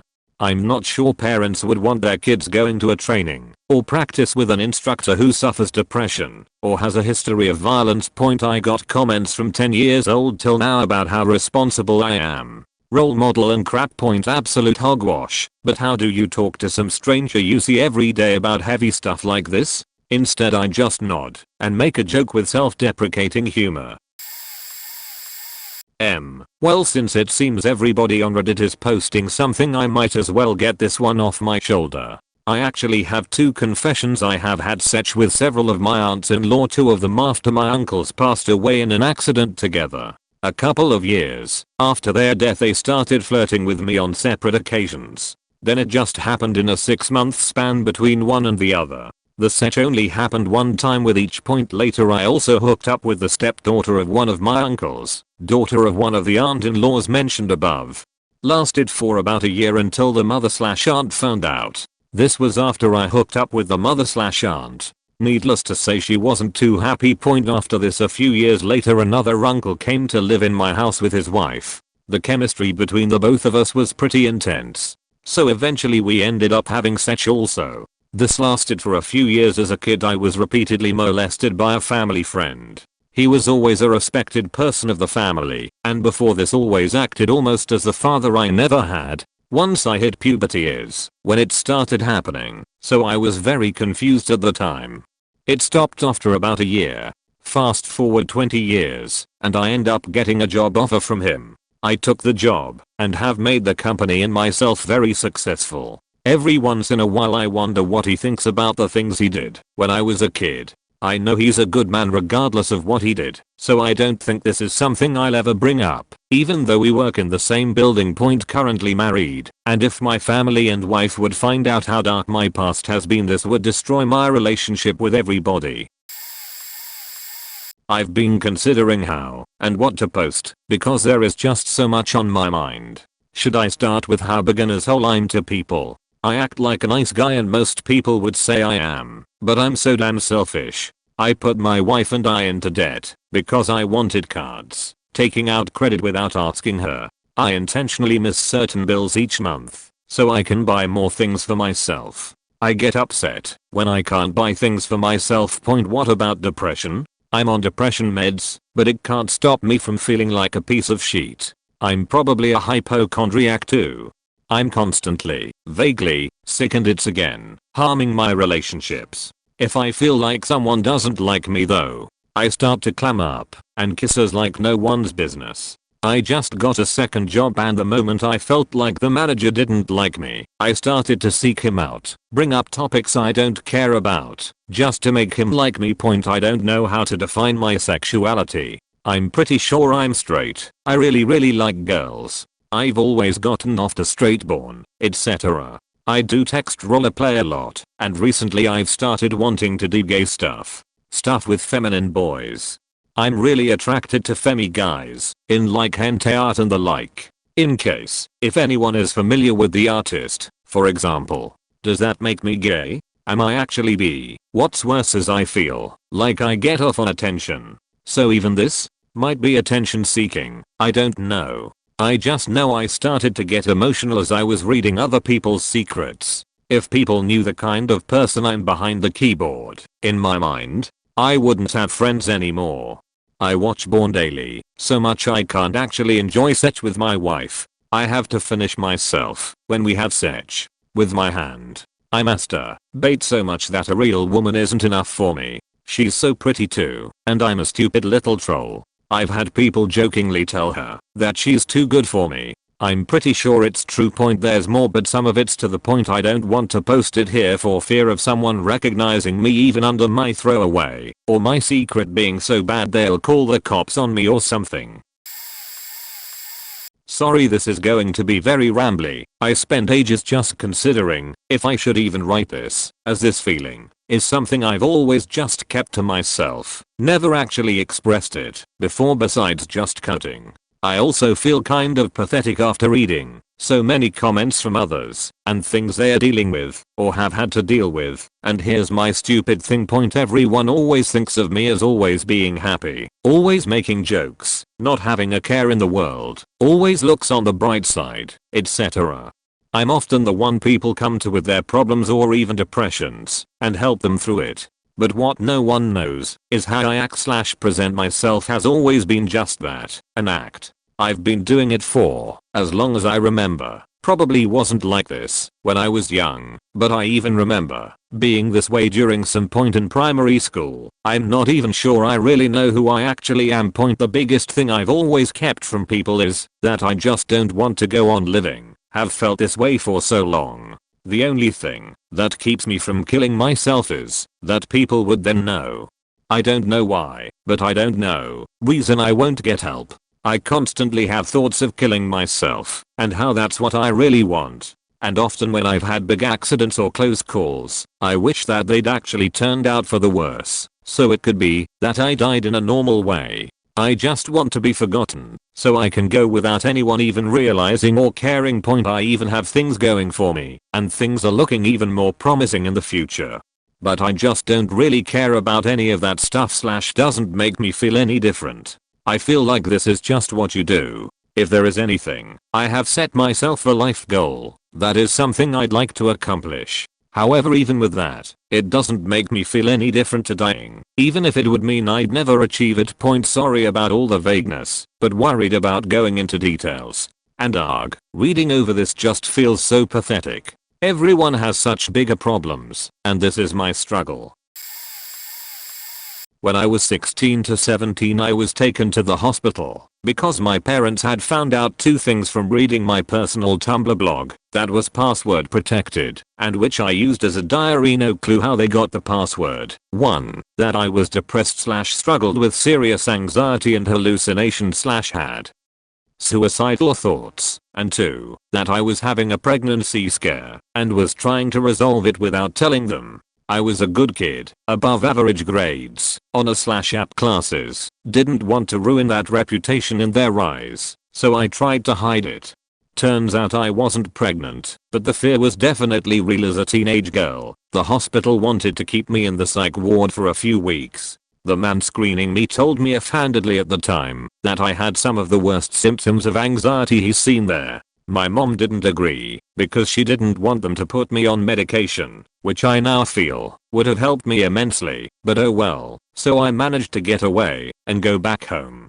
I don't want people to know, partially because a pregnancy scare in high school would pretty much ruin my reputation, even though I'm in college now, but mostly because I don't want people to see me as the crazy girl. I don't want people to think I need to be locked up. I don't want people to treat me like a baby because of my anxiety / depression, or tiptoe around me socially, so to speak.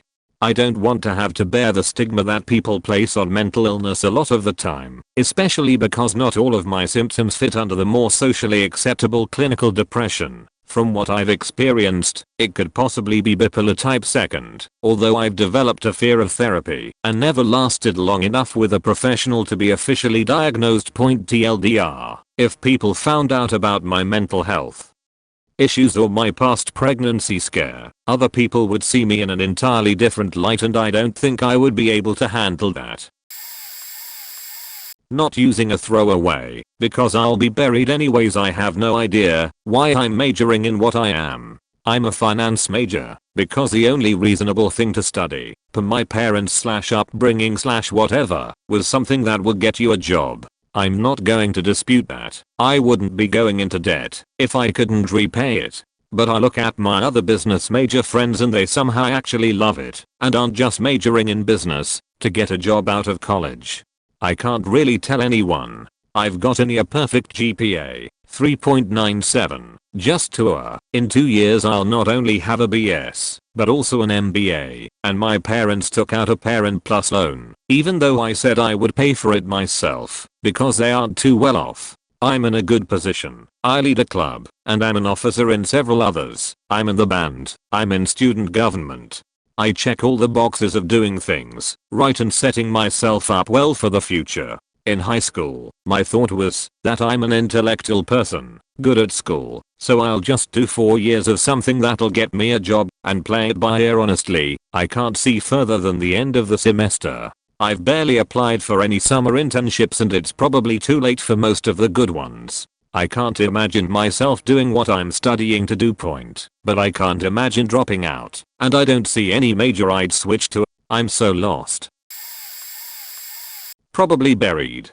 Who cares? I have no feelings except for hate and once love. My best friend was cutting herself and planned on going home to kill herself. But I stopped her. We now talk to one another, and I act like I have compassion, but I don't. I don't really care. I only do it because she is my only friend that doesn't loathe me and talk about me behind my back. I don't care if she isn't my friend. Just kids will make fun of us because then neither of us have friends.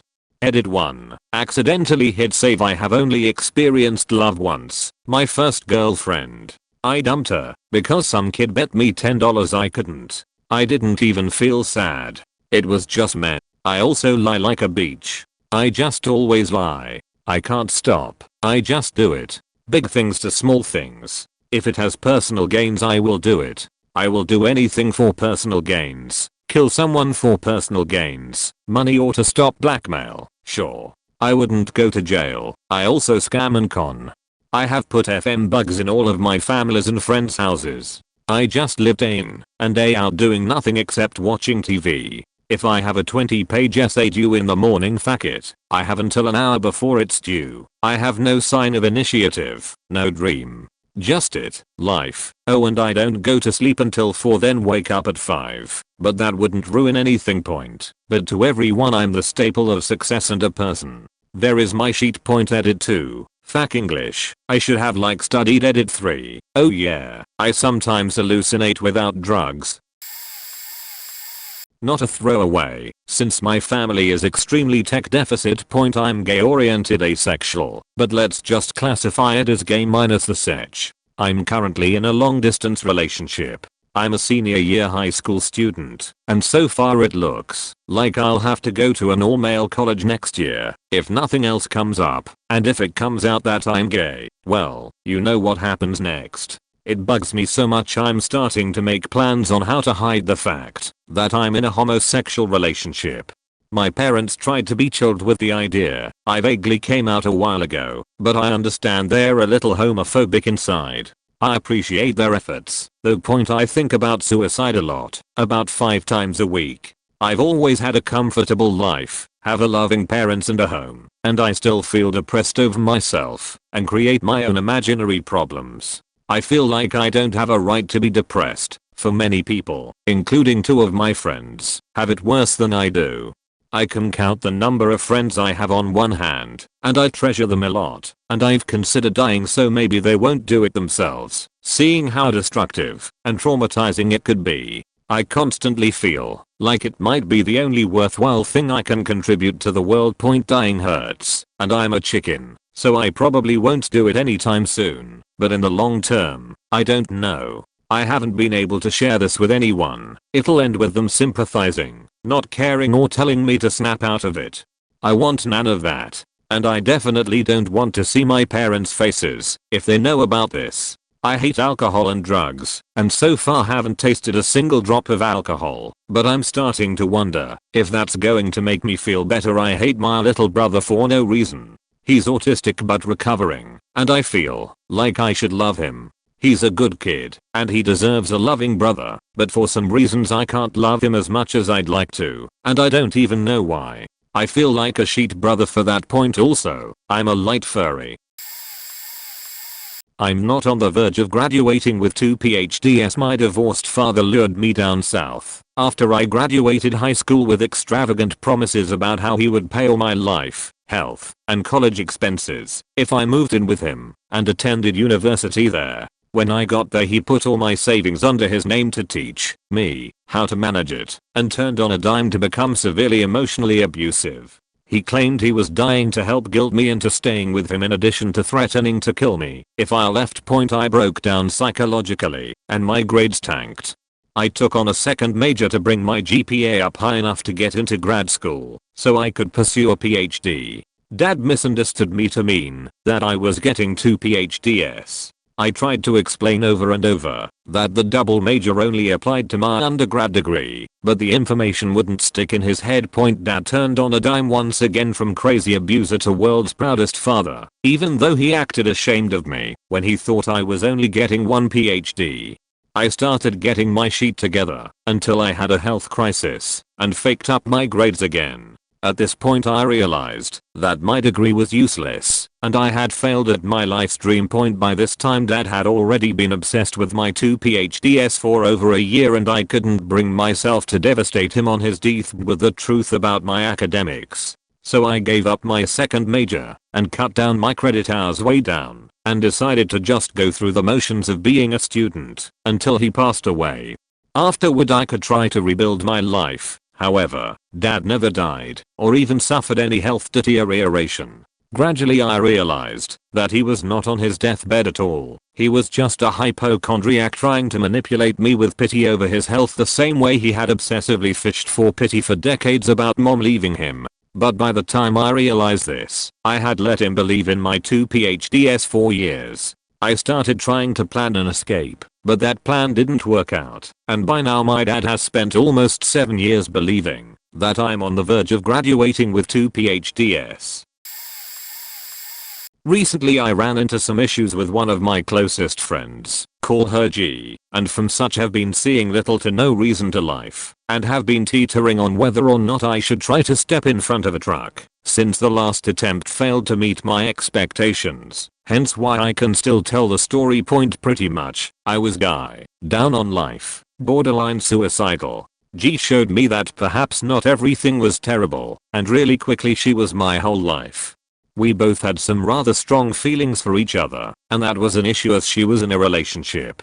Her boyfriend found out, that upset him. He now hates me, she won't speak to me, and now, there is nothing that holds me to what I thought of perhaps life still has meaning point now. I'm the type of guy that doesn't share his personal life with anybody. None of my friends know what my home life is like. None of my family know what my school life is like. And absolutely nobody knows about how I felt with G. And really, I just needed to put it out there. To make things worse, a document I have written up on my computer that has an excerpt for every person I felt important in my life was found out while I was away from my computer for a bit, and I really have no clue how much of it was read. Perhaps too much point either way. I feel that my entire personal life is something that, if it got out to anybody, it would probably be what pushes me over the edge. Really sucks that talking about suicide with anybody I knew is probably what would lead to it point, and don't bother with replies with advice. This is a throwaway I'm using for the sheer purpose of getting this off my chest. When I was a kid my family didn't have a lot of money. We weren't poor, but my toy box wasn't exactly full. Literally, I didn't have many toys. But I always loved art. Even today my dream is to write and draw comics. When I was little I always had an array of pens and crayons.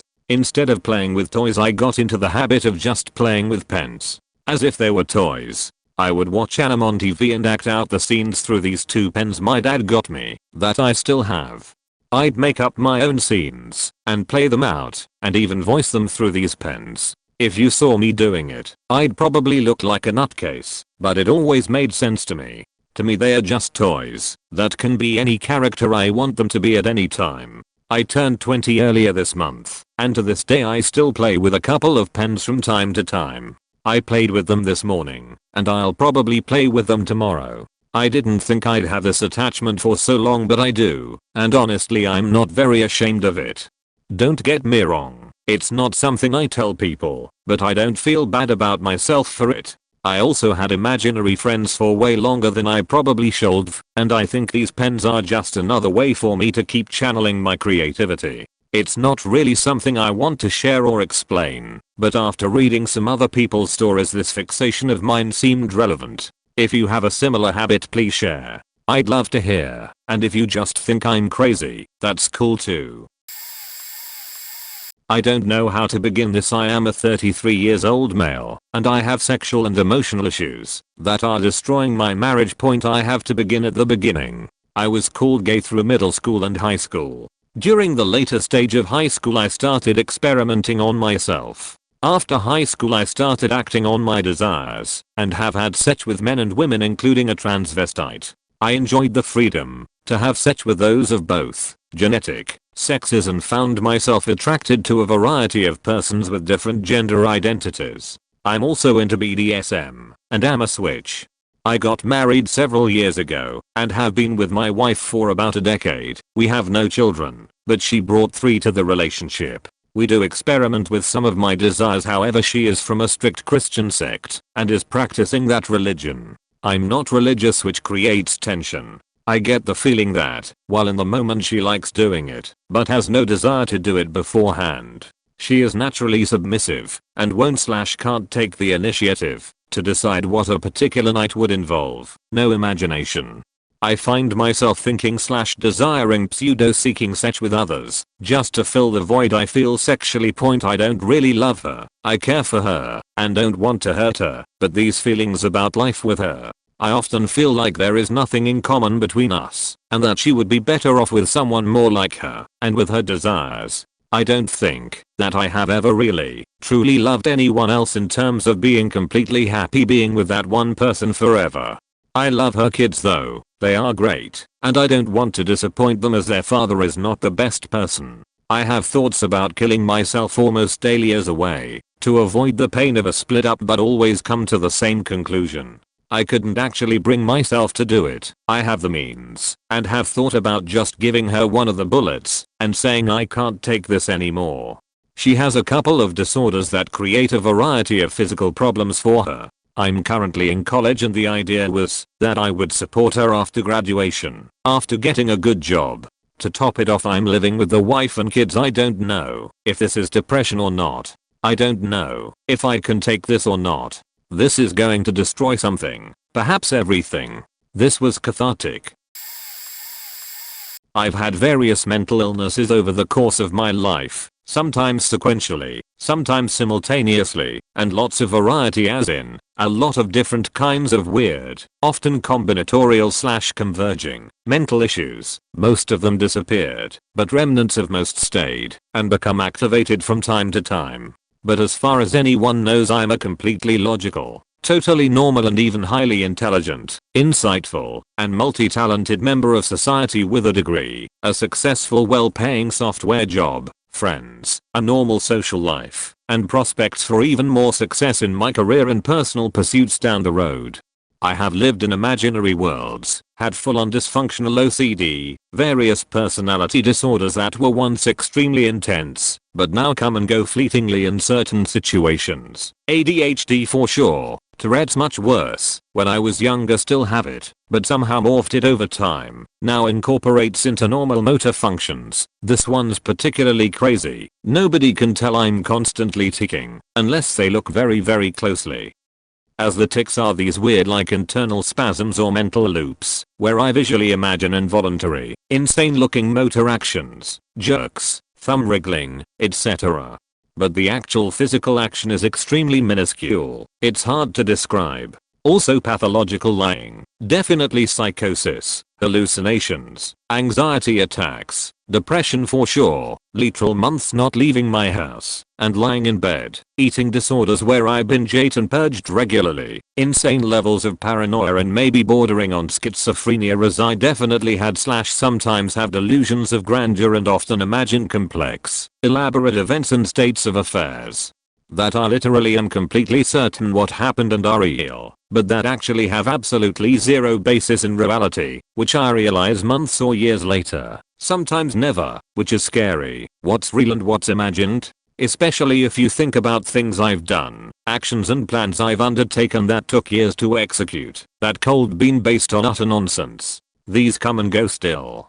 But I have a pretty solid grounding, and in a weird way, I'm able to largely detach myself from these psychological states by looking inward via intense analytic inner reflection and dissemination. I think my mental identity and mind is extremely warped, complex and fundamentally fractured, but also somehow totally regenerative, fluid and dynamic, based on my own willpower, like some sort of self-organizing, self-evolving and highly functional dormant virus that assimilates with normal cells.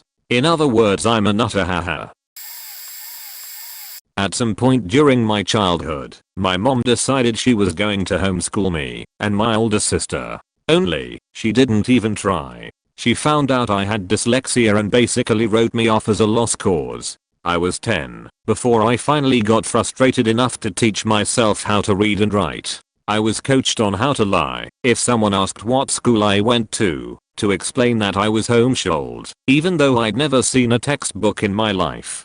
I was a teenager and was struggling with basic math problems, stuff that someone much younger than me could do with no problem, struggling because I was teaching myself. It was horrible, and I felt so ashamed of myself. I'd also started to realize that my sexuality didn't fit in with the social norms of her religious beliefs, and it all came to a head when I was 16 and tried to kill myself by overdosing. I failed and was sick for days afterwards. If you ask my mom, it was a bad case of the flu, though I'm pretty sure she knows exactly what happened that night. After that, my mom noticed the cuts on my arms and basically threatened to send me to the nut house if I didn't stop it. Depression wasn't real, mental disorders weren't real, and I just needed to pray harder. I made sure future cuts were out of sight. I basically lived in a constant state of hell until I was 20, and I managed to snag a job in retail hell. It was my first time socializing really with people outside my family. Day 1 and my trainer said I was doomed to fail because I was so shy and could barely talk to other people. I decided I'd prove her wrong. I did. I lasted 2 years at that job before I quit due to how sucky it was. Fast forward a few months, and I met more friends on social media, got a new job that I love to hate, but mostly love, and have traveled to California to see my friends about 5 times now, mostly on my own dime. Sometimes my dad pitched in to make sure I would be okay for the whole trip. I started taking high school classes this year to earn my real diploma. I have a fake one I used for the jobs. Yeah, not proud of that. And will attend college next year, hopefully an out-of-state one, since I need freedom from my parents. Basically, I know I got faked over, and I'll always feel like I got cheated out of my childhood, even though running around like a wild child seemed at the time to be this amazing thing. But as an adult, it's been nothing but hell point. But I'm taking steps to improve my life. It's costly to afford the school on a part-time job, but I'm working on it. I'll be getting my driver's license this year, something my mom also kept me from. I'm 25 and basically they just never taught me to drive. I just ended up taking the bus where I needed to go, or bumming a ride from people I knew etc. Now the idea of driving is terrifying, and I think somehow my mom might have put the idea of it being scary in my head at some point. Need to really overcome that, and soon. I want freedom lol. I know what my mom did was wrong, but it doesn't change the fact that I love her as my mom. I like to think she did her best for me, even if I got seriously faked over by it. And maybe when I get out from under their thumb I might change that and be pissed at both my parents, but I want to think they tried. At the very least they tried and failed. Now, as an adult, I'm trying and I'm not going to fail. I've got plans laid out. My own cell phone plan that my mom can't track or keep tabs on. Yay. And eventually I'm going to hightail it out of here, go somewhere else, and live a life that I want to live. TL/dr. My mom tried to homeschool me, let me run wild. Now as a faked up adult I'm trying to get my life together and start college/move out. I know this is gonna get buried, but maybe it'll help to get it off my chest. Maybe. I've never actually written about this before. Basically I have huge gaps in my memories from my childhood, but I vaguely remember being molested. I've never told anyone, because the memories are vague at best, just more the sensation of someone touching me, and me crying and wanting to leave, wherever I was when this happened. I think it happened a couple times, but I'm not sure. It's frustrating because I'll never have answers as to what the hell happened to me. I know I was really freaking young, probably 3 or 4 when it happened. And it's not like I can just ask my parents, hey, do you know if someone ever abused me? Without opening up a can of worms I'm not sure I want to deal with. Half the time I don't even know if it happened or not, and that frustrates me even more, because one part of me wants it to be just my brain being weird. But another part of me knows it happened, because just the memory of what it felt like, and how scared I was when it happened is so vivid. I know where I was touched, I know it hurt, and I know I was scared out of my mind and just wanted my mom to come and get me. TL. Doctor, I was probably sexually abused as a child, but was young enough that my memories are as faked up as I probably am. I've had sexual relations with one of my cousins. Not entirely sure how close we are related. Her granddad is my mum's uncle. Started once at a Christmas party a few years back. Was at another cousin's house which is quite large. Ended up saying hi to her on the way to the toilet as she was coming out. We hadn't seen each other in a while and I immediately noticed how much she had matured. Just went through the whole "wow, you've grown a lot since I saw you" and vice versa. Bear in mind there are only a couple of years between us, not entirely sure how it happened, but we kissed, which then turned into a makeout session. There was quite a bit of groping. I grabbed her boobs, and as in she put her hand down my pants. Obviously we were very careful, and it didn't extend much further that night, because lots of people were there. Fast forward a few weeks. She drops me a message on Facebook, and asks to meet up. I'm back at university by this point and I only live with my friend, so I just ask for her to come on up. As luck would have it, my flatmate goes home for the weekend, so it's just me and her for the whole weekend. At first it seems a little awkward. We both act like the previous incident never occurred. We have pizza and watch TV for a while. Sounds cliched, but it started again with me putting my arm around her. She didn't resist, and straight up said last time was fun. Wanna have some more? Bearing in mind I'm the older one, so I'm saying to her, are you sure? This feels wrong. Etc. She kissed me, and we started making out again. Before long we are both down to our underwear on the couch, and then go to my bedroom. And this went on all weekend. It wasn't just sex. We performed oral on each other, and just sat in bed naked all weekend. She even allowed me to indulge in my foot fetish. 5 years later, and every so often we meet up for a fuck. Even though we are both in relationships. TLDR, my distant cousin and I fuck each other. Up until I was 18 I still wet the bed. Absolutely hated myself for it. I would be mortified if anyone outside of my family found out about it, or if anyone outside of my immediate family knew just how long it occurred. I would probably kill myself. It's too embarrassing, and people likely would have less respect for me from that moment on. I mean, it's something a 3-year-old can do regularly without conscious thought. It just made me feel so inept. The first time I ever drank, during college, it happened again, and I really don't just contribute to drunkenly bissing myself while passing out. I only had 2 drinks, and did not get drunk, though the alcohol would have made me have to go, and made me sleep a little deeper, just enough to not feel that I had to pee and wake up. The next day I was seriously considering jumping in front of a truck or bus. If I didn't have a single occupancy room at the time, or if someone caught me on my way to the laundry room in the early morning, I totally would have. I also used to give myself first 2 second-degree burns in the shower when I was having a bad day. Just crank the heat to maximum and get as close to the shower head as possible. Really easy in college when all the shower heads were at chest height. It was easy to cover up my back and arms, and if anyone noticed it, I could just blame it on someone flushing or me accidentally brushing the knob.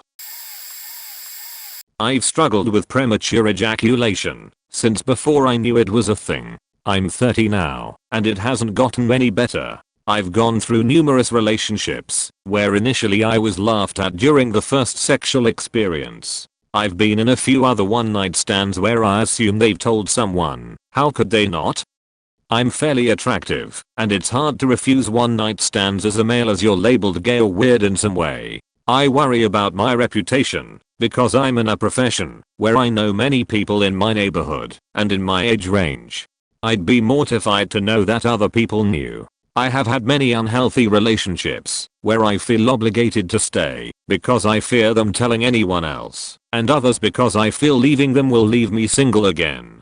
Being single means I have to face the reality again of someone laughing at me and finding out my secret. I've only had one relationship where I felt comfortable. Oral sex was very important to her, so she didn't care how long I lasted. This relationship caused more stress on me because I felt like it was the only person who would be happy with me. I've been feeling incredibly alone since that breakup and have been using drugs and abusing alcohol as a result. I don't know how to deal with it. Prescription drugs from doctors caused me to have terrible stomach issues and other depression issues. They were also unreliable. I went through extreme instances of withdrawal after stopping the meds, which made me so sick that I couldn't leave bed for a couple days. I was extremely irritable. I don't want to be dependent on a drug that gives me nightmares and makes me feel terrible for the rest of my life, just so I can feel normal when having a sexual relationship. I used to have a lesbian relationship until I was 10. From 6 to 10, she would come over every weekend. Sometimes during the week, we slept together naked, showered together, and did out of stuff. Later I tried to kill myself. When I was as young as 12 I started having rape fantasies, later faking way older men, practically strangers. Most of the guys I had sex with had wives and children. Now I know all of that happened because I was molested when I was 4, about to turn 5. My kindergarten teacher offered me to her boyfriend, and I was there for over 3 hours in a room with them. There was a lot of blood, and to this day I still have 3 scars. I told my alcoholic mother about it, and she told me I dreamt it all. Also, my mom testified in court in favor of the woman who did this to me. She won't tell me what the case was about. I was terrified of going to school and just got cheated for being lazy. Now I know I have PTSD and no one knows about any of it. I was also raped just short of 5 months ago by an ex, and I have nightmares. I twitch, I tremble and startle like crazy. I'm not sure I want anyone to know. I don't want to be treated like a victim. I found out who they are and where they live. They are still together. She still teaches and he's unemployed. I feel like I should do something. I was thinking of printing up posters with their pictures and the story of what happened and put them up near their house and all over the gates of where she teaches. When my husband was 18, he was jailed for possession of child porn. Now I work in clinical psychology and spent a lot of time studying forensic psychology before I even met him, so I was always more likely to hear him out. He was very honest and told me quite quickly when we got together, and I probed a lot to decide what this meant for our future. As far as I'm concerned, his punishment far exceeded the crime. Put simply, he had a lot of pictures of teenage girls in bikinis at the beach. It's a bit uncomfortable, sure, but he was 18 and these pictures were of pubescent 14+ girls. But he also had 2 videos of teenage girls wrestling. The judge counted these as the highest level of child porn, which is reserved for the scary, disgusting sheet. It makes me so angry thinking that he was jailed for this and not allowed to return to school. I've never told him that people do far worse and just get warnings from the police or never investigated at all. Now we are late 20s, married, and I've learned I can't conceive. The one person I told about this called me stupid, blind in love, irresponsible, and putting any children we have in immediate danger. Adoption is out of the question, of course. Sucks nobody in my life now knows about this, and I know how they would feel if they found out. My family would disown me and attack me for letting him come over to see our nieces. All they have to do is Google his first name and his city, and then there are scores of news articles branding him a dangerous pedophile, etc. Comments on the stories saying people like him don't deserve to live. And that's another problem, he's not safe. It only takes a certain kind of neighbor to learn his name, snoop a tiny bit, and then take it unkindly. I worry about his safety all of the time, because I know exactly how he is perceived. My second secret, the one that would ruin my career. I funded my education via being a non-nude camgirl and escorting. I don't regret this, and it's hard to trace back to me, but I was quite popular as a camgirl, so it's not unreasonable that someone could find me. So I'm Australian, and just spent the last 2 years finishing my senior years of school, year 11 to 12, and graduating, which wasn't hard, because I generally didn't care for school or studying. I mainly only cared for some of the people around me. I felt the last 2 years were excruciating for no apparent reason. It was hell, and I have no idea why. I stopped talking to a lot of the people around me willingly, would maybe talk to them if they talked to me first, hated waking up in the morning, developed insomnia, and really just gave up on myself and everything in life, which ended up being the thing I was most happy with. Later I formed a strong relationship with a girl who was in a pretty dark place herself with her family. We formed a natural bond that I love in every way, and today is a day we celebrate our 10 months together. She helped me through the nothingness, the depression, anxiety, insomnia and now diagnosed bipolar, which I'm slowly getting used to, never knowing a disorder like this existed before. No real thoughts of suicide ever passed through my head. A lot of killing or hurting has, and still does however. I actually considered at one point going around and killing as many people as I could with whatever the playground offered, a rock or a stick or just my hands, before someone could stop me. Besides that, as funny as this may be, I hope some sort of apocalypse or epidemic like zombies or something would break out that just wipes out everything. Things would be easier than trying to cope with myself or trying to fit into the faked up society we live in. Anyway, this really wasn't a thing that could ruin my life, because nothing can really make my life worse than what it already is. More of a get it off my chest sort of switch, but meh, it's over now. Thanks for reading. Well, create a throwaway account just in case. So, my life has been hell for quite a few years back. Everything started with me going off to college. First year went fine. I finished most of my exams really early and with high grades, but near the end of the year I got a bit lazy and lied to my parents about completing 2 exams. After seeing that I got away with it, I did it again sometime later. One lull led to another, and then another, and then another, until it got to the point where I lied to them about actually graduating. Yes, they now think I graduated, and that I'm working in it, making enough money to cover my expenses, while actually I spend my days locked inside my rented apartment, too afraid to go outside with several months of unpaid bills. I somehow gathered enough money to pay the rent every month by betting what little I have left on football matches, but never actually succeeded in making enough for electricity, heating and phone bills. Also, with years of 24/7 living in fear of getting caught, almost having a heart attack every time the phone rings, I have developed quite a severe case of depression. Can't remember the last time I felt happy, life in constant fear and anxiety, constant thoughts of suicide, and came really close to actually performing one. Heavy drinking when I'm left alone. There is no way I could actually come clean to my parents, and have no one close who I could really talk to. Tried to find a job several times, but no luck, and no actual skills that could help me find one. So, yeah, I faked up, just getting it off my chest. I saw porn at an early age, and being exposed to it so early in life has just warped my reality in startling ways. I remember being 12, 13-ish, when I stumbled across one of those Photoshop celebrity sites. Basically nude photos of any attractive famous woman. That and literotica, nude dress up games, regular porn, anything pertaining to sex toy or things I could do to get off sex didn't matter to me, because I always had porn point as I got older, and went through severe depression after losing someone, and finding their body. It got worse. I became isolated, gave up on all my friends, and eventually gained weight, and ruined my body. Nothing illegal or anything like that, but I became so much more obsessive with porn, that I hate myself for it. It's to the point where I can sit around looking at nudes of famous people for hours. I can't watch porn for hours, but I can write it and or click different videos for hours at a time, while looking for something to help me get off. I have gone on 10-hour plus porn binges. I feel high when I watch/write porn. It's the only time I truly feel happy. It becomes this fleeting high that I need to have. And it warped my reality.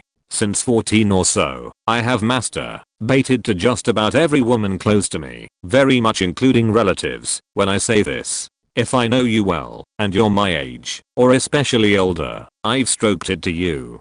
Seriously. I've had vivid fantasies about loved ones who I would just never ever consider going near in the real world. All my aunts, adult cousins, mom etc. Friends, especially older women. I used to take all the girls in my class and teachers, this is when I was quite a bit younger, and write their names down and put them in a cup to help decide who I was going to get off to the next day. Family reunions are awkward because I've stroked it to most of my extended family. No weird porn habits other than that, but I think that alone is enough of a vice point. I don't believe I'm a bad person, but there's a deep sense of shame inside of me that's unwavering. It's to the point where it's much easier to fall back into my porn addiction than it is to move forward with my life. I obviously have other issues, including OCD, which alone can be pretty bad. But before my depression, there was always a balance. I had enough girls interested, and really my life was just beginning in a lot of ways. Born isn't the primary factor, but it has contributed to an otherwise goal-oriented young adult remaining stagnant for years. And it's the only issue that is really holding me back. I use it when I'm stressed, want to stop being productive, etc. I'm basically Larry the Bourne Guy. I do intend to go to therapy when I have insurance, so there's that. And I wish this was the film JGL decided to write. It's a really shitty feeling to be so disconnected. And it's hard not to imagine that most people would understand this. I'm beyond addicted. And I have to change. I'm just not entirely sure I know how. I hope someone reads this. It helps to finally let this all out. I really truly hate myself. I know it sounds silly, but I'm perfectly functional with it. I can put on an air of happiness and socialize with ease. Literally, I think, if you ask my friends, they'd say I was a happy-go-lucky laid-back fellow who doesn't worry about anything or let anything get him down. But it's all a lie. Behind it all is my self-loathing, which makes me really question why I exist. Reminding me of my every failure. Also the fact that I stress a whole lot and make a lot of effort to not let any of this slip during light social contact, and to keep the air of my social self. I sometimes catch myself smiling, and my entire being berates me and reminds me I don't deserve to be happy. I am worthless etc. So my entire life has become about making other people feel better, even at my own loss. Little sister is having problems. My uni studies go out the window, and she takes top priority. Even where I live now is because a friend couldn't find a house and asked me. I didn't want to move in, but I had to help her. I've thought about killing myself a couple times. However, I'm too scared about letting someone down about it that I won't go through with it. I've decided I will only kill myself when I will know nobody will be legitimately upset by my passing. So yeah, I don't want this to come out because I'd let a lot of people down with my mental issues and the fact that I'd lied to them about it most of my life. The only happiness I can feel is when someone's problem is fixed thanks to my input. Even then it's fleeting. Another good side of it, I know nobody can hate me as much as I hate me, which is nice I guess. I can't stop using opiates. I've been through 2 serious THC, similar to Vicodin in the UK, addictions and managed with help to overcome it twice, but I can't stop coming back. It's not a full-blown addiction as I will stop for a while, maybe only a week or so, go through some withdrawals and promise myself I'll never use again, but give it a week or so the thoughts come creeping back in, and I'll get something and use for a couple of days or so. I have a normal life and full-time job with a wife and 2 children, and never used to an extent where I got totally faked up. I'm always functional. In fact, I think I'm better at life in general while using. I get on better at work and my relationships with my wife and family seem to be better when I'm clean. Even for a long while, I'm just moody and don't want to do anything. With the opiates I'm the person I want to be. Strangely enough, out of all the stuff I use, DHC, codeine, oxy, sometimes I like the DHC/codeine more. The high is cleaner. Although cheap just feels dirty, and if you use too much I turn into a nodding off dribbling mess, but that's only happened a couple of times. This is what most people like, but it's not for me. I know if I have an extended time without the drugs the sadness/lack of motivation and other stuff like insomnia will go away, but I just keep coming back. I tell myself every time it's the last time, but a week or 2 later I'm back there again. The guys at r/opiates recovery are an amazing help by the way. If anyone is having any similar problems post over there. They are a great bunch. If this ever came out, it would destroy everything. So this is a throwaway. Sorry. It started after me and my wife were separated. I started having strange pains in my heart. This followed by impotence and a general feeling of being unwell all the time. I think this is my heart that's messed up. I have been having episodes of puking. I know it's not just stress. Because my heart physically hurts and I have pains in my arms. Especially my left. I'm hoping the boss does not find out that I'm sick. I have very little money as it is. Being fired right now would mean I could not pay for my daughter anymore. Even though I'm not allowed to see my daughter anymore, I have to make support payments. Sometimes after work, or whatever, I feel too sick to even leave the apartment. I don't go to the doctor, because they might say I'm too sick to work. The medical costs would mean I may not be able to pay anymore. That means no support payments. I would be forced to pay for only doctor's bills. Medicare is not an option. I checked. I'm secretly hoping it kills me. Then the state will pay for my daughter as a survivor's benefit. If a doctor fixes me, then I have to pay for the treatment. And the bills would be too much for me to pay, leaving my daughter in debt. The funeral cost will hopefully be picked up by the state as well. The messed up thing is that I have insurance. But the insurance will pay for a doctor's visit, then no more. All the other bills would be paid for by me, leaving no money for the support payments or anything else. If the secret got out, it could be ruled that my death was intentional, that I was suicidal and mentally ill. They would cut the survivor's benefit, leaving my daughter with nothing. I'm trying not to go to the doctor to avoid my daughter having crushing debt. I'm no martyr or a saint. I just want her to never suffer what I had to. My ex would declare poverty or whatever, leaving my daughter with the debt when she turns 18. The disease is slowly getting worse. Sometimes I feel drunk just walking around. I'm tired and sleep way too much. I'm getting weaker by the day. Even typing this is almost too much to bear. Oh death, please come quickly. TLDR, I'm sick. Hoping that it kills me, so my daughter is not left with crushing debt.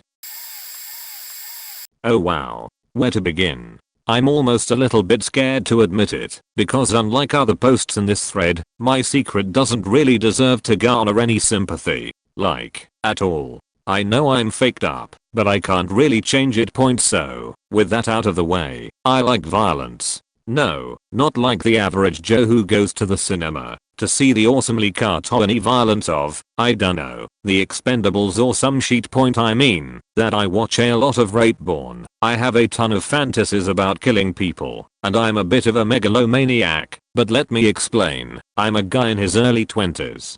College kid. I'm well liked by my peers, have tons of friends, and nobody who met me would ever even suspect that I have so many faked up thoughts. Well, okay, that's not true. There have been a couple of people who have said that there seems to be something off with me, but they couldn't put their finger on it. I'm polite, kind, and most people wouldn't expect me to hurt a fly. The basic image people have is that I'm a bit of a pothead who rarely takes anything seriously and just generally enjoys having fun. Which, in many ways, is true. But if they ever saw my browser history, I'm pretty sure they'd turn and run. Hardcore violence-based BDSM, rape porn, fake snuff etc. etc. Mind you, I'd never actually rape a person in real life. Rapists are disgusting to me. Really. Maybe it's how I was raised, I don't know, but it's just something about the crying and the dominance that turns me on. I know it's faked up, but that's just how it is. As for the fantasies about killing, well, I've been seriously having them since I was 15. It kinda comes and goes, but sometimes I just really wonder how it'd feel to kill someone, be it a stranger or an acquaintance. Again, I'd never actually act on it. I would have to have the shittiest impulse control in the world if that were the case. But I keep wanting to try it. I keep thinking that I really do have the psyche to be able to handle it without anything in my day-to-day life changing. So because of that, I'm joining the US military. Might just as well put it to good use right now. For anyone reading this, it might seem a bit horrifying that a guy with these kinds of thoughts would become a soldier. I mean, fuck, if I read this post I'd be all like, oh my god, someone find that psycho and stop him. But here's the thing, I'm not a psychopath. I might be on the sliding scale of psychopathy, sure, trust me, I have looked into what might be wrong with me, but I have no problem feeling emotions. I cry like a beach at the ending of Titanic. I laugh at the same bad jokes as everyone else. I still geek out over comic books and TV shows. I still smoke weed with my friends, play video games, and enjoy movies. I feel these emotions just as much as the next guy. It's just that I also have this darker side to me, and if anyone close to me ever found out, I'm pretty sure I'd become a pariah for it. Since, again, it's pretty faked up. Anyway, yeah. Now it's typed out. Part of me hopes this will be buried, and another part of me hopes this gets a ton of exposure and someone might know what the fuck is going on in my head. Either way, joining the US military this spring. Hopefully it'll calm me down a bit, but who knows? Some of my friends know, so I'm not using a throwaway, but if my school knew, I'd never hear the end of it. I'm 17 and my mom recently got busted for selling prescription drugs. Not sure how to spell some of these, but she sold morphine, oxycodone, Vicodin, Adderall, and some sort of depression medicine. I knew about it the entire time she was doing it, 18 months, and I honestly appreciated it. She started after she lost her job and we needed the money to support everybody in my family. My sister was going to a huge university, one of the top 20 in the US. One of my other sisters just had her second child at 26 and was trying to get through college to become a registered nurse, and her sister's twin, the oldest child in the family, was addicted to a lot of faked up drugs, heroin, acid, meth. I didn't think much of it until a police squad broke down my door with a battering ram. I was upstairs in my room listening to music while nobody was home, so I couldn't hear them yelling for anyone in the building to come out. When I heard the door break, I rushed downstairs to see what the fuck just happened. There was one dude with a riot shield, 4 others surrounding him with assault rifles all pointed at me, a lead officer instructing me to put my hands up and slowly walk towards him, and a couple police officers surrounding the house. The lead cop handcuffed me and brought me into my garage, while the rest of the squad cleared the house to make sure there weren't any threats. Scary stuff. I'm not sure what my mom will be charged with, but it's not going to be pretty. Probably upwards of 10 years in jail/prison. It's going to take around a year to find out. There's going to be so much bullshit and court dates we are going to have to go through in order to see what's going to happen. This happened about a week and a half ago. We had to bail her out. I've never been so scared in my life. I don't know what I'm doing with my life, and I'm just extremely lucky. It seems like I know what I do and what I want, and it is a necessity because I have parents with high hopes on me, with each a first child who either failed in life or doesn't talk to my parents anymore. My mother's hiding high insecurity and big troubles because her first child failed in life. She is highly worried for him to the point she sometimes gets wasted and cries. I guess if I fail too, she will break down or worse. My sister hasn't talked to my father for more than 15 years. He basically lost his daughter, so he puts high hopes in me and is very proud of me, a girlfriend with a son. She is sweet, perfect and all, but her life is a mess. She has serious attention issues leading her to disasters, the kind to be in debt just because she forgot to pay taxes and various fines. So I put a lot of pressure on me to be her safeguard, and I love it. But the real issue is that I don't know where I'm going. I just let life direct me.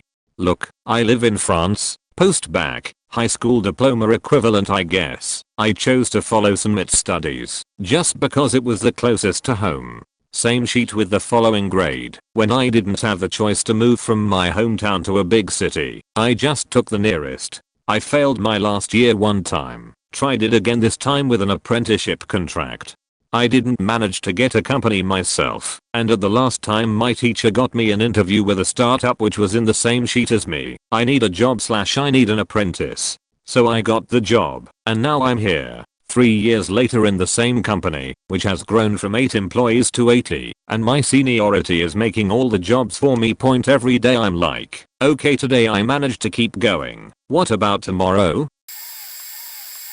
Server engineer here. I've worked in many data centers in my life so far. None of your private information is safe. We have access to all your emails, passwords, web records. In cloud servers, we have access to all your documents, photos or whatever you stored in the cloud. I got curious and started searching for famous people's accounts. I found them, and I got so much more. We have a lot of tools to identify people based on their account information, IP and MAC addresses. A simple search can reveal their physical home address and even financial records. When my co-workers aren't in the office, I access their computers to get their MAC addresses so I can track what they do online. For the ones I hate, I implement backdoor access so I know exactly what they typed, including all their passwords. I then set up a VPN and taught to log into their accounts. Some of the things I found are quite disturbing. The nicest people I've known turn out to be trolls cyberbullying the shit out of people online. Also, the category of porn they watched is also very disturbing. What I've done is 100% illegal and unethical, but I tried my best to keep everything to myself. One of my co-workers stores a lot of pictures of people having sex with dogs on his private Flickr account. I will never look at him the same way again. So my brother is this guy. I don't like him. For the first 12 years of my life he was kind of a mental tormentor.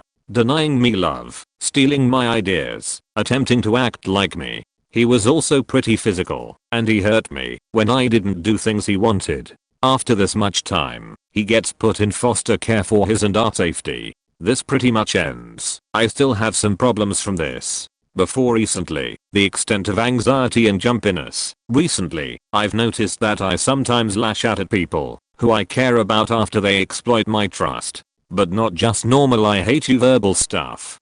Like, your mom would be upset, but she's actually dead stuff. I'm afraid of myself. I fear that someday I'm going to hurt someone really very close to me, or this is going to become physical. It just happened about last Thursday for the second time, and I was shaking for the next hour. I'm afraid of myself. I'm terrified and I hate myself. I'm not blaming my outbursts on my brother. They're my fault. I'm just afraid that this is what causes him to act the way he does, and I just want to know if I'm becoming him. I can't do therapy. I had a therapist who threatened me with extra charges if I didn't agree with her that I was sexually abused by my family. She used the fact that I was alone in the office with my parents at home against me to attack me. I'm not planning on going to therapy anytime soon. I don't need a throwaway. I'm owning up to this. This is a problem and I can't hide it anymore in case I hurt someone again.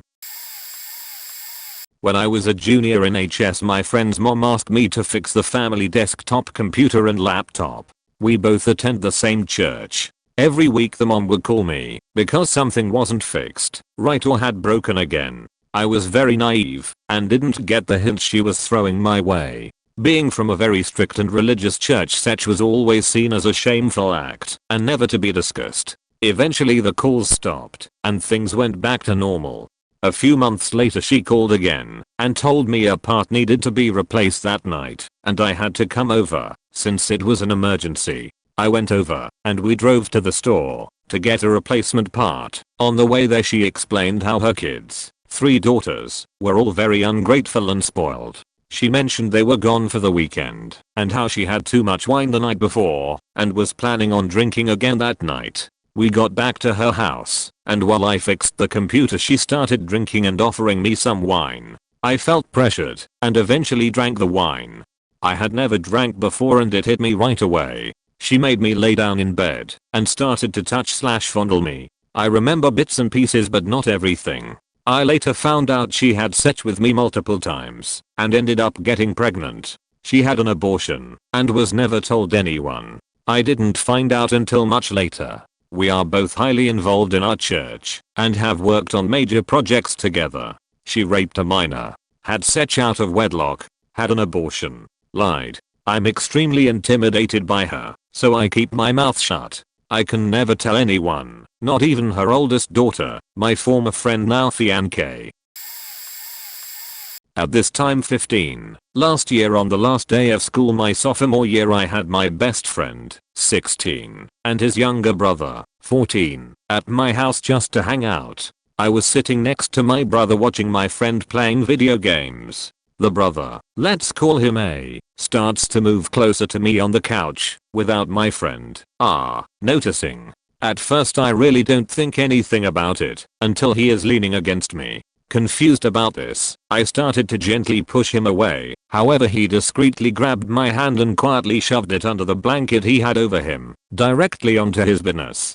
I, being closeted gay, didn't immediately move away. However, I didn't start anything. After a few awkward minutes of my hand on his cork, he begins rubbing it against my hand. It now being obvious that he wants me to, I begin to discreetly jerk him off, only a few feet away from his brother. Well, later that day I asked A if he wanted to spend the night, due to our having to leave for marching band related leadership meetings early in the morning. Obviously being confused by the acts from earlier today, I begin asking questions to A once we are alone.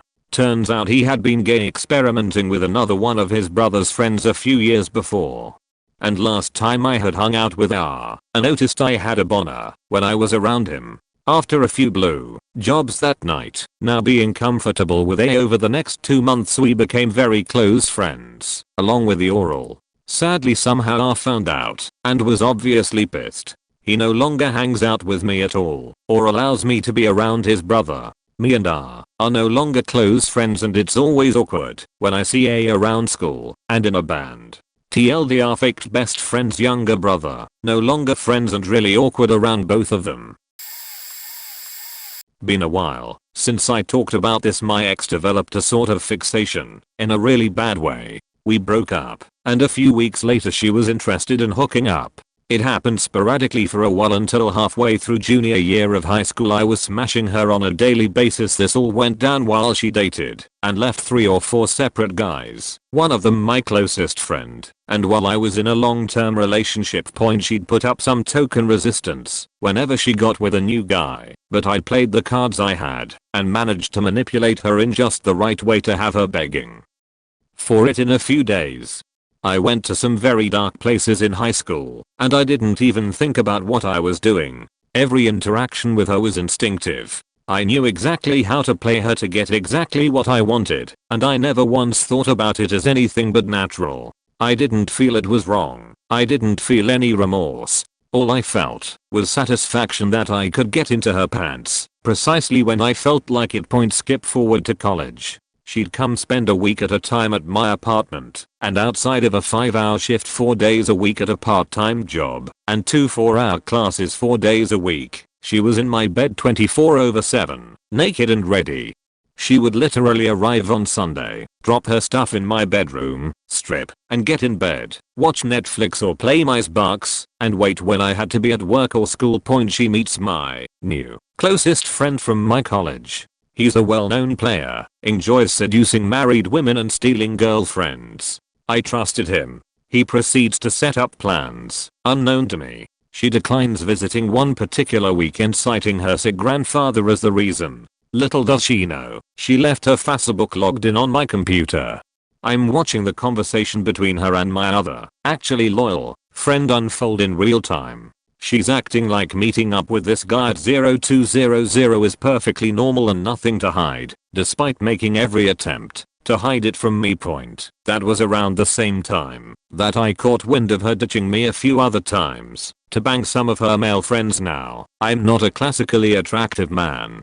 I'm a little chubby, my skin isn't as clear as it could be, and my teeth are screwed up. I'm 100% certain I'm leagues above one of her fuckbuddies in particular, and that revelation that she blew me off to fuck this disgusting mass of human flesh really faked me up mentally. I'm just now, 2 or 3 years or so, starting to get myself back together and learning to love myself again. This is likely to get buried since I'm so late to the party, but oh well. Throwaway account. I'm 27 and spend most of my life as a really strong Catholic. Around 25 I started questioning my faith, and after a year of receiving spiritual direction and growing more comfortable with the fact that I didn't really believe any longer, I decided I was an atheist. I presume that most of my family would try to fix me if they found out. I know their intentions would be kind, but I'm not broken, and I don't feel like dealing with all that drama. I haven't told my wife, who is as close to a fundamentalist Catholic as you can get.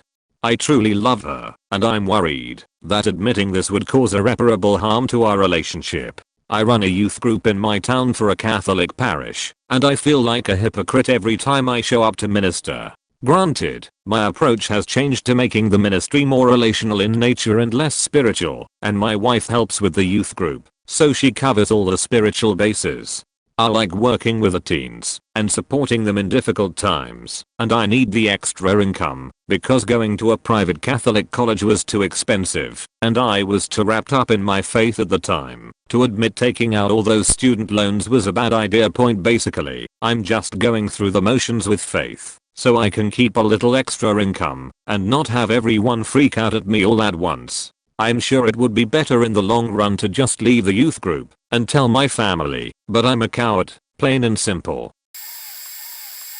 I guess if people knew my innermost thoughts they would know I'm probably at least a little disturbed or touched. I always do my best and make sure to put on my mask the second I wake up, smile and all. Most of the time I want to call people out on their bullshit to their face, just so I can see them squirm, but instead I just nod and smile. Sometimes I get into small talk and feign interest in others' lives. Truth is, I don't faking care, but it's deeper than that. It's like I just want to see the world burn. I think that vigilante justice should be legalized, just so I could get back at those who have wronged me in the past. I'm fixated on the idea of revenge and often take it upon myself to deliver it to those who I feel deserve it. I've donned ski masks before like some sort of ghetto Batman, and I've broken the knees of a man who used to bully my little brother. I've set fire to another person's car because he skipped out on paying my parents' rent for months, and the list continues. But the worst part is that when I see that helpless look in their eyes I get a fulfillment like no other. I feel truly powerful, like I am the one to call the shots. I decide your fate. I decide if you live or die. The daunting thought here is that one day I'm scared that if someone wrongs me badly enough I may do something so heinous that not even Satan and his demons would imagine. One of my friends from college that moved away a few years ago apparently had a certain kink. She craved sleeping with taken men. Absolutely went wild from just the idea of it. And you know the case with college kids, such jokes, innuendos, and flirty talk and the like is kinda normal. But I thought she meant that she watched roleplay porn or something. Turns out she actually haunted taken guys at our school. And I know two of them. One of them is a highly respected up and coming gift from God, like Christian leader in the community. The other had actually asked my advice on getting a ring. It's been years since I have seen either of them. The worship leader or pastor, or whatever he is still with his wife and daughter. There was a pregnancy scare with them, which is why I know about it. She came to me asking what her chances of pregnancy were with a partner, not letting on who it was, and I told her well it depends on if you had protection or not. Then she went into detail and was very clearly getting more turned on by it, which made me kinda uncomfortable, but nothing super out of the ordinary for her. I basically finished the conversation just saying it's hard for people who want to have a kid to get pregnant. So long as he doesn't finish inside you, I think your chances are okay. To which she tells me good, because I can't get pregnant right now. And certainly not with his kid. Like ever. I asked her who it was. You can't tell anyone. Like seriously you can't. It'll ruin both our lives. I start thinking what the fuck to myself, but keep a smile and say I've never told a secret before, and certainly not from a close friend. I promise. It was Luke, and I just let the information kinda wash over me for a second as I process just what the fuck I became a part of. If I told anyone, this guy would get kicked out of his school, he would get a divorce, his daughter's life would be totally faked up, his wife doesn't work and would have to take up a job to support her child and herself. There was just so much going on in my head. I basically just told her, odds are you aren't pregnant. Pick someone single next time, and went out to grab a few drinks or 7 to kinda process this information. I didn't know the guy well. I certainly didn't know his wife. I'm not sure if they'd even believe me. I know morally I should have told them. But I kept thinking about Luke's daughter and how one night of sex meant she wouldn't have a dad or a real home anymore. I kept quiet. The other guy I found out years after both of us had graduated. I knew the guy very well in this case. But again, it's been so long. Mark met his now wife at the same school that we went to. I knew him from day one from our biology class and we became close friends.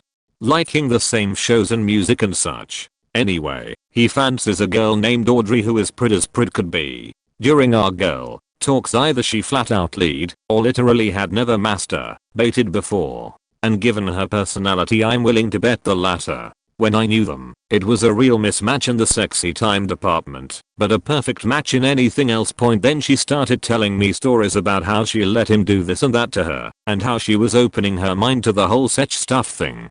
I thought it was great that she was getting a chance to explore and learn new things with someone she trusted. I hear from another friend in the circle like 2 years after they are married that apparently the husband Hunter was the one relieving Mark's sexual frustration while he worked Audrey over, and even gave him advice to use on her and had him practice it on her first. It really made me sick knowing this guy, who I knew and trusted for years, the same guy that asked me if Audrey would like the faking ring he picked out, was faking the brains out of this sheethole of a person behind everyone's backs. I could still tell either of these people on Facebook I suppose, but what's the point? You can't unfact someone you faked years ago. I'd just be this vulture in their new lives. Last I heard from the faking Hunter was she dropped out, moved across the country to be with her boyfriend she apparently had on the side. I hope she rots. My parents bought me a pet snake when I was about 10 to 11 years old, and ever since then my interest in reptiles have just increased over the years. My main interest lay in venomous snakes and always have been there. Most parents would never allow their child to own a venomous snake due to obvious reasons. So fast forward until I was 16 years old, I took the train to a local reptile expo and bought a baby gaboon VIP. They grow up to 3 meters long with a fatal venom and a pair of snake hooks. And this spiraled out of control. By the time I was 17 I had over 30 venomous snakes in my room, Egyptian cobras, black mamba, diamondback rattlesnakes etc. My parents every now and then went inside and checked out the animals, but I never told them about their venom. Handling venomous snakes is very dangerous, but safe if you know how to do it. If you were to try and fly a military plane, that would be a lot more dangerous than if a trained pilot would, but even then the smallest mistake even with a trained professional means death. So anyway, one day I was moving a Lance Head VIP, Bothrops atrox, to clean out his enclosure with a snake hook beneath the snake's neck. I reached for its tail, but it turned around faster than I could blink and bit me right in the top of my hand. Knowing that the bite can be 80% fatal without antivenin, of which I had none, I quickly panicked and closed the door for the terrarium, and my head started to race with the thought of my impending doom. The venom is supposed to feel like a truck hitting you, and you feel the pain instantly, like being on fire and smashing your fingers between a door. I felt none of this and quickly realized it was a dry bite, no venom injected. I don't think this would destroy my life if my friend's family knew, but it would certainly complicate it. I'm a somewhat respected person in the reptile community. I work at a reptile zoo. Lots of education and breeding of rare reptiles of my country, and it would be a permanent black mark on my reputation that would never go away. On top of having OCD, my wife cheated on me last year on a drunken girls' weekend. It completely destroyed me emotionally. She's a stay-at-home mom, and I work a high-pressure tech job supporting her and 2 small kids. The cheating and subsequent things she said essentially killed my soul. I had what in retrospect I can only refer to as a total mental break in private. I struggled to stay on top of my work while my life and self-image fell apart around me. No one knew.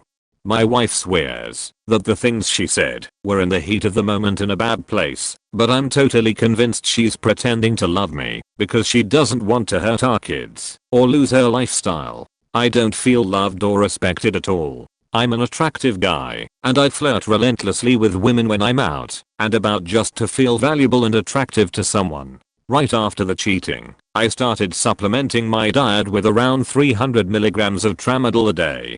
Absolutely no one knew that until now. My therapist says I need to move past what happened, but I think about it constantly. I don't mention it to my wife or anyone else anymore. I just pretend that I'm happy, or at least working on happiness. The worst part is, I have a perfect life to everyone who is outside looking in. Most days I feel okay, but I cry in my car before I come home from work every week or so. I hope this passes. 2014 was the worst year of my life. I can't take another.